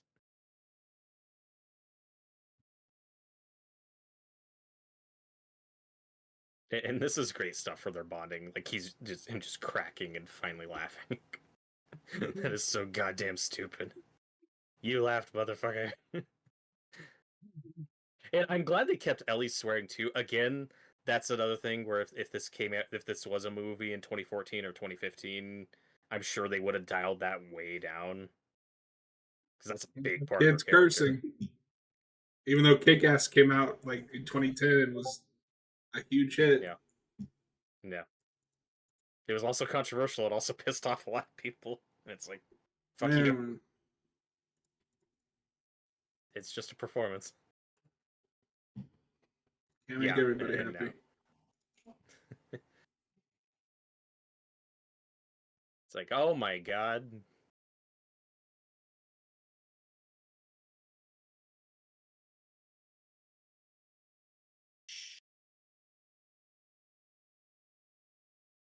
Cliffhanger. And here we get the song True Faith, which was in a trailer for Last of Us 2 sung by Ashley Johnson. And this, I think, is the original version, or at least a previous recording from a different artist. But still, another cool little Last of Us 2 reference. The big thing I want in one of the big things I want in season 2, since we already got on-screen cameos for both Troy Baker and Ashley Johnson as different characters, is I want some end credit songs sung by them, whether they're from the game or different songs. I think that would be a cool way to include them. Need her cover of that song from the initial reveal trailer to be in there somewhere. Yes, and we need because Bella to sing some songs too. That song is so fucking good. That cover. I am so sad that there's never been a full length. Yeah, version. I don't think there has it. Even Joel singing Future Days, like it's very brief in the game, but like Troy Baker released a full cover of that as Joel, which is really cool. But yeah, I don't think we ever got the full one for Ellie. And yeah, it's great. All right.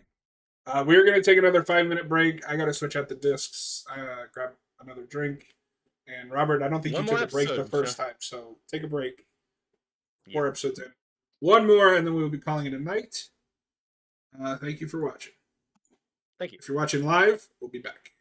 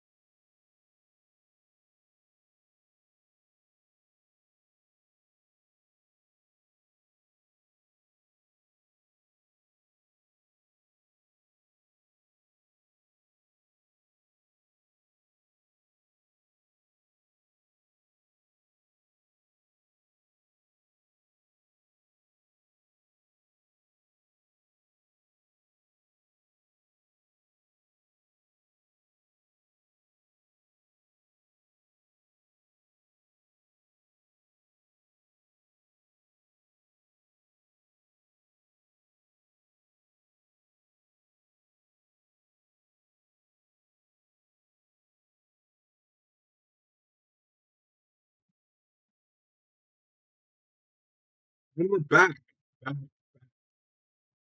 Back.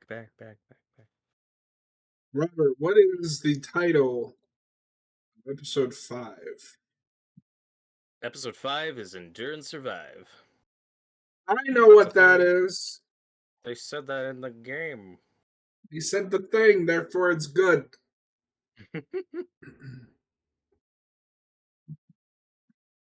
Yeah, they take what's kind of a fun, like, yeah moment in the game and really twist it and make it so much more fucking tragic in the context of the show. Spoiler alert. We're gonna meet some characters who do not endure and do not survive. No, wait.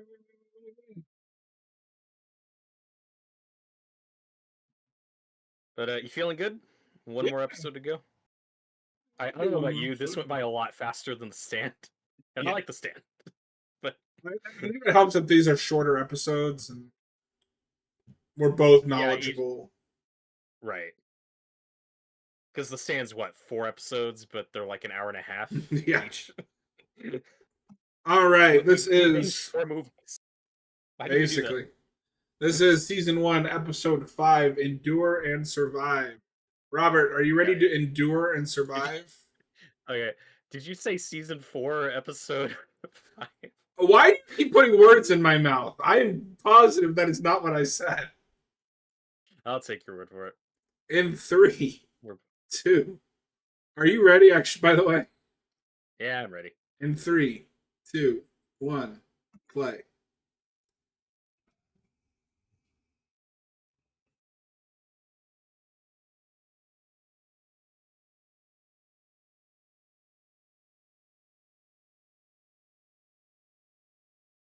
Ya bastard.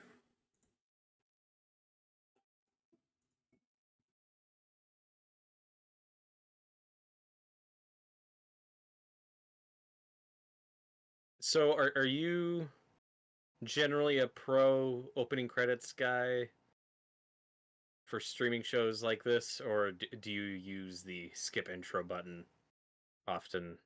If I'm binging it, like, on my own, I skip it after a few episodes. But that's not just binging like any show. I like opening credits when done well. Like, I miss the days, the Buffy opening or the Angel opening. Mm-hmm. I The don't need to Smallville. see it. The Smallville opening.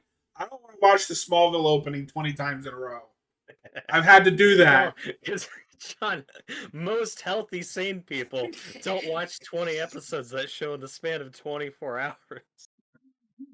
Some would encourage against it. Fine.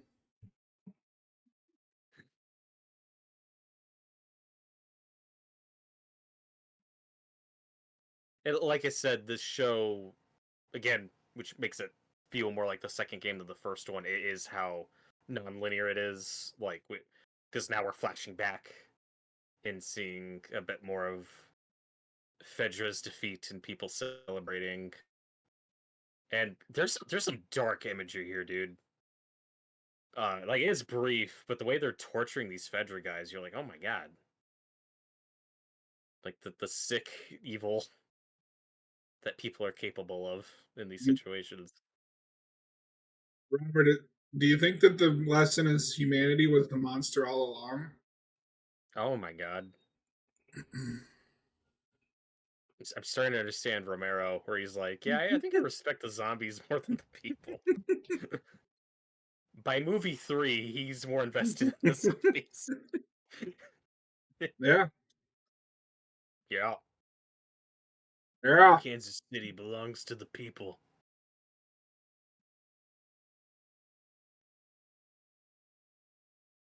Now, this is a big departure that some fans said was change for the sake of change. I disagree. I think this version of Sam is wonderful. And I don't mind that he's deaf. I am in the middle. I don't mind it, but at the same time, I don't think it adds anything. For me, it just makes a lot of those personal interactions just all the more intimate. Just what these characters have to communicate. When he can't talk and can't hear, and what it adds is emphasizing this being such a pure, innocent character Which he isn't really in the game. In the game, he's more of just a companion for Ellie.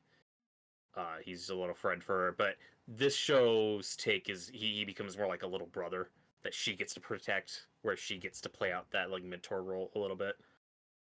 I like both dynamics. Again, this is another case where I don't really prefer one over the other. Like I like both.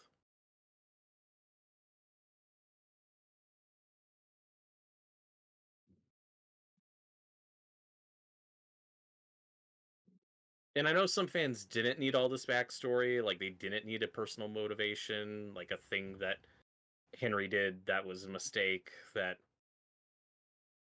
leads to all this. I think it's fine. I like the personal Mind motivation the for these villains. the backstory. It gives you a reason to be like invested in. If you're gonna have put so much time on these guys, Right. Yeah.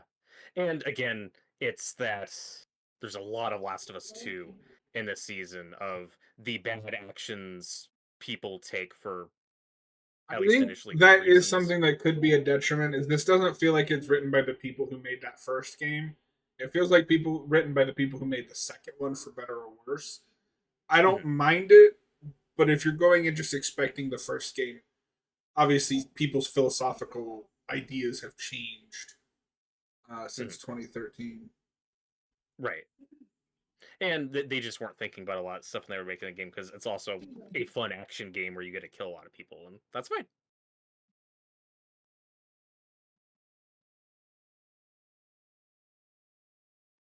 Also, to the show's credit, as informed as it is by stuff that'll come later, they didn't make the mistake of throwing in any extra setup. We don't get an Abby episode, we don't get a big cliffhanger. That if you just want the first game, you still mostly get that here. There Yeah. isn't too much season 2 tease. Like we end the same place that game ends. Like which is smart.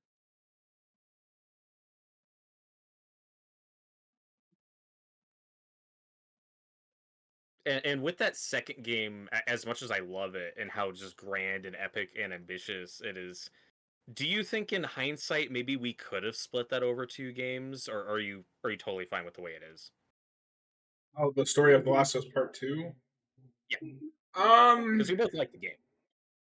we talked about it. I think it should have just been one game, but it either needs to be reordered because I do think having to start over halfway through creates a massive pacing problem, or Mhm. the Abbey section should have been like DLC or something.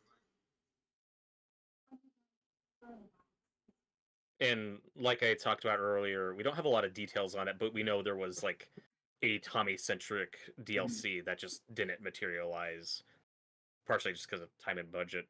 And I I would be willing to bet that's probably going to make its way into the show in some capacity whenever we get there.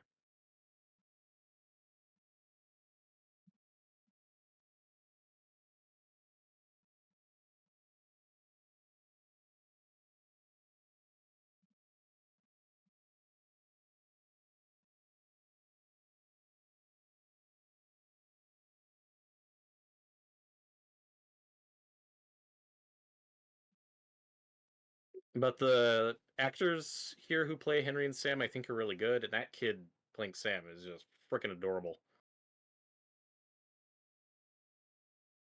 which makes the end of this episode just that much more tragic.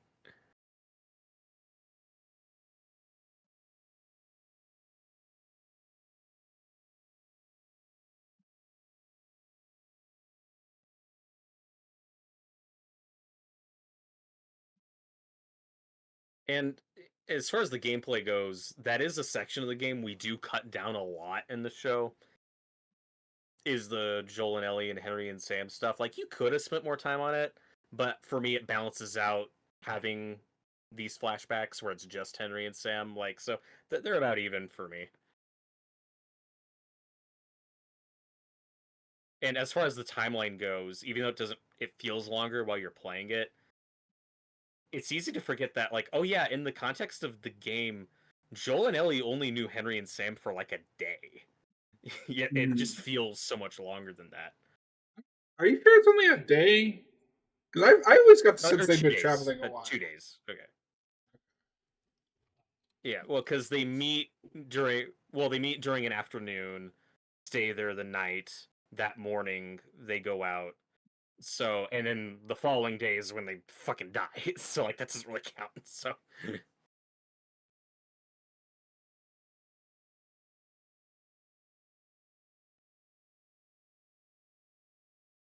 but I do like this time we spend on these characters. And to your point earlier about them softening a lot of these characters, we definitely get that with Sam and Henry.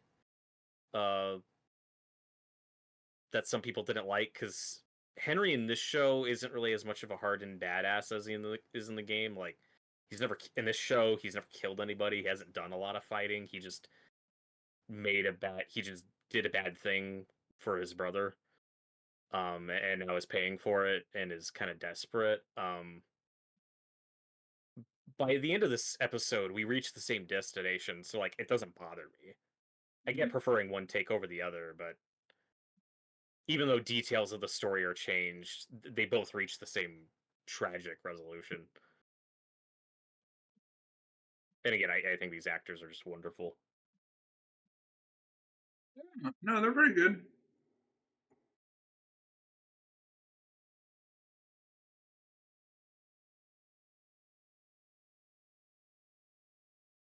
And also, I think something that some fans may have missed, who are like, "Oh, well, that's not realistic. How has Henry never killed anybody or done much fighting?" The big difference between them here in the game is in the game they're drifters like Joel and Ellie. They also came through the town and got ambushed and are on the run.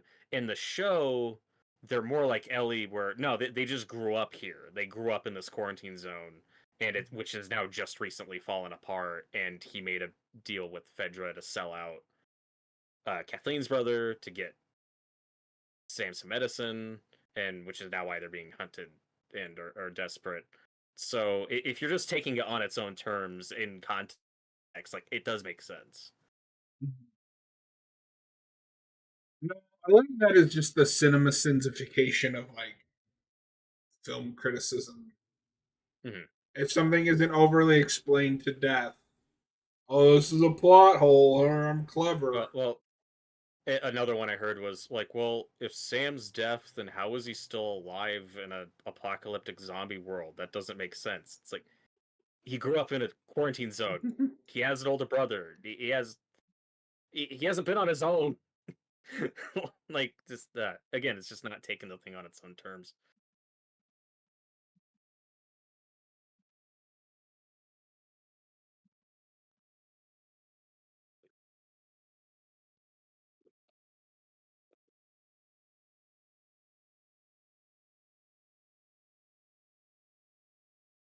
Also, props to them for casting an actual deaf actor in this role. It's props. Nice to see. They cast an actor to play a character.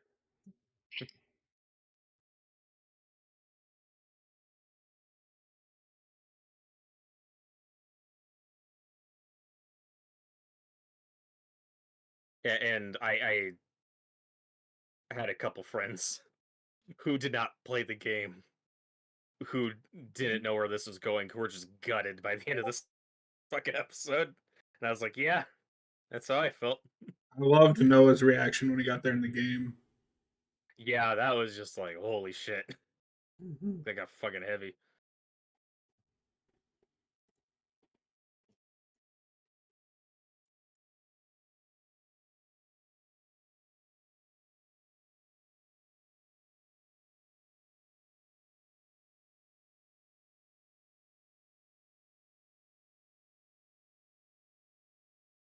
Also, where Sam being deaf actually adds to the narrative, it's, you know, Henry, like, they know sign language. They're communicating through sign language, which is really convenient when you need to be quiet and you're hiding. You know, they're not just talking. Deaf people can survive an apocalypse. They just need somebody with them. Right, yeah. That was also a change that Walking Dead did that I like. Now, this comes way later. This is a later group that comes in the comic, but there's a character, I want to say it's Connie, in the comic that they cast a deaf actor in the show, and I was like, oh, cool. It just changed up the dynamic a little. Because one thing that I will say, at least later seasons of Walking Dead, and I know you haven't seen most of that stuff, that I will give that show credit for over the comic, is one thing Robert Kirkman likes to do in the comic a lot, is he'll introduce a bunch of new characters, doesn't know what to do with them, so he kills a bunch and then just shoves the others in the background. And Sounds about it's right. like the show does a better job at giving some of those characters something to do and keeping focus on them. Like I don't know, like Father Gabriel, like the priest character, gets like this big introduction as like a new main player, and then he's nothing to do with him in the comic for a while, and he just fucking dies because he's like, ah, whatever. The guy that plays him in the show is another Teen Wolf alum. Oh, cool. I like him a lot in this show. He's really good in Teen Wolf. Yeah. He's Well, not. that's a character. That's a character who becomes pretty reinvented in the show. I know you haven't seen that later stuff, but he becomes kind of a badass. Like he becomes one of the best characters Well, that near show does the that a end. lot He's really because like great. Carol is nothing in the comics. Right. I love TV Carol. And the big this is why I say that there's always give and take with Walking Dead. Some things that the comic does better, some things that the show does better. Like Morgan in the comic is fine. The guy Rick meets at the start. TV Morgan's way more interesting, and they do a lot more with. And that actor's amazing, Lenny James.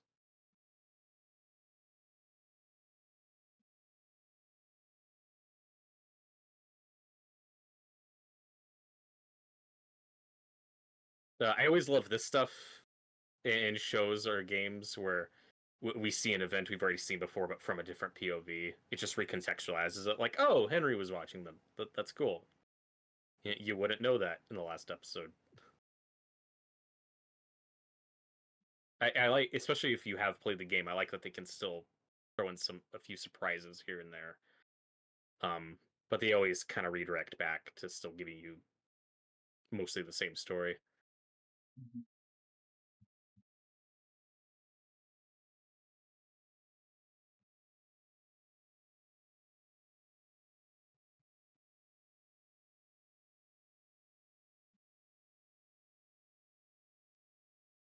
Why does this building not have any power? Can somebody turn on a light? No. Can't see anything.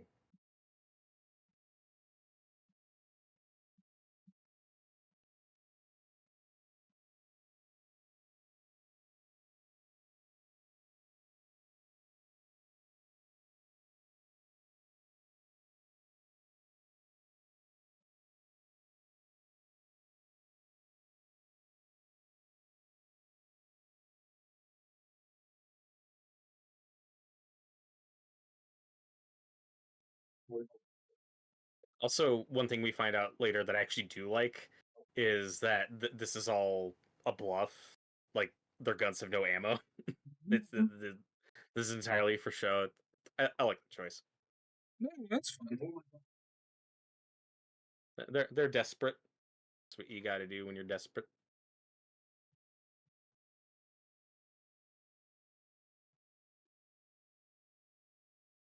That's a great Ellie line. He's like, it's fine. Joel just has an asshole voice. Joel, tell him you have an asshole voice. Look, man, I'm gonna trust you.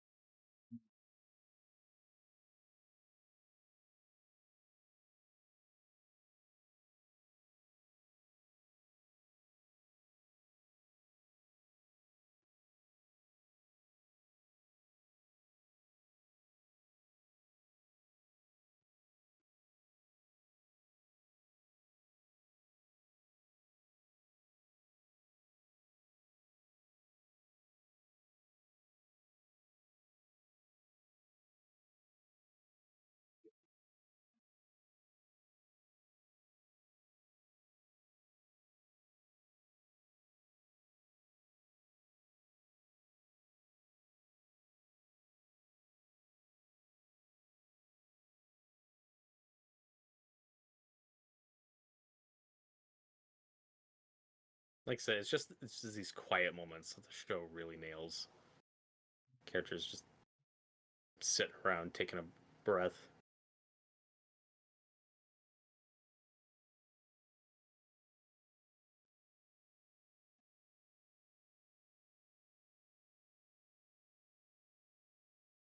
And I love Sam's little like board, like his pad he uses, like that dry erase thing to write stuff.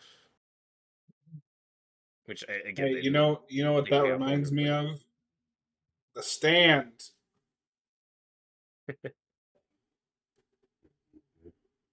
Why isn't there a scene when Joel says, "Oh, you're deaf? What are you, dumb? You fucking dumb child. You're deaf and dumb. Fuck you, you deaf and dumb prick." And we're like, "Whoa, whoa, whoa, whoa." Well, you know what Sam says all the time, right? MOON, that spells satellite. That's a different character. Or no, sorry, because I meant Henry. I was going to equate him to the other guy.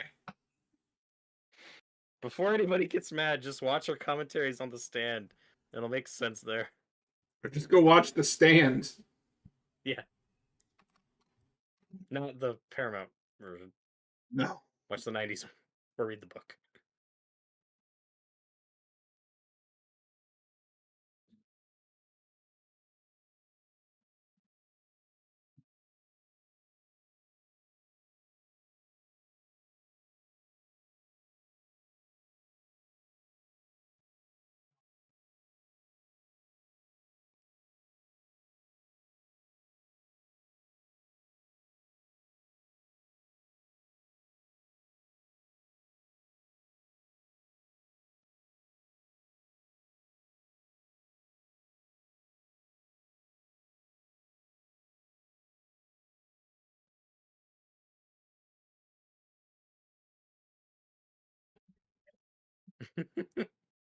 That's a good bit that I don't think is in the game.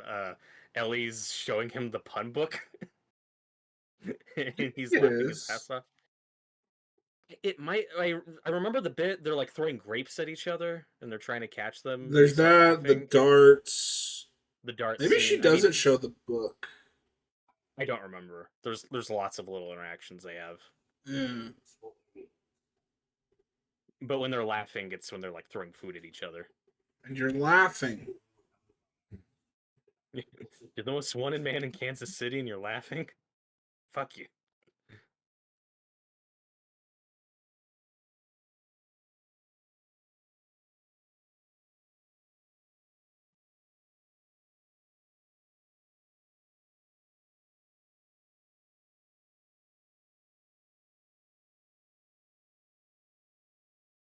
The tunnels.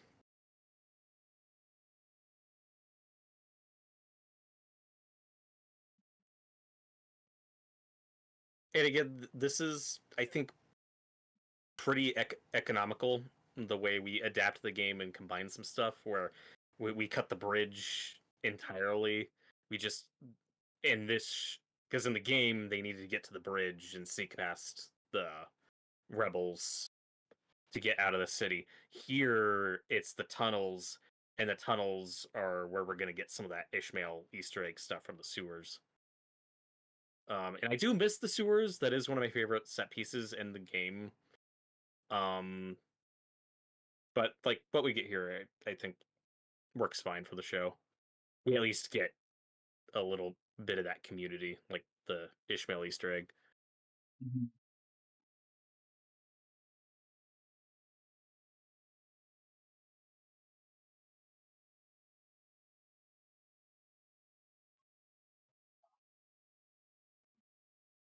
Because this is one of the major storylines of the game that, like, yeah, I think you could have spent a couple episodes on, but I still think this makes for a terrific episode.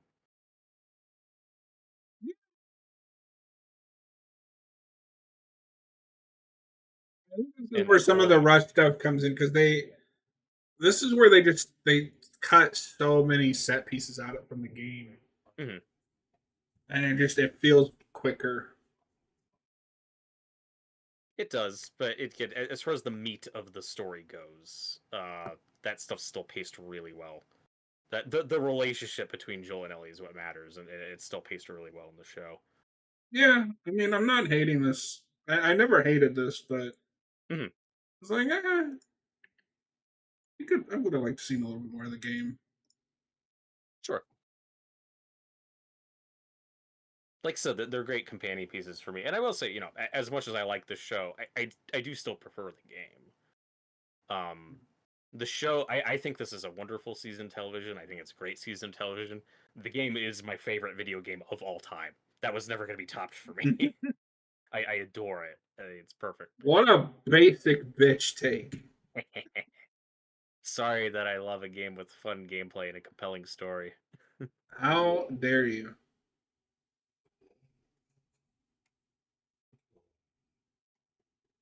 And probably the game I've replayed the most, not counting like multiplayer, non-story Multiplayer? stuff. Multiplayer.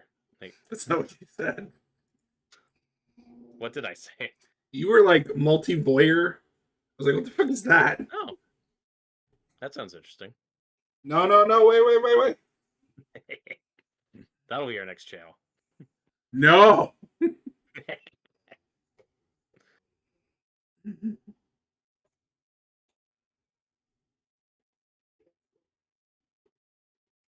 John, when you're lost in the darkness, look for If the you tell light. me to look for the light, I'm gonna break your jaw.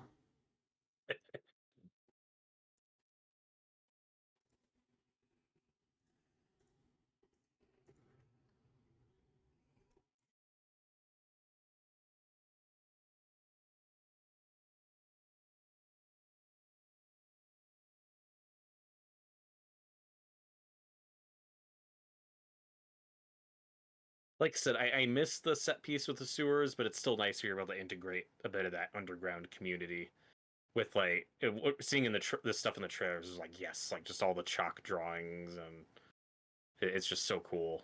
Like these sets look awesome. Something I wish I got to see in person. Yeah. We get it. You love the show, Robert. I think it's really good. The closest I'll ever get to seeing that stuff in person, if you want to see what my shirt is from, my Last of Us shirt. Oh, nice. I got that at Universal Studios during one of their Halloween Horror Nights. This was a couple years ago now, I think, where they did where they had a Last of Us maze, where you could just walk through this maze and all these people dressed as clickers would jump at you, and it looked awesome. They had all these sound effects and shit. Mm. The best part of that maze, because throughout it, you see bloaters and clickers and shit, and they have people running around dressed as Joel and Ellie, but they got Troy Baker and Ashley Johnson to record audio for it, so you're hearing their voices as you're going through the maze, as you're walking through it. And there's a bit where the guy playing Joel, they do the generator scene from the game where he's pulling the thing, and then it makes the loud noise, and you start hearing like thousands of infected coming after you. You're like, oh my god. Like, it's That's so really awesome. cool. Yeah. It's funny too because they kept the line at the end, but they had to censor it because of course they did.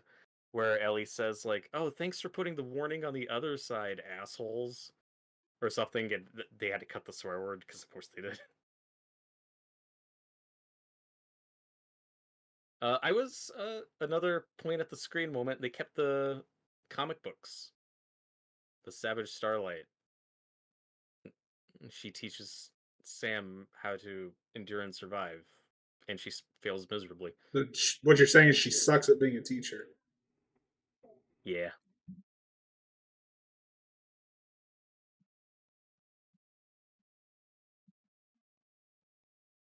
To the edge of the universe and back.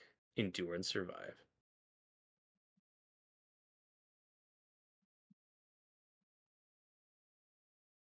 This scene's great. Endure and survive. Fuck yeah, man. Like their chemistry together is just so good.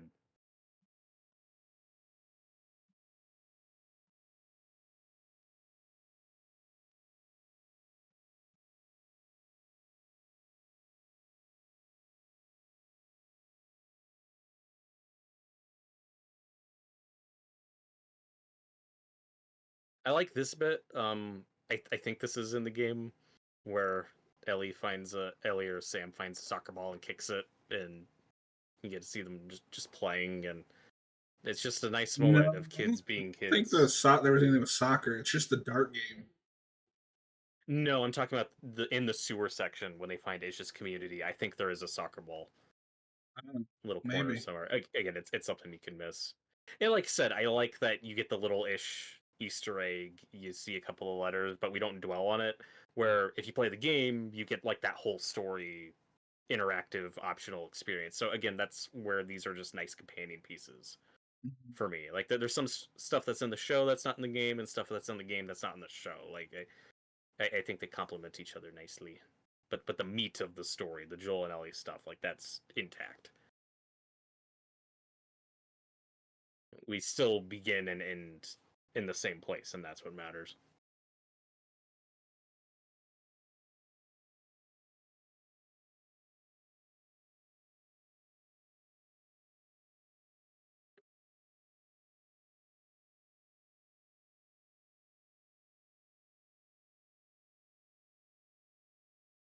Remember Judas? Is this guy like Judas? Oh,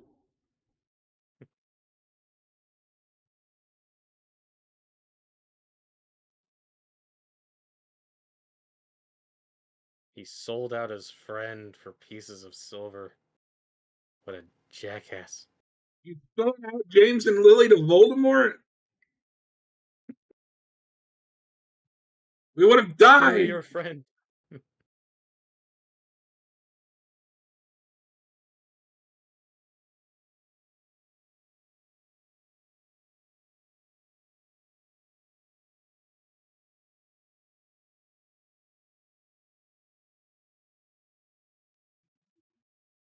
Robert, I did my waiting for season 2. 12 years of it. And Azkaban.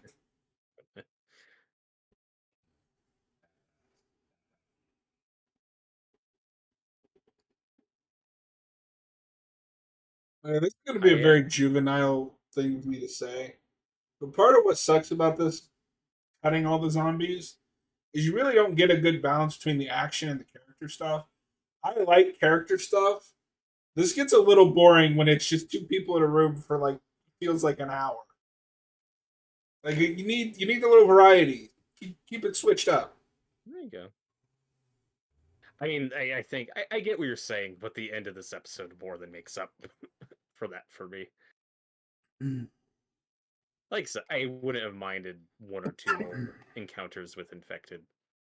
This is a very talky episode for sure, but fuck, the payoff's great.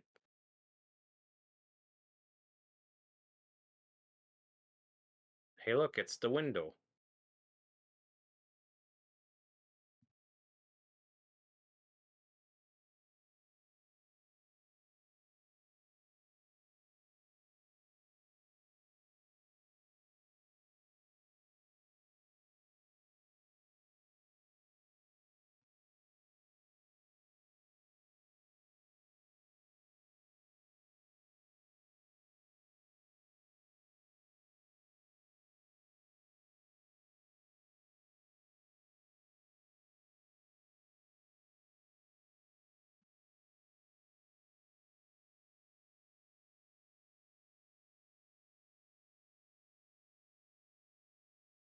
And here we learn about her very creepy, weird, intimate relationship with her brother. They were really close. No, no, no. Wait. Don't start quoting Mary Shelley's Frankenstein.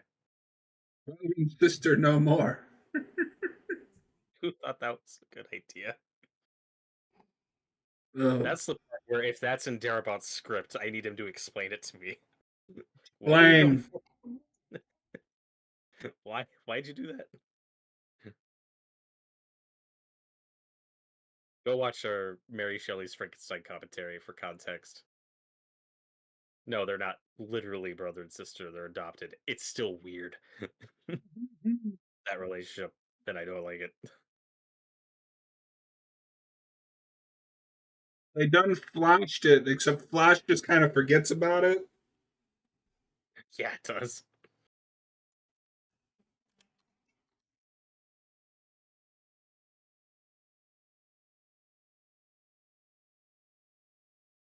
And I do like the way this rebel group is presented, though. The idea that her brother, this leader, like, was a good man, and his fault was not going all the way, and it took him dying for the rebels to, do darker shit and go further to actually win.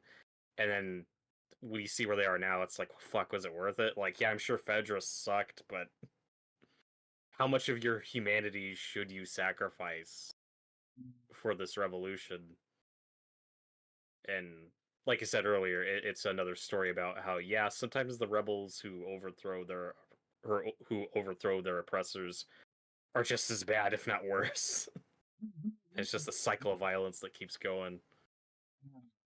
There's a great Doctor Who episode about that. I'll have to send you this clip. Peter uh, Is Capaldi it Capaldi? has an amazing monologue. Not a joke, like an amazing one.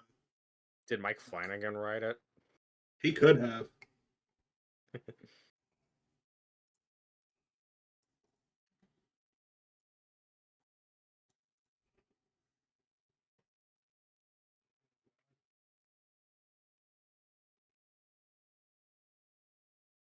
Bank of America.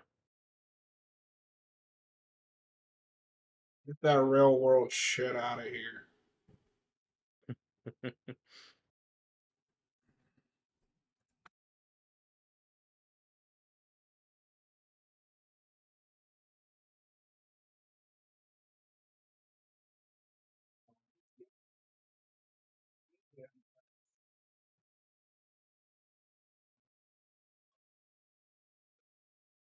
And again, there's so many little bits here that are great, like Joel complaining and Ellie just like laughing because now she finds it funny.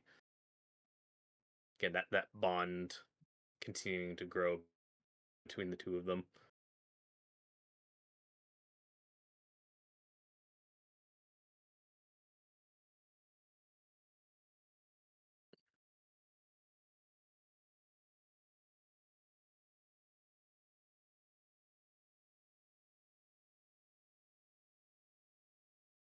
And oh my god, somebody's shooting at them. Remember the sniper sequence? Yeah.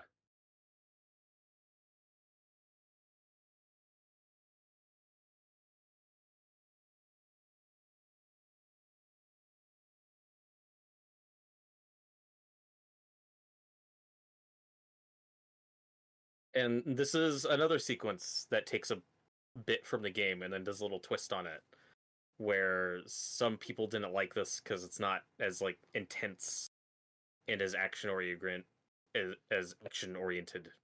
the game version is. But what they're doing, I think, totally works. Where Joel says, like, okay, this guy can't hit shit. Like, I'm gonna be fine.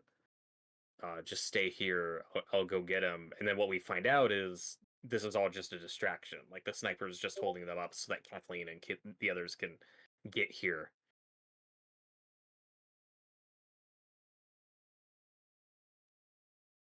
Again, the game version is awesome and real intense and totally works. It's another bit where they go for a more dramatic, or I guess you could say emotional angle.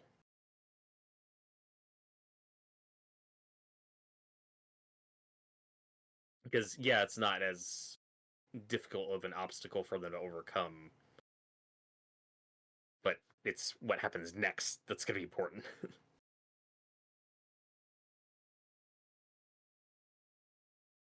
And again, it's just a little twist that I like, where when we get up here in the show version, it's not a guy who fights him and you stab him. Like, no, it's just an old guy. It's just a sad old man who's there just to keep watch and to distract them, and is on the radio. Like, he has a walkie-talkie, talking to Kathleen, like, so he knows what's going on.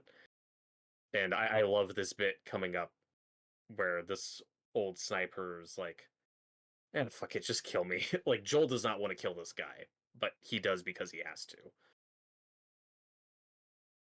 So that's why this softer take on Joel still works for me is, yeah, he is more emotional, he is more fragile than the game version is, but he still goes to those darker, violent places when he has to.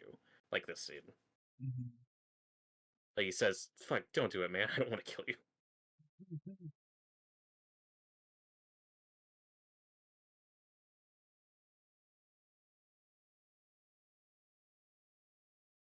And then he takes the gun, like in the game.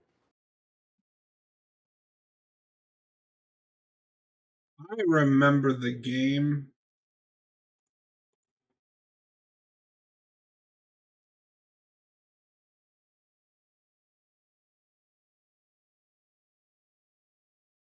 Yeah, like we take two or three of like some of the big set pieces in this area in the game and kind of just throw them all together for this one massive sequence in this episode, but I think it works.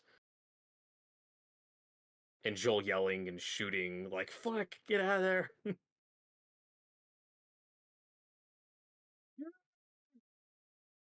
Like, this is when the tension really ramps up, and you're like, oh my god, oh my god, oh my god.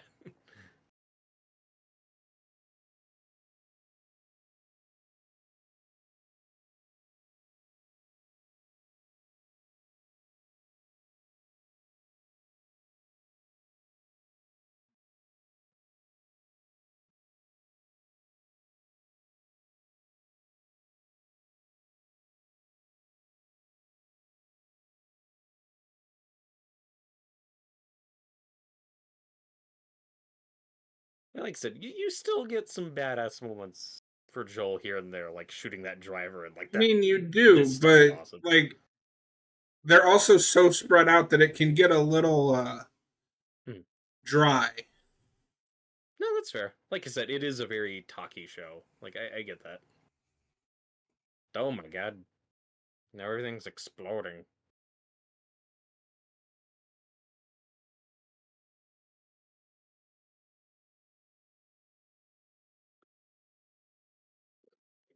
I'm thankful for the fire because now this scene is well lit.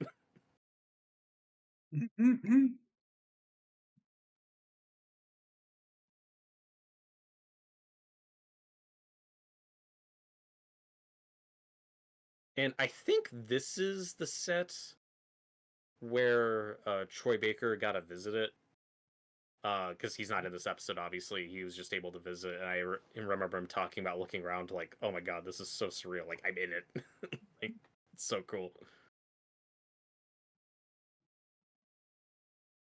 And the show does a really good job making you hate Kathleen in the scene where it's like, fuck you.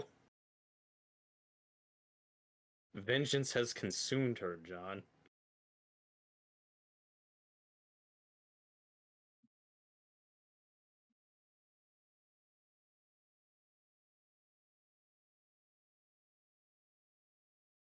I also think this survival of the fittest mentality she's developed is interesting, where she's like, kids die, Henry. Like, I don't care. Like, he wasn't supposed to live.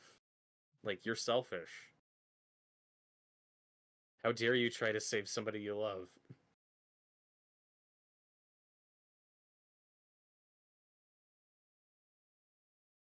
And what makes it all the more heartbreaking is when you get to the end episode, like, she's kind of proven right a little.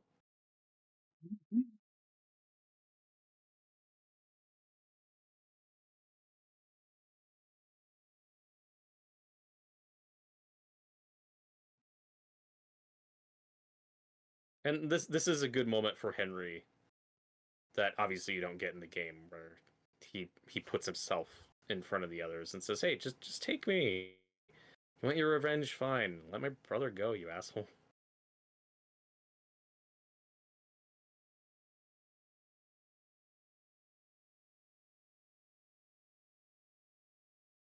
I like the way the fire lights the scene. Oh, it looks gorgeous.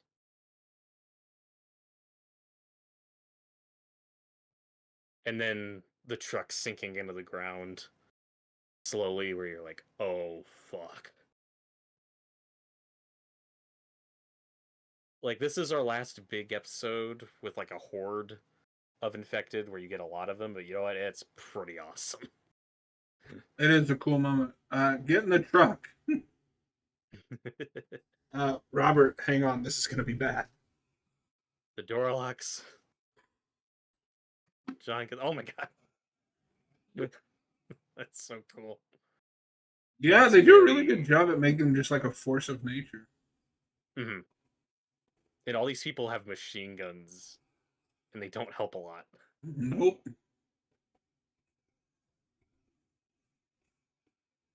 And they're really well integrated. There's a lot of stunt performers here mixed with CGI ones, and it looks great. Yeah. So much chaos, and this is a really badass Joel moment, like him again from the game where he's picking him off, helping Ellie out.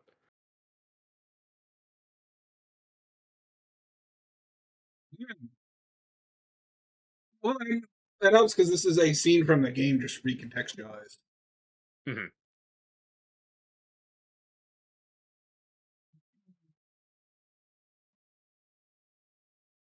And yeah, it's like Kathleen, you just destroyed your entire community.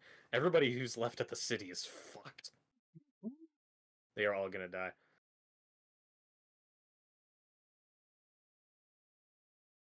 This is a Cinema Sensi moment. I know some people didn't like when the little clicker kid jumps in the car to attack Ellie, where they're like, "Why would a I clicker jump love in the the car?" bloater entrance.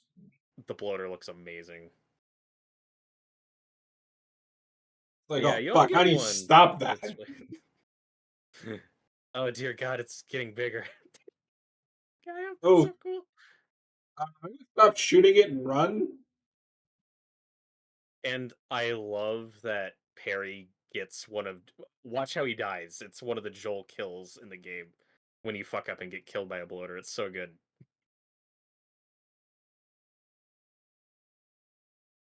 Yeah, he Oh he shit, ripped his head yeah. off, dude. Ooh, That's a fun Easter egg.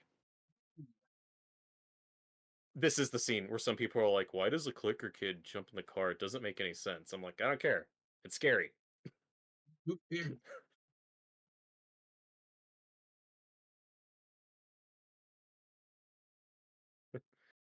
Creepy girls scare me. And that's all like a real 10-year-old child. This little clicker kid, she's like a ballet artist or contortionist or something, like all that twisting and shit, like she's doing for real. It's awesome.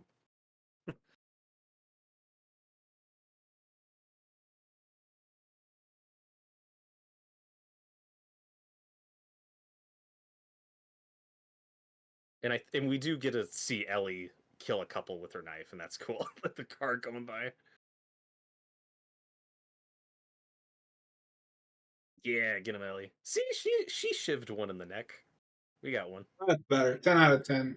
That's the perfect adaptation. I don't know what I was talking about. Yeah. We don't see anybody get their face smashed in with a brick.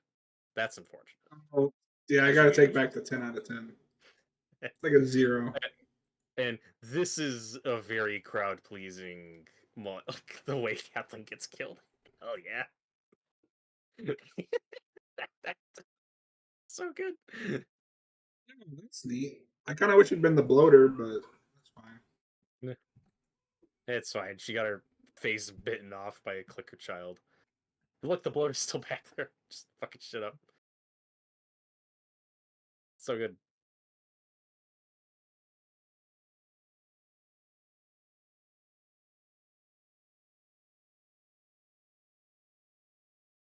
Yeah, that's phenomenal sequence. And I know the bloater, originally they did shoot with a big guy like in a suit. They did try to do it practically, and it looked awesome if you find photos of it. That on set bloater they had. It looked amazing. The problem was just the movement, the like it was awkward and he could not move fast in that outfit, so they ended up going with CG in post, but that's a case where the CGI works. Where I get it. Looks better. Yeah, most of the clickers are like real people in makeup, so you get a good balance. Endure and survive.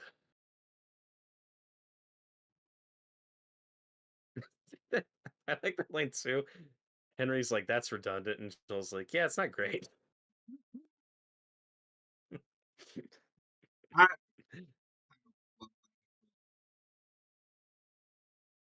not redundant. Enduring is different than surviving. Like,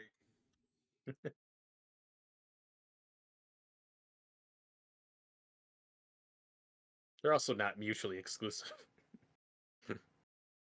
mm, But from this point on, though, we stick very close to the game with this story, and these scenes are fantastic.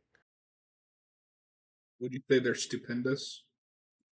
Oh God, don't say that about this episode.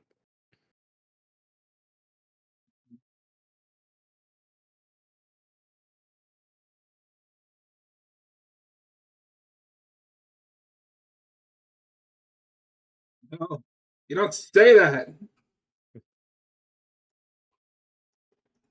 Yeah, like this whole exchange back and forth is right out of the game, and again, they just act it wonderfully.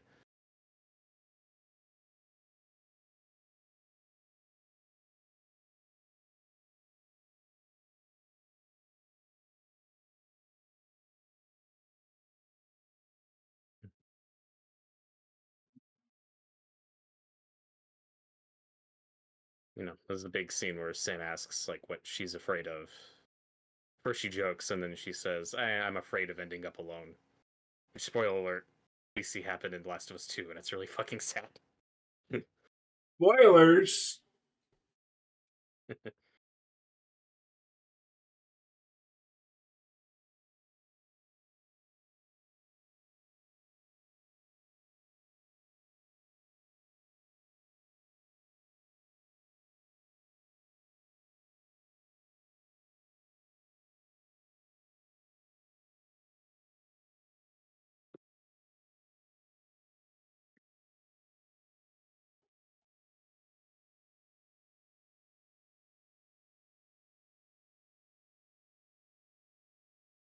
Now, the big addition we get in this scene is Sam actually telling her that he's bitten and infected, and that's an addition I think is great.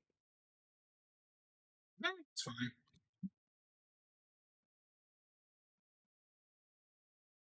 It's something that I think adds to her arc and isn't superfluous because Ellie It's fucks not. up It's just Emmett in this I episode. can't call something great if it's not an improvement. It's just different.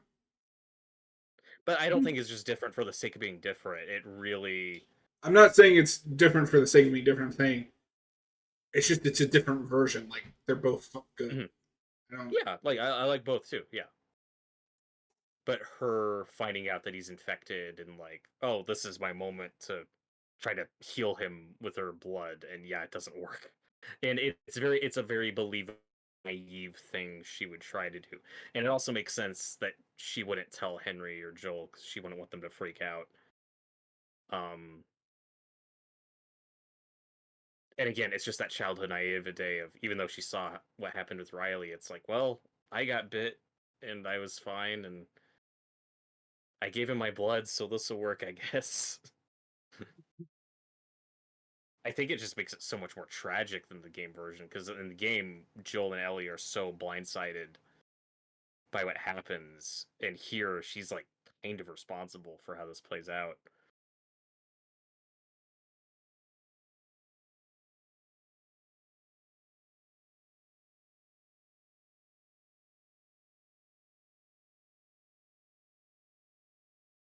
Like the nice thing about this scene is giving him that false hope that maybe he will be okay, that maybe this will work.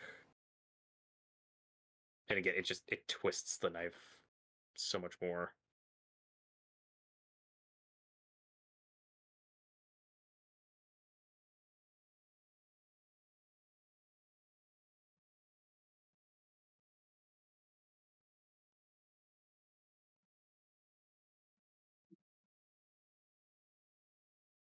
And also where Ellie fucks up in the scene is she promises that she's gonna stay awake with him, and she doesn't. She falls asleep.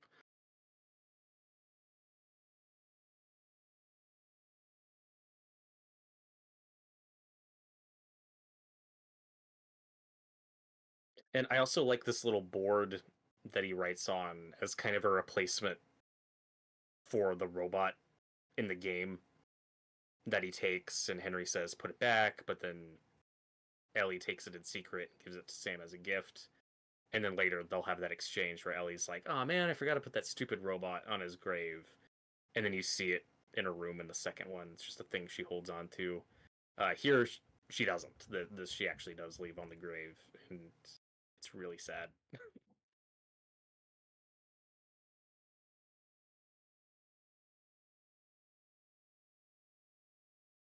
And see, Sam's fine. He's just soaking up the sun.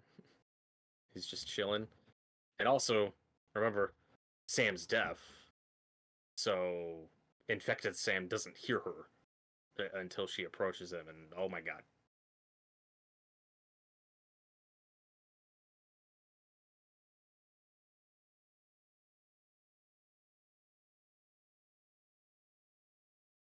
it's very quick. But there's a look on Joel's face where he looks so pissed.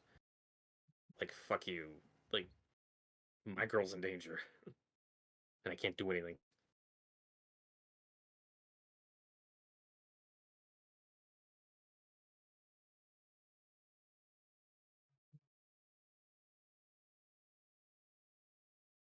The acting in the scene is just fantastic.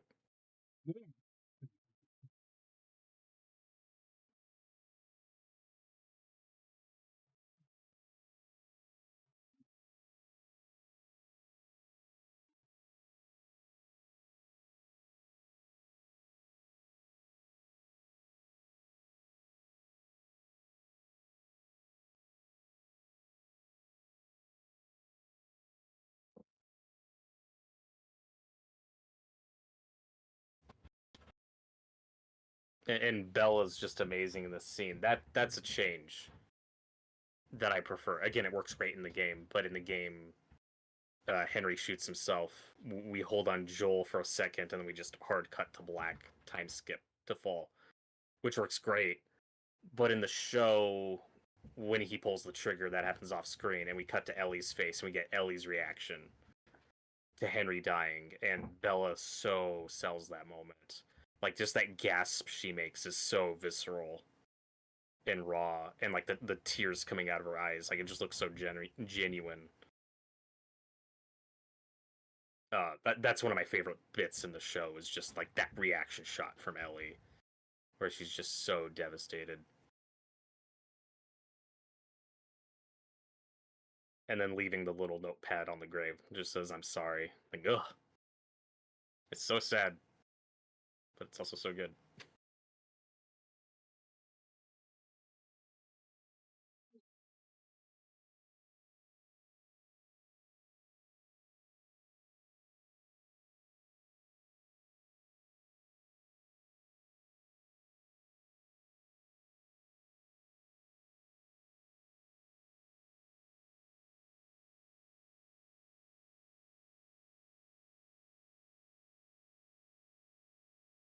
Like I said, all these quiet moments are just so beautifully executed.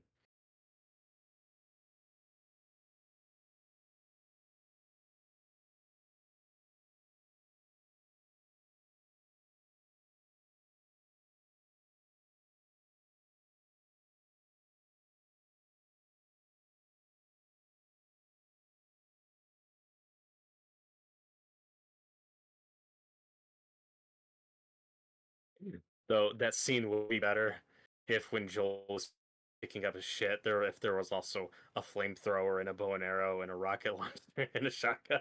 He's just picking up all his shit as the sad music's playing. Well, folks, that was The Last of Us.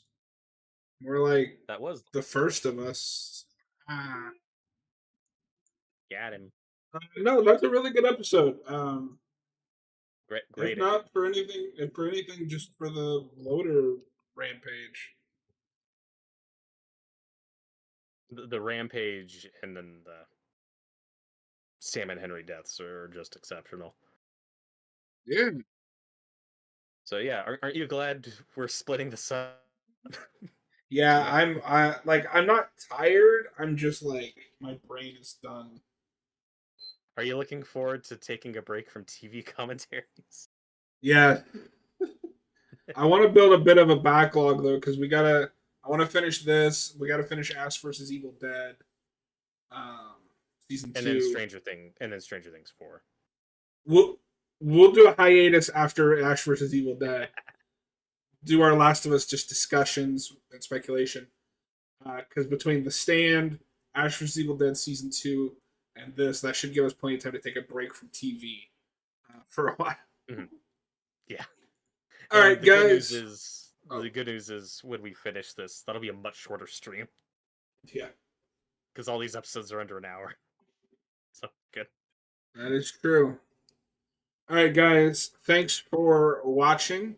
As always, it's been a pleasure, Robert. This was fun. Despite our bickering in certain episodes, I value your input. Thank you. And we will see you guys on the next one. Same Last of Us time, same Last of Us channel. This Sunday for Alan Wake 2. Don't forget, everybody.